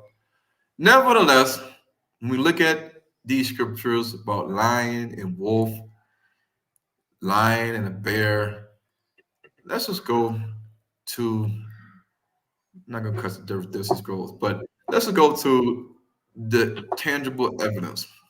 Now, the Bible says in 2 Kings that right after Elijah had taken up Elijah's mantle and performed a miracle at Jericho. Remember Jericho, I showed you a picture, it was a desert. And he traveled to Bethel. Remember, Bethel is in the territory of Ephraim. Ephraim is supposed to be a forested land. And I showed you pictures of Bethel. There's no forest there. Mark Twain said the land of Israel had no forest. Israel had no forest, so they had to plant trees by the Jaina. So in 2 Kings 2:23-24, it says, he turned around, looked at them, and called down a curse on them in the name of Yah. Then 2 bears came out the woods and mauled 42 other boys. So 2 bears came out of the woods, which there are no woods in Israel, and mauled some boys. Okay, Ryan, well, you got 2 problems here, wolf and bear. Let me see what you got. Well, the African wolf is native and indigenous in Africa, in Ethiopia, in various parts of Ethiopia, the north, the central part, the south. Yes, they're there. These are pictures of the African wolf. Where is the wolf in Israel? Where are they at? They're not there. We know that the scripture may tell us that the word Araba means a desert, but it can also mean a plain or a wilderness. You see in Jeremiah 5:6, in the same scripture, it gives us the word lion, wolf, and leopard. Lion, wolf, and leopard. So the Israelites had to have knowledge of these animals to talk about them. So the lion out of the forest in the Jeremiah 5:6 Greek Septuagint version. It says, therefore has a lion out of the forest smitten them. Remember, there are lions in the Congo forest, in other forest areas. Even though we may think they don't exist, they were there, but the Europeans killed a lot of them. And it says, and a wolf has been destroyed, and a leopard has watched against their cities. There's leopards in the forest. There's leopards in Africa. Even in the translation of the Greek to English, it says, for this reason, he played them like a lion from the forest, and a wolf devoured them even to their houses. Okay. Isaiah 34:14 says, the desert creatures will meet with the wolves. The hairy goat also will cry to its kind. Yes, the night monster will settle there and will find herself a resting place.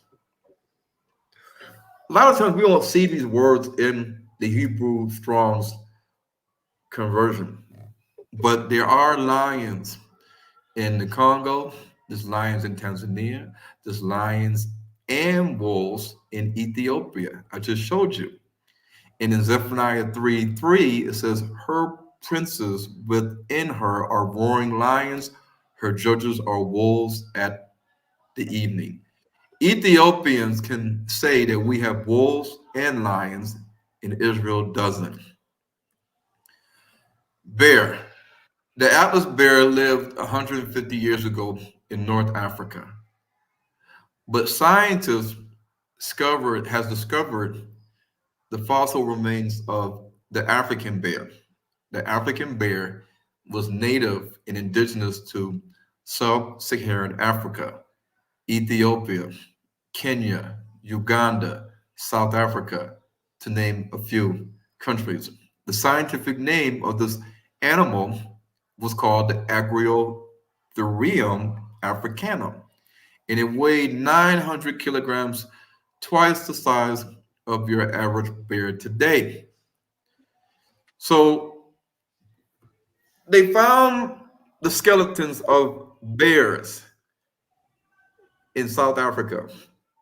In 1976, they said that many new and some exceptionally well preserved specimens of the bear scientific name Agriotherium africanum were discovered and described at the Langebaan Fossil Park site, it's Afrikaans, in the Western Cape of South Africa. Lions are also indigenous to South Africa, where people go to the safari and see the big five. So, because they found all these exceptionally well preserved bear specimens, skeletons in South Africa, they created a museum right in the area where they found all these things. And in this museum in South Africa, you can see the actual skeletons and fossils of bears, which is in the Bible, lions, which is in the Bible, short-necked giraffes in the Bible, and many other exotic animals. As you can see here, the elephant, the hyena, which are also in the Bible. And these animals are not in Israel. They don't have a museum in Israel that has elephants, rhinos, hyenas, ostriches, lions, leopards. No. Wolves. No. Lastly, let me see if I can make this lighter for you. Make it lighter for you, for everybody here. There we go. All right. You ever wonder why in the KJV English Bible we have the word unicorn? Unicorn. Well, in the KJV 1611 Bible, it gives us a footnote and it says rhinoceros. So why would the Caucasians change the word rhinoceros to a mythological animal that does not exist? This is the book of Isaiah, chapter 34, 7. So the Israelites during the 8th century BC were writing, and if the Greeks put down rhinoceros, and the Latin English people said, no, we can't use that word. You got to stop that. We got to choose something else. And they say, okay, let's use unicorn. That's how stupid they think we are. Mm. And when you look at the word rhino, rhino means nose. Keros, Keros, in the Greek means horn. So the Greeks knew that there was a horned animal that had a horn on his nose, not on his forehead like a unicorn. They knew that this animal was in the Bible, that was part of the story of the Israelites. Because the rhino is not seen in Saudi Arabia. It's not seen in the Sinai Peninsula. It's not seen in Jordan. So how could the Israelites in the wilderness, in the book of Numbers, how could they talk about the rhinoceros? We know the book of Numbers talks about the wilderness because it says here in Numbers 1:1, and Yah spoke to Moses in the wilderness of Sinai in the tent of meeting on the first day of the second month in the second year after they came out from the land of Egypt, saying, are there rhinoceroses in Sinai Peninsula in Egypt? No. Are there rhinos in Saudi Arabia? No. But the Israelites were using the word rhino in describing an animal with great strength in the book of Numbers 23:22, book of Numbers 24:8. So we have to understand that there's a lot of proof. There's a lot of proof. And I cover a lot of these things. A lot of these things in the movie Hebrews to Negroes 3 sound the alarm. Volume 1, Brother Kefas is in the movie in Volume 1, breaking down the Exodus story of the Kongo people and all the books that talk about the traditions of the Kongo people in the kingdom of the Congo and how it connects back to the ancient Israelites. It's all there. It's on h2ntv.com. All right, let me go ahead and stop. I think I said enough for right now, Kefas. Yeah. And stop screen.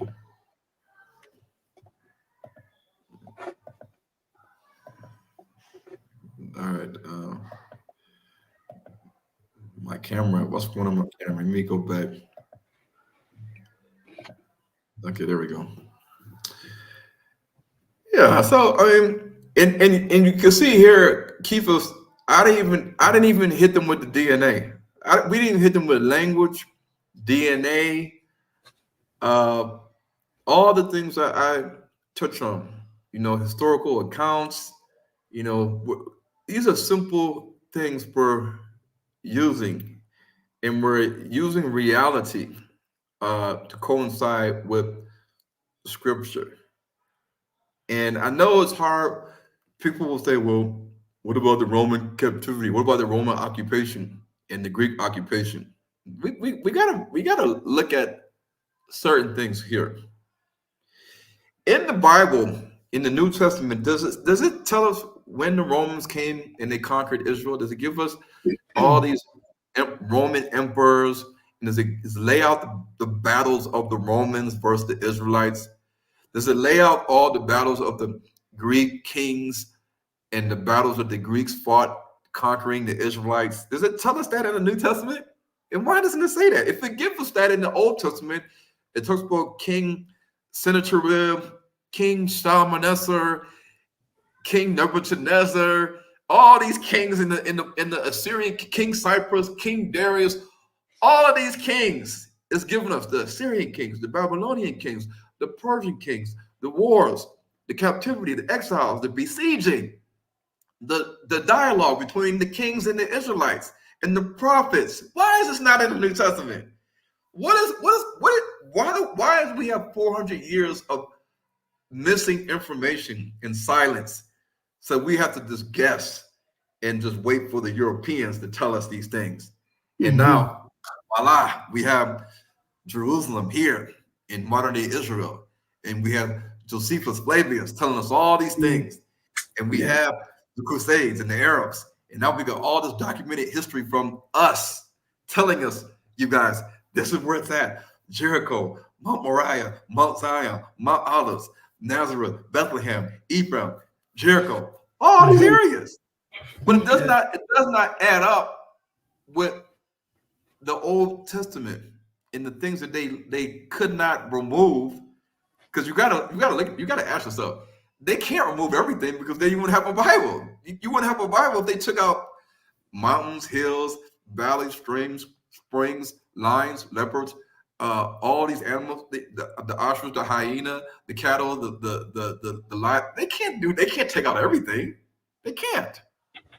But the one thing that I love, and I love it so much, is that the DNA of the people that are the walking Israelites, they will prove if their feet, or even the mixed multitude's feet, if they step foot in Saudi Arabia, if they step foot in the Sinai Peninsula, if they step foot in Jordan, if they step foot in Israel, and somebody says the Maccabees is written in Greek.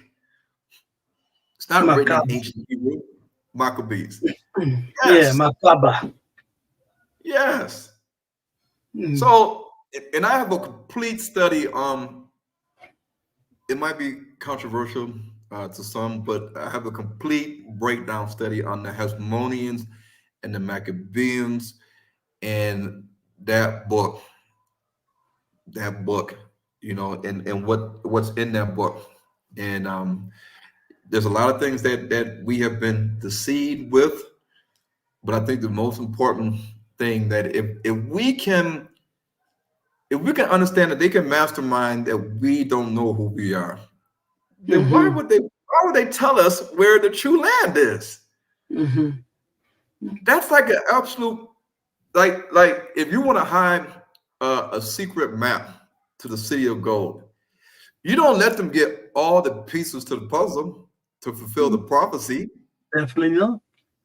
We're gonna find out where the Israelites, but then the last biggest portion that we are not going to get is where is the true Holy Land.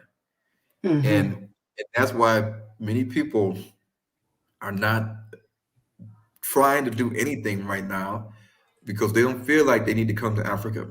You know, they don't feel like they need to take a flight to Africa to invest.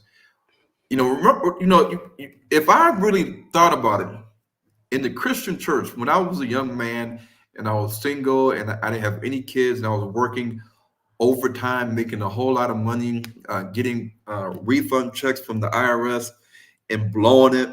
Imagine if I was a young adult working adult, and I just simply started to take trips to Africa to invest, because I knew in my teachings and studies that was the true land of our ancestors. If I knew I was an Israelite back then, if I knew that the true land of Canaan was in sub-Saharan Africa, then I would have been started to go and take trips to Africa to invest in Africa, to set up, you know, things in Africa, the same way that the Europeans have set up their systems in Africa, and now the Chinese, the East Indians, the Arabs, the Jews, they're all doing it right now. Even Afghanistan, even Pakistanis are coming in droves, and I see it. Yeah, bro. Every time Every time I go to Angola, because I go up and down, right? I'm in Europe right now, and we're going up, and we are planning to eventually really establish ourselves over there.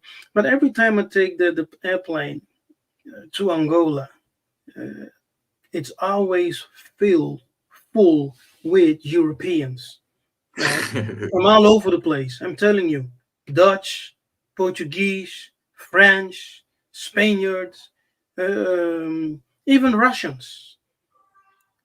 Every time I've been going to Angola since 2008. Okay, every time I'm telling you, the planes are full with Europeans, Oh goodness. and it's the mistake that we are making. We are saying, many of us are saying, hey, no, Africa is not for me. Europe, the West, America, Canada, whatever.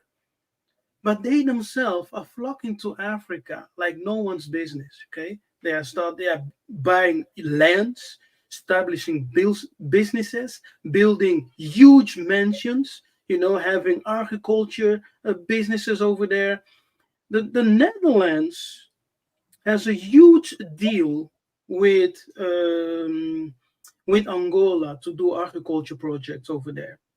Many fruits in the Netherlands, okay, many fruits, vegetables, whatever, especially the strawberry, is being produced in Africa, okay? And they bring it in here and sell it like Dutch fruit, Dutch strawberries. It's crazy.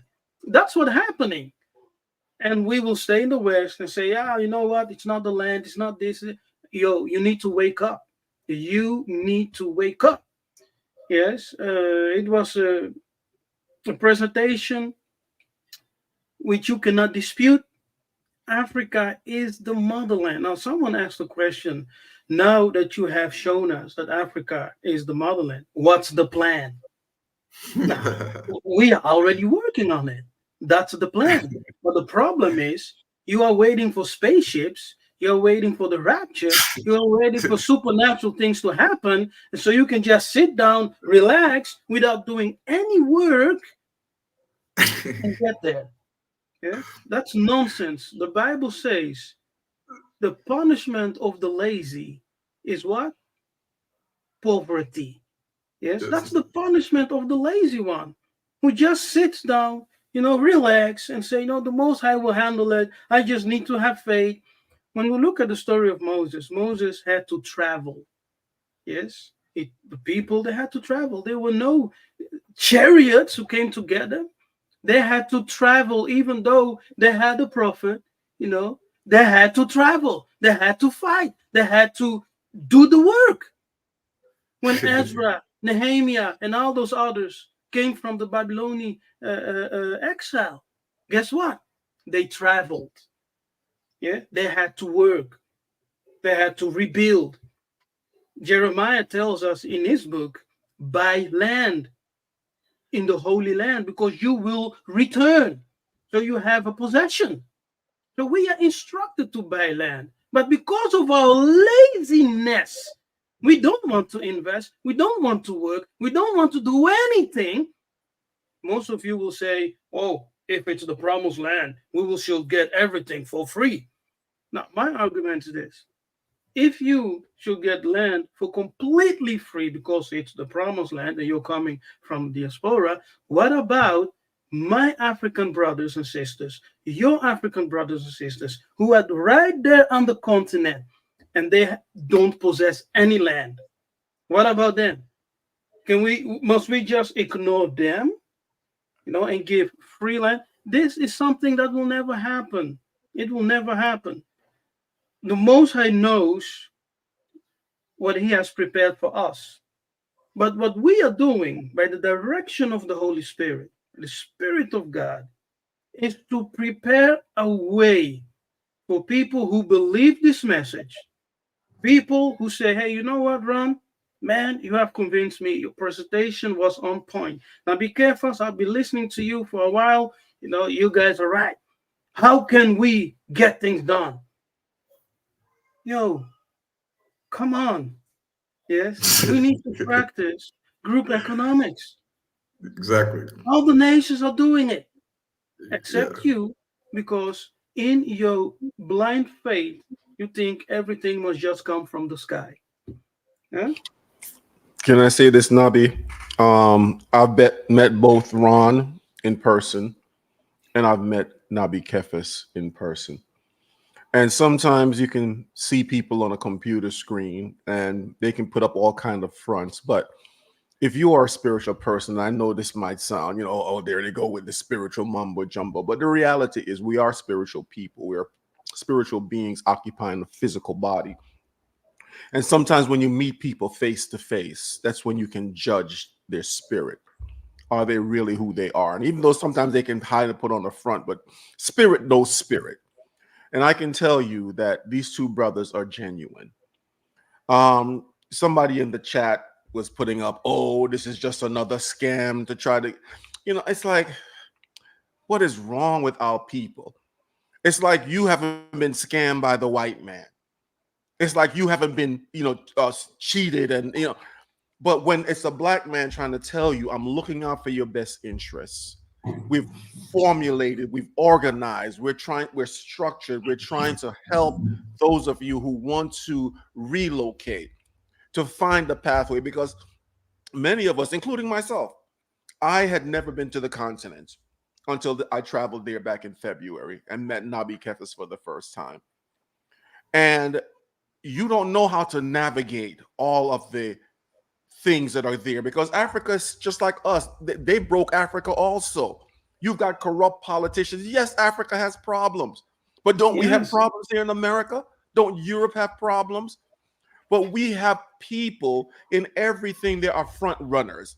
Moses had to send Joshua and Caleb ahead to spy out the land. So we have front runners, people who are willing to sacrifice and to put themselves out there to say, okay, exactly. I've organized, I've planned, here, I can help you to do this. But we don't trust each other. And sadly, there are some people who have taken advantage of people and have ripped people off. Let's just be real. And so that just left a chilling effect on some of us. But we have to trust somebody, because some African countries will not allow you to just walk in there and buy up land on your own. You have to partner with somebody who's a citizen of the country. And this is just a part of their laws. Until things change, then this is the way we have to do business. And so if I can tell you from my personal experience that if I didn't trust Nabi Kefas, I wouldn't be going back to Angola in October. I wouldn't be putting my money into purchasing land in Angola. And I'm looking to go beyond that. I'm looking to even partner with Ron, and we've been talking about that, because he's coming to Angola to do some things, I believe, in 2025.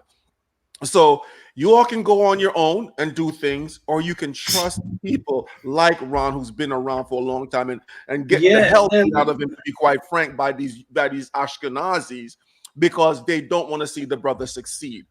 The same thing with Nabi Kefas. So come on, people, we have to begin to trust one another. He mentioned group economics, and I'm just speaking from my personal experience that I trust these brothers, and you can also. So I just wanted to add that to the conversation.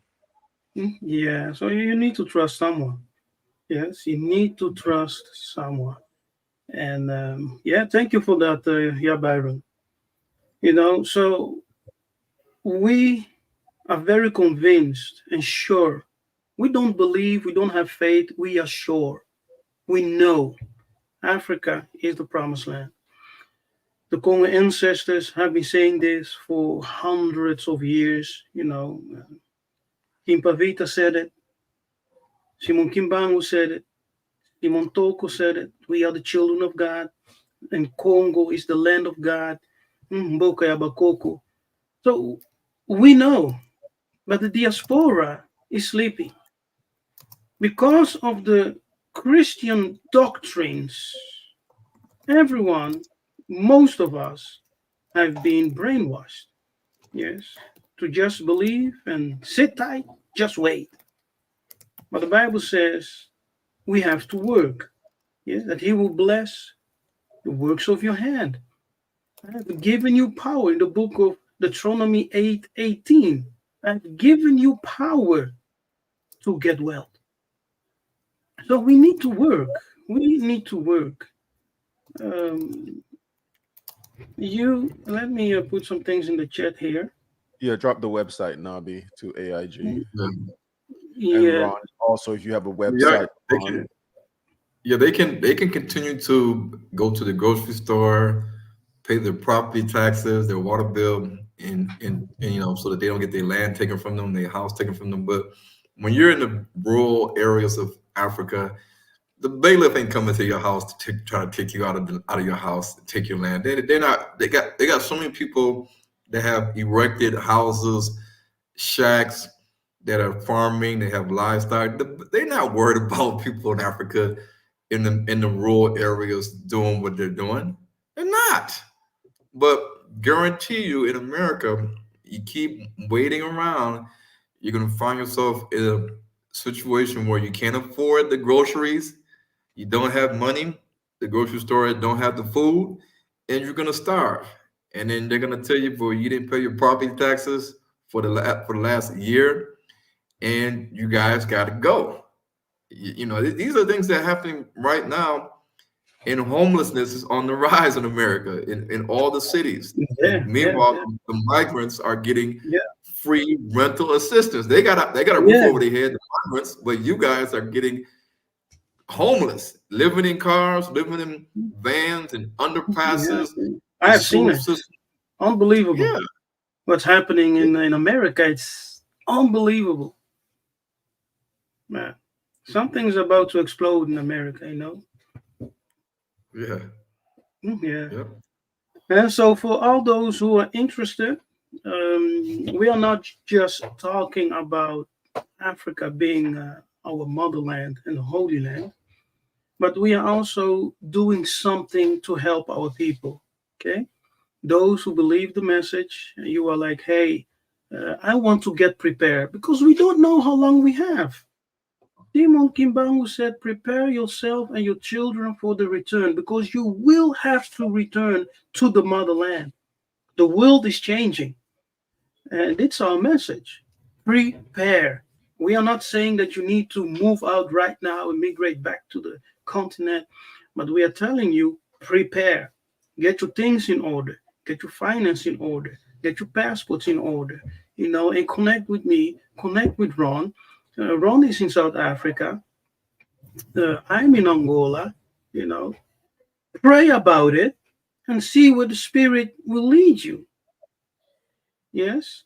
In 1619, many of our brothers and sisters were taken from the Angola shore, Angola, Congo.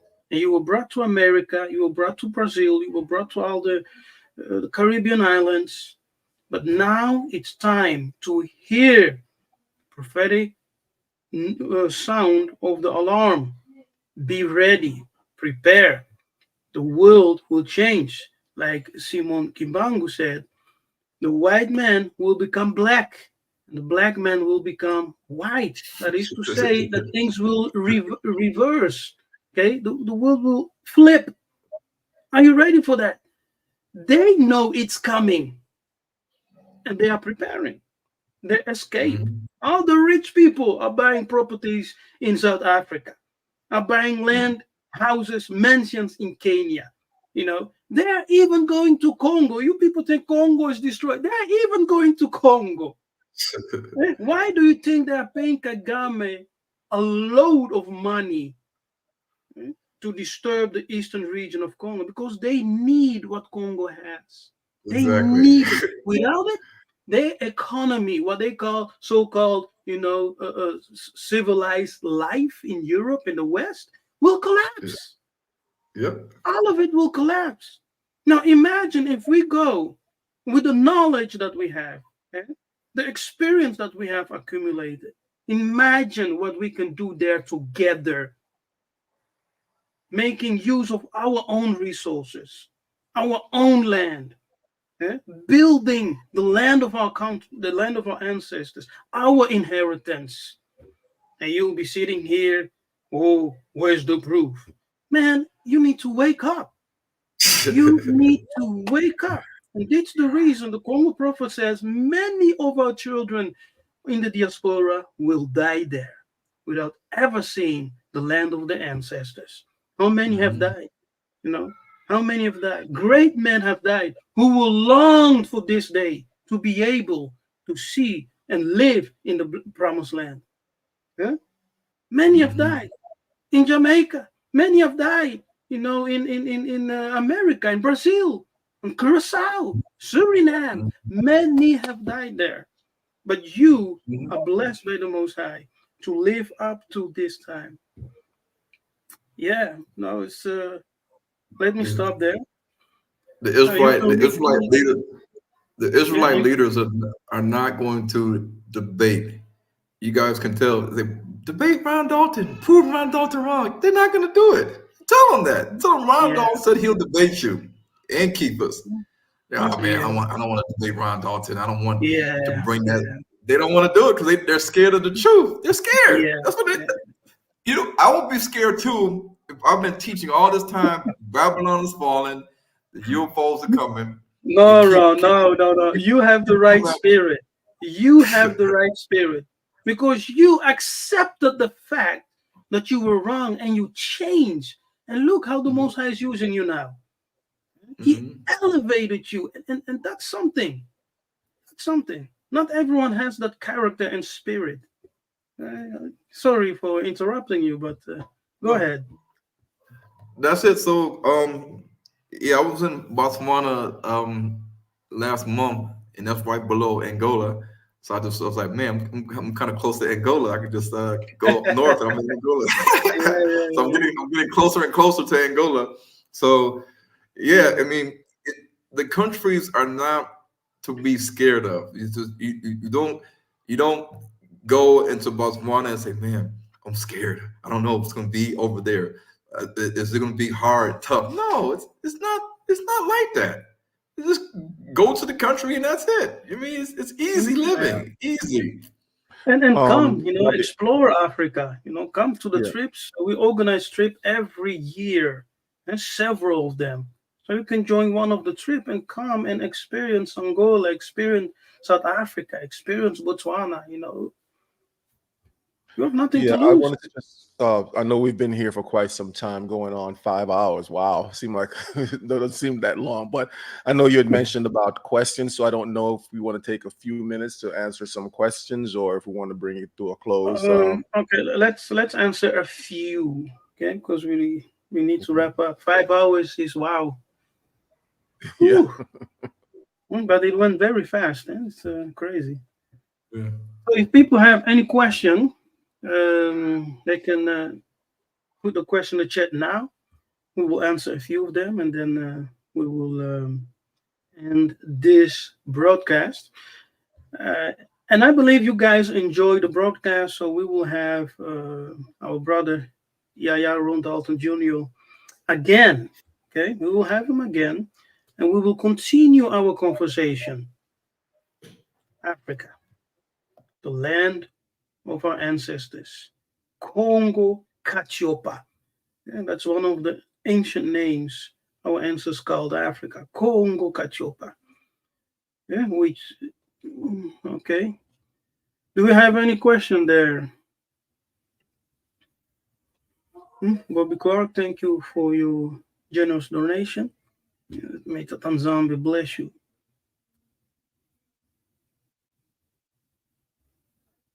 Hmm. Yes, the ancient Kemetic spoke a Bantu language. Yes, a Proto Bantu language. That's correct. And the Bantu and the ancient Kemites have the same ancestral Proto language. Does the Portuguese have a strong one? Does the Portuguese have a strong on that country? The Portuguese colonized Angola, yeah, and Mozambique and a few other countries in Africa. Also São Tomé, if you know it, Cape Verde. No, the Portuguese don't have a strong hand on the country right now. The greatest investor in Africa right now are the Chinese. Okay, Chinese are everywhere, and they are coming and they are investing. They are building a lot of things in Africa. America also wants to have a stronghold in Angola and in the Congo. Um, France is being kicked out, as you have seen if you're following the news, but they want to have a foothold in Africa because the Western world needs Africa. Okay, they need Africa. No one can survive without Africa, and that's a fact. Okay, a fact. No one is fighting for the land of Israel, Palestine. Israel, the state of Israel is just a political state. There's nothing to it. Yeah. What is more feasible? What is more feasible land to purchase in the Congo? Do you mean DRC or do you mean Angola? In Angola, we are building a community for the diaspora and others who want to invest. If you're interested in that, you can contact me at Angola Investment Group at gmail.com. Email is somewhere in the chat. If you want to buy land in Congo, I can see what I can do because we do have some contacts over there. But I myself am not there, so I cannot guarantee that things will, run smoothly. I'm in Angola. Okay, I'm in Angola. So anything Angolan, I can assure that we will be there from start to end with you because we are building a diaspora community. So we'll always be involved. We'll see each other, be connected, build businesses together, and etc. Yeah, what are the Chinese doing in Angola? Now the Chinese are doing in Angola the same thing they're doing all over Africa. Yeah? They are investing in the country. They are building houses. They are building schools. They are building infrastructure. At this moment, Angola is about to open their new international airport in Luanda, Bengo. Yeah, that's also close to where we have our project of the diaspora communities, like 15 minutes from the new international airport. In that area, the Chinese investment company is doing a huge project with the Angolan government, and they call it the City of the Century. It's, I think, three. Right, you can Google it. You can see it online. It's there. And so that's what the Chinese are doing. They're investing in African countries. And what else? Visa requirements. If you want to visit Angola and you're coming from the United States of America, there is no visa requirement. The only requirement is that you get the yellow fever vaccination. That's it.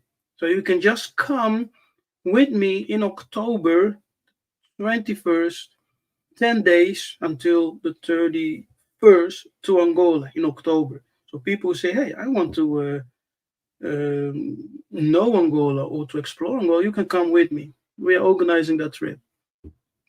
Yes.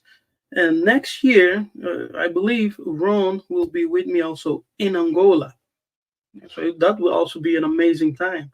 So stay posted for that.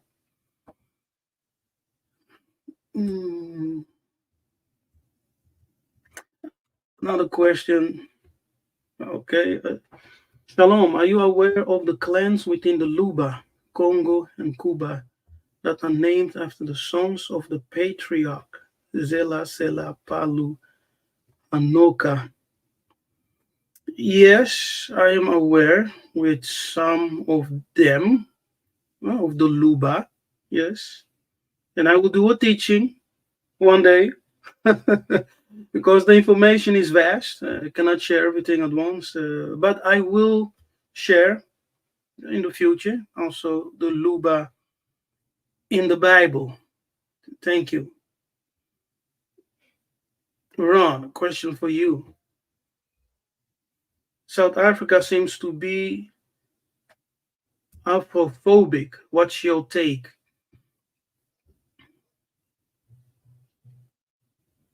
No, you muted. Are you muted? Yes. No, you can wear an afro. What do you mean by that? It's black people in South Africa. So Afro. Yeah. South yeah. Africa seems to be Afrophobic. Yeah. Are we No, Afrophobic? No. no. I mean, people. The majority of the population is black. So why would they be Afrophobic?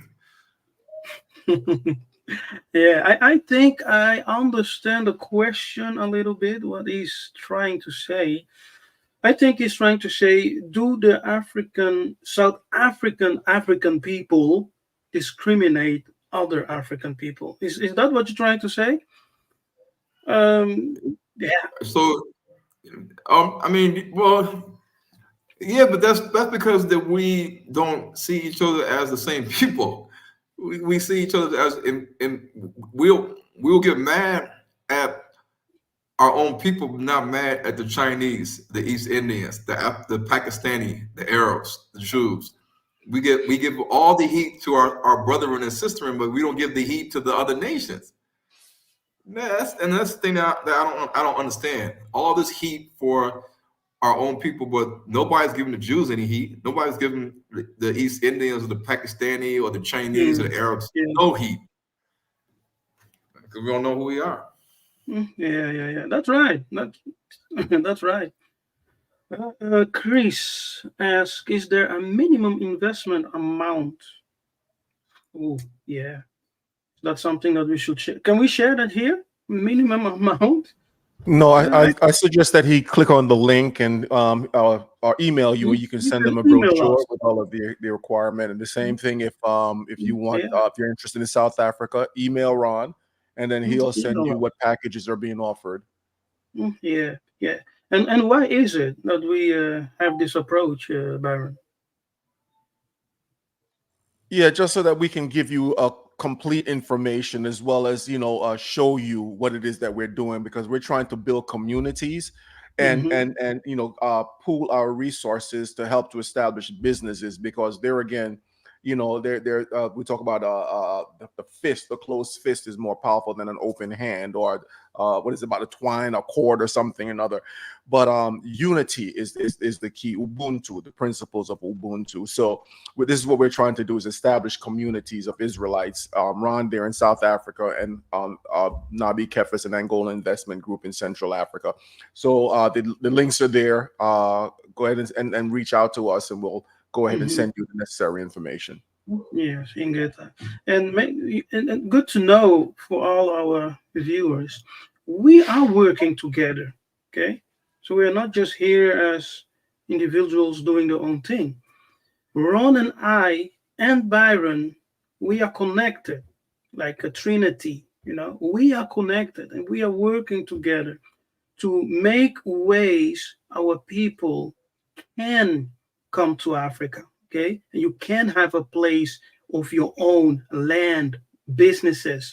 You can own things in Africa. We want to make that happen. That's why we are working day and night, yes, to make this possible for our people. So if you're interested, of course, send me an email. Email Ron. I will make sure to link our emails in the description box after we finish this broadcast. So you can always go there and reach out to us. Ingeta. Ron, do you have any last words? Nope. You can follow me on h2ntv.com, and if you need to reach out to me, just email me at Hebrews to Negroes at yahoo.com. I can't respond in the comments because I'm banned from YouTube, so I can't even connect with you guys in the comments. So, Yes. that's how you can contact me. Yeah.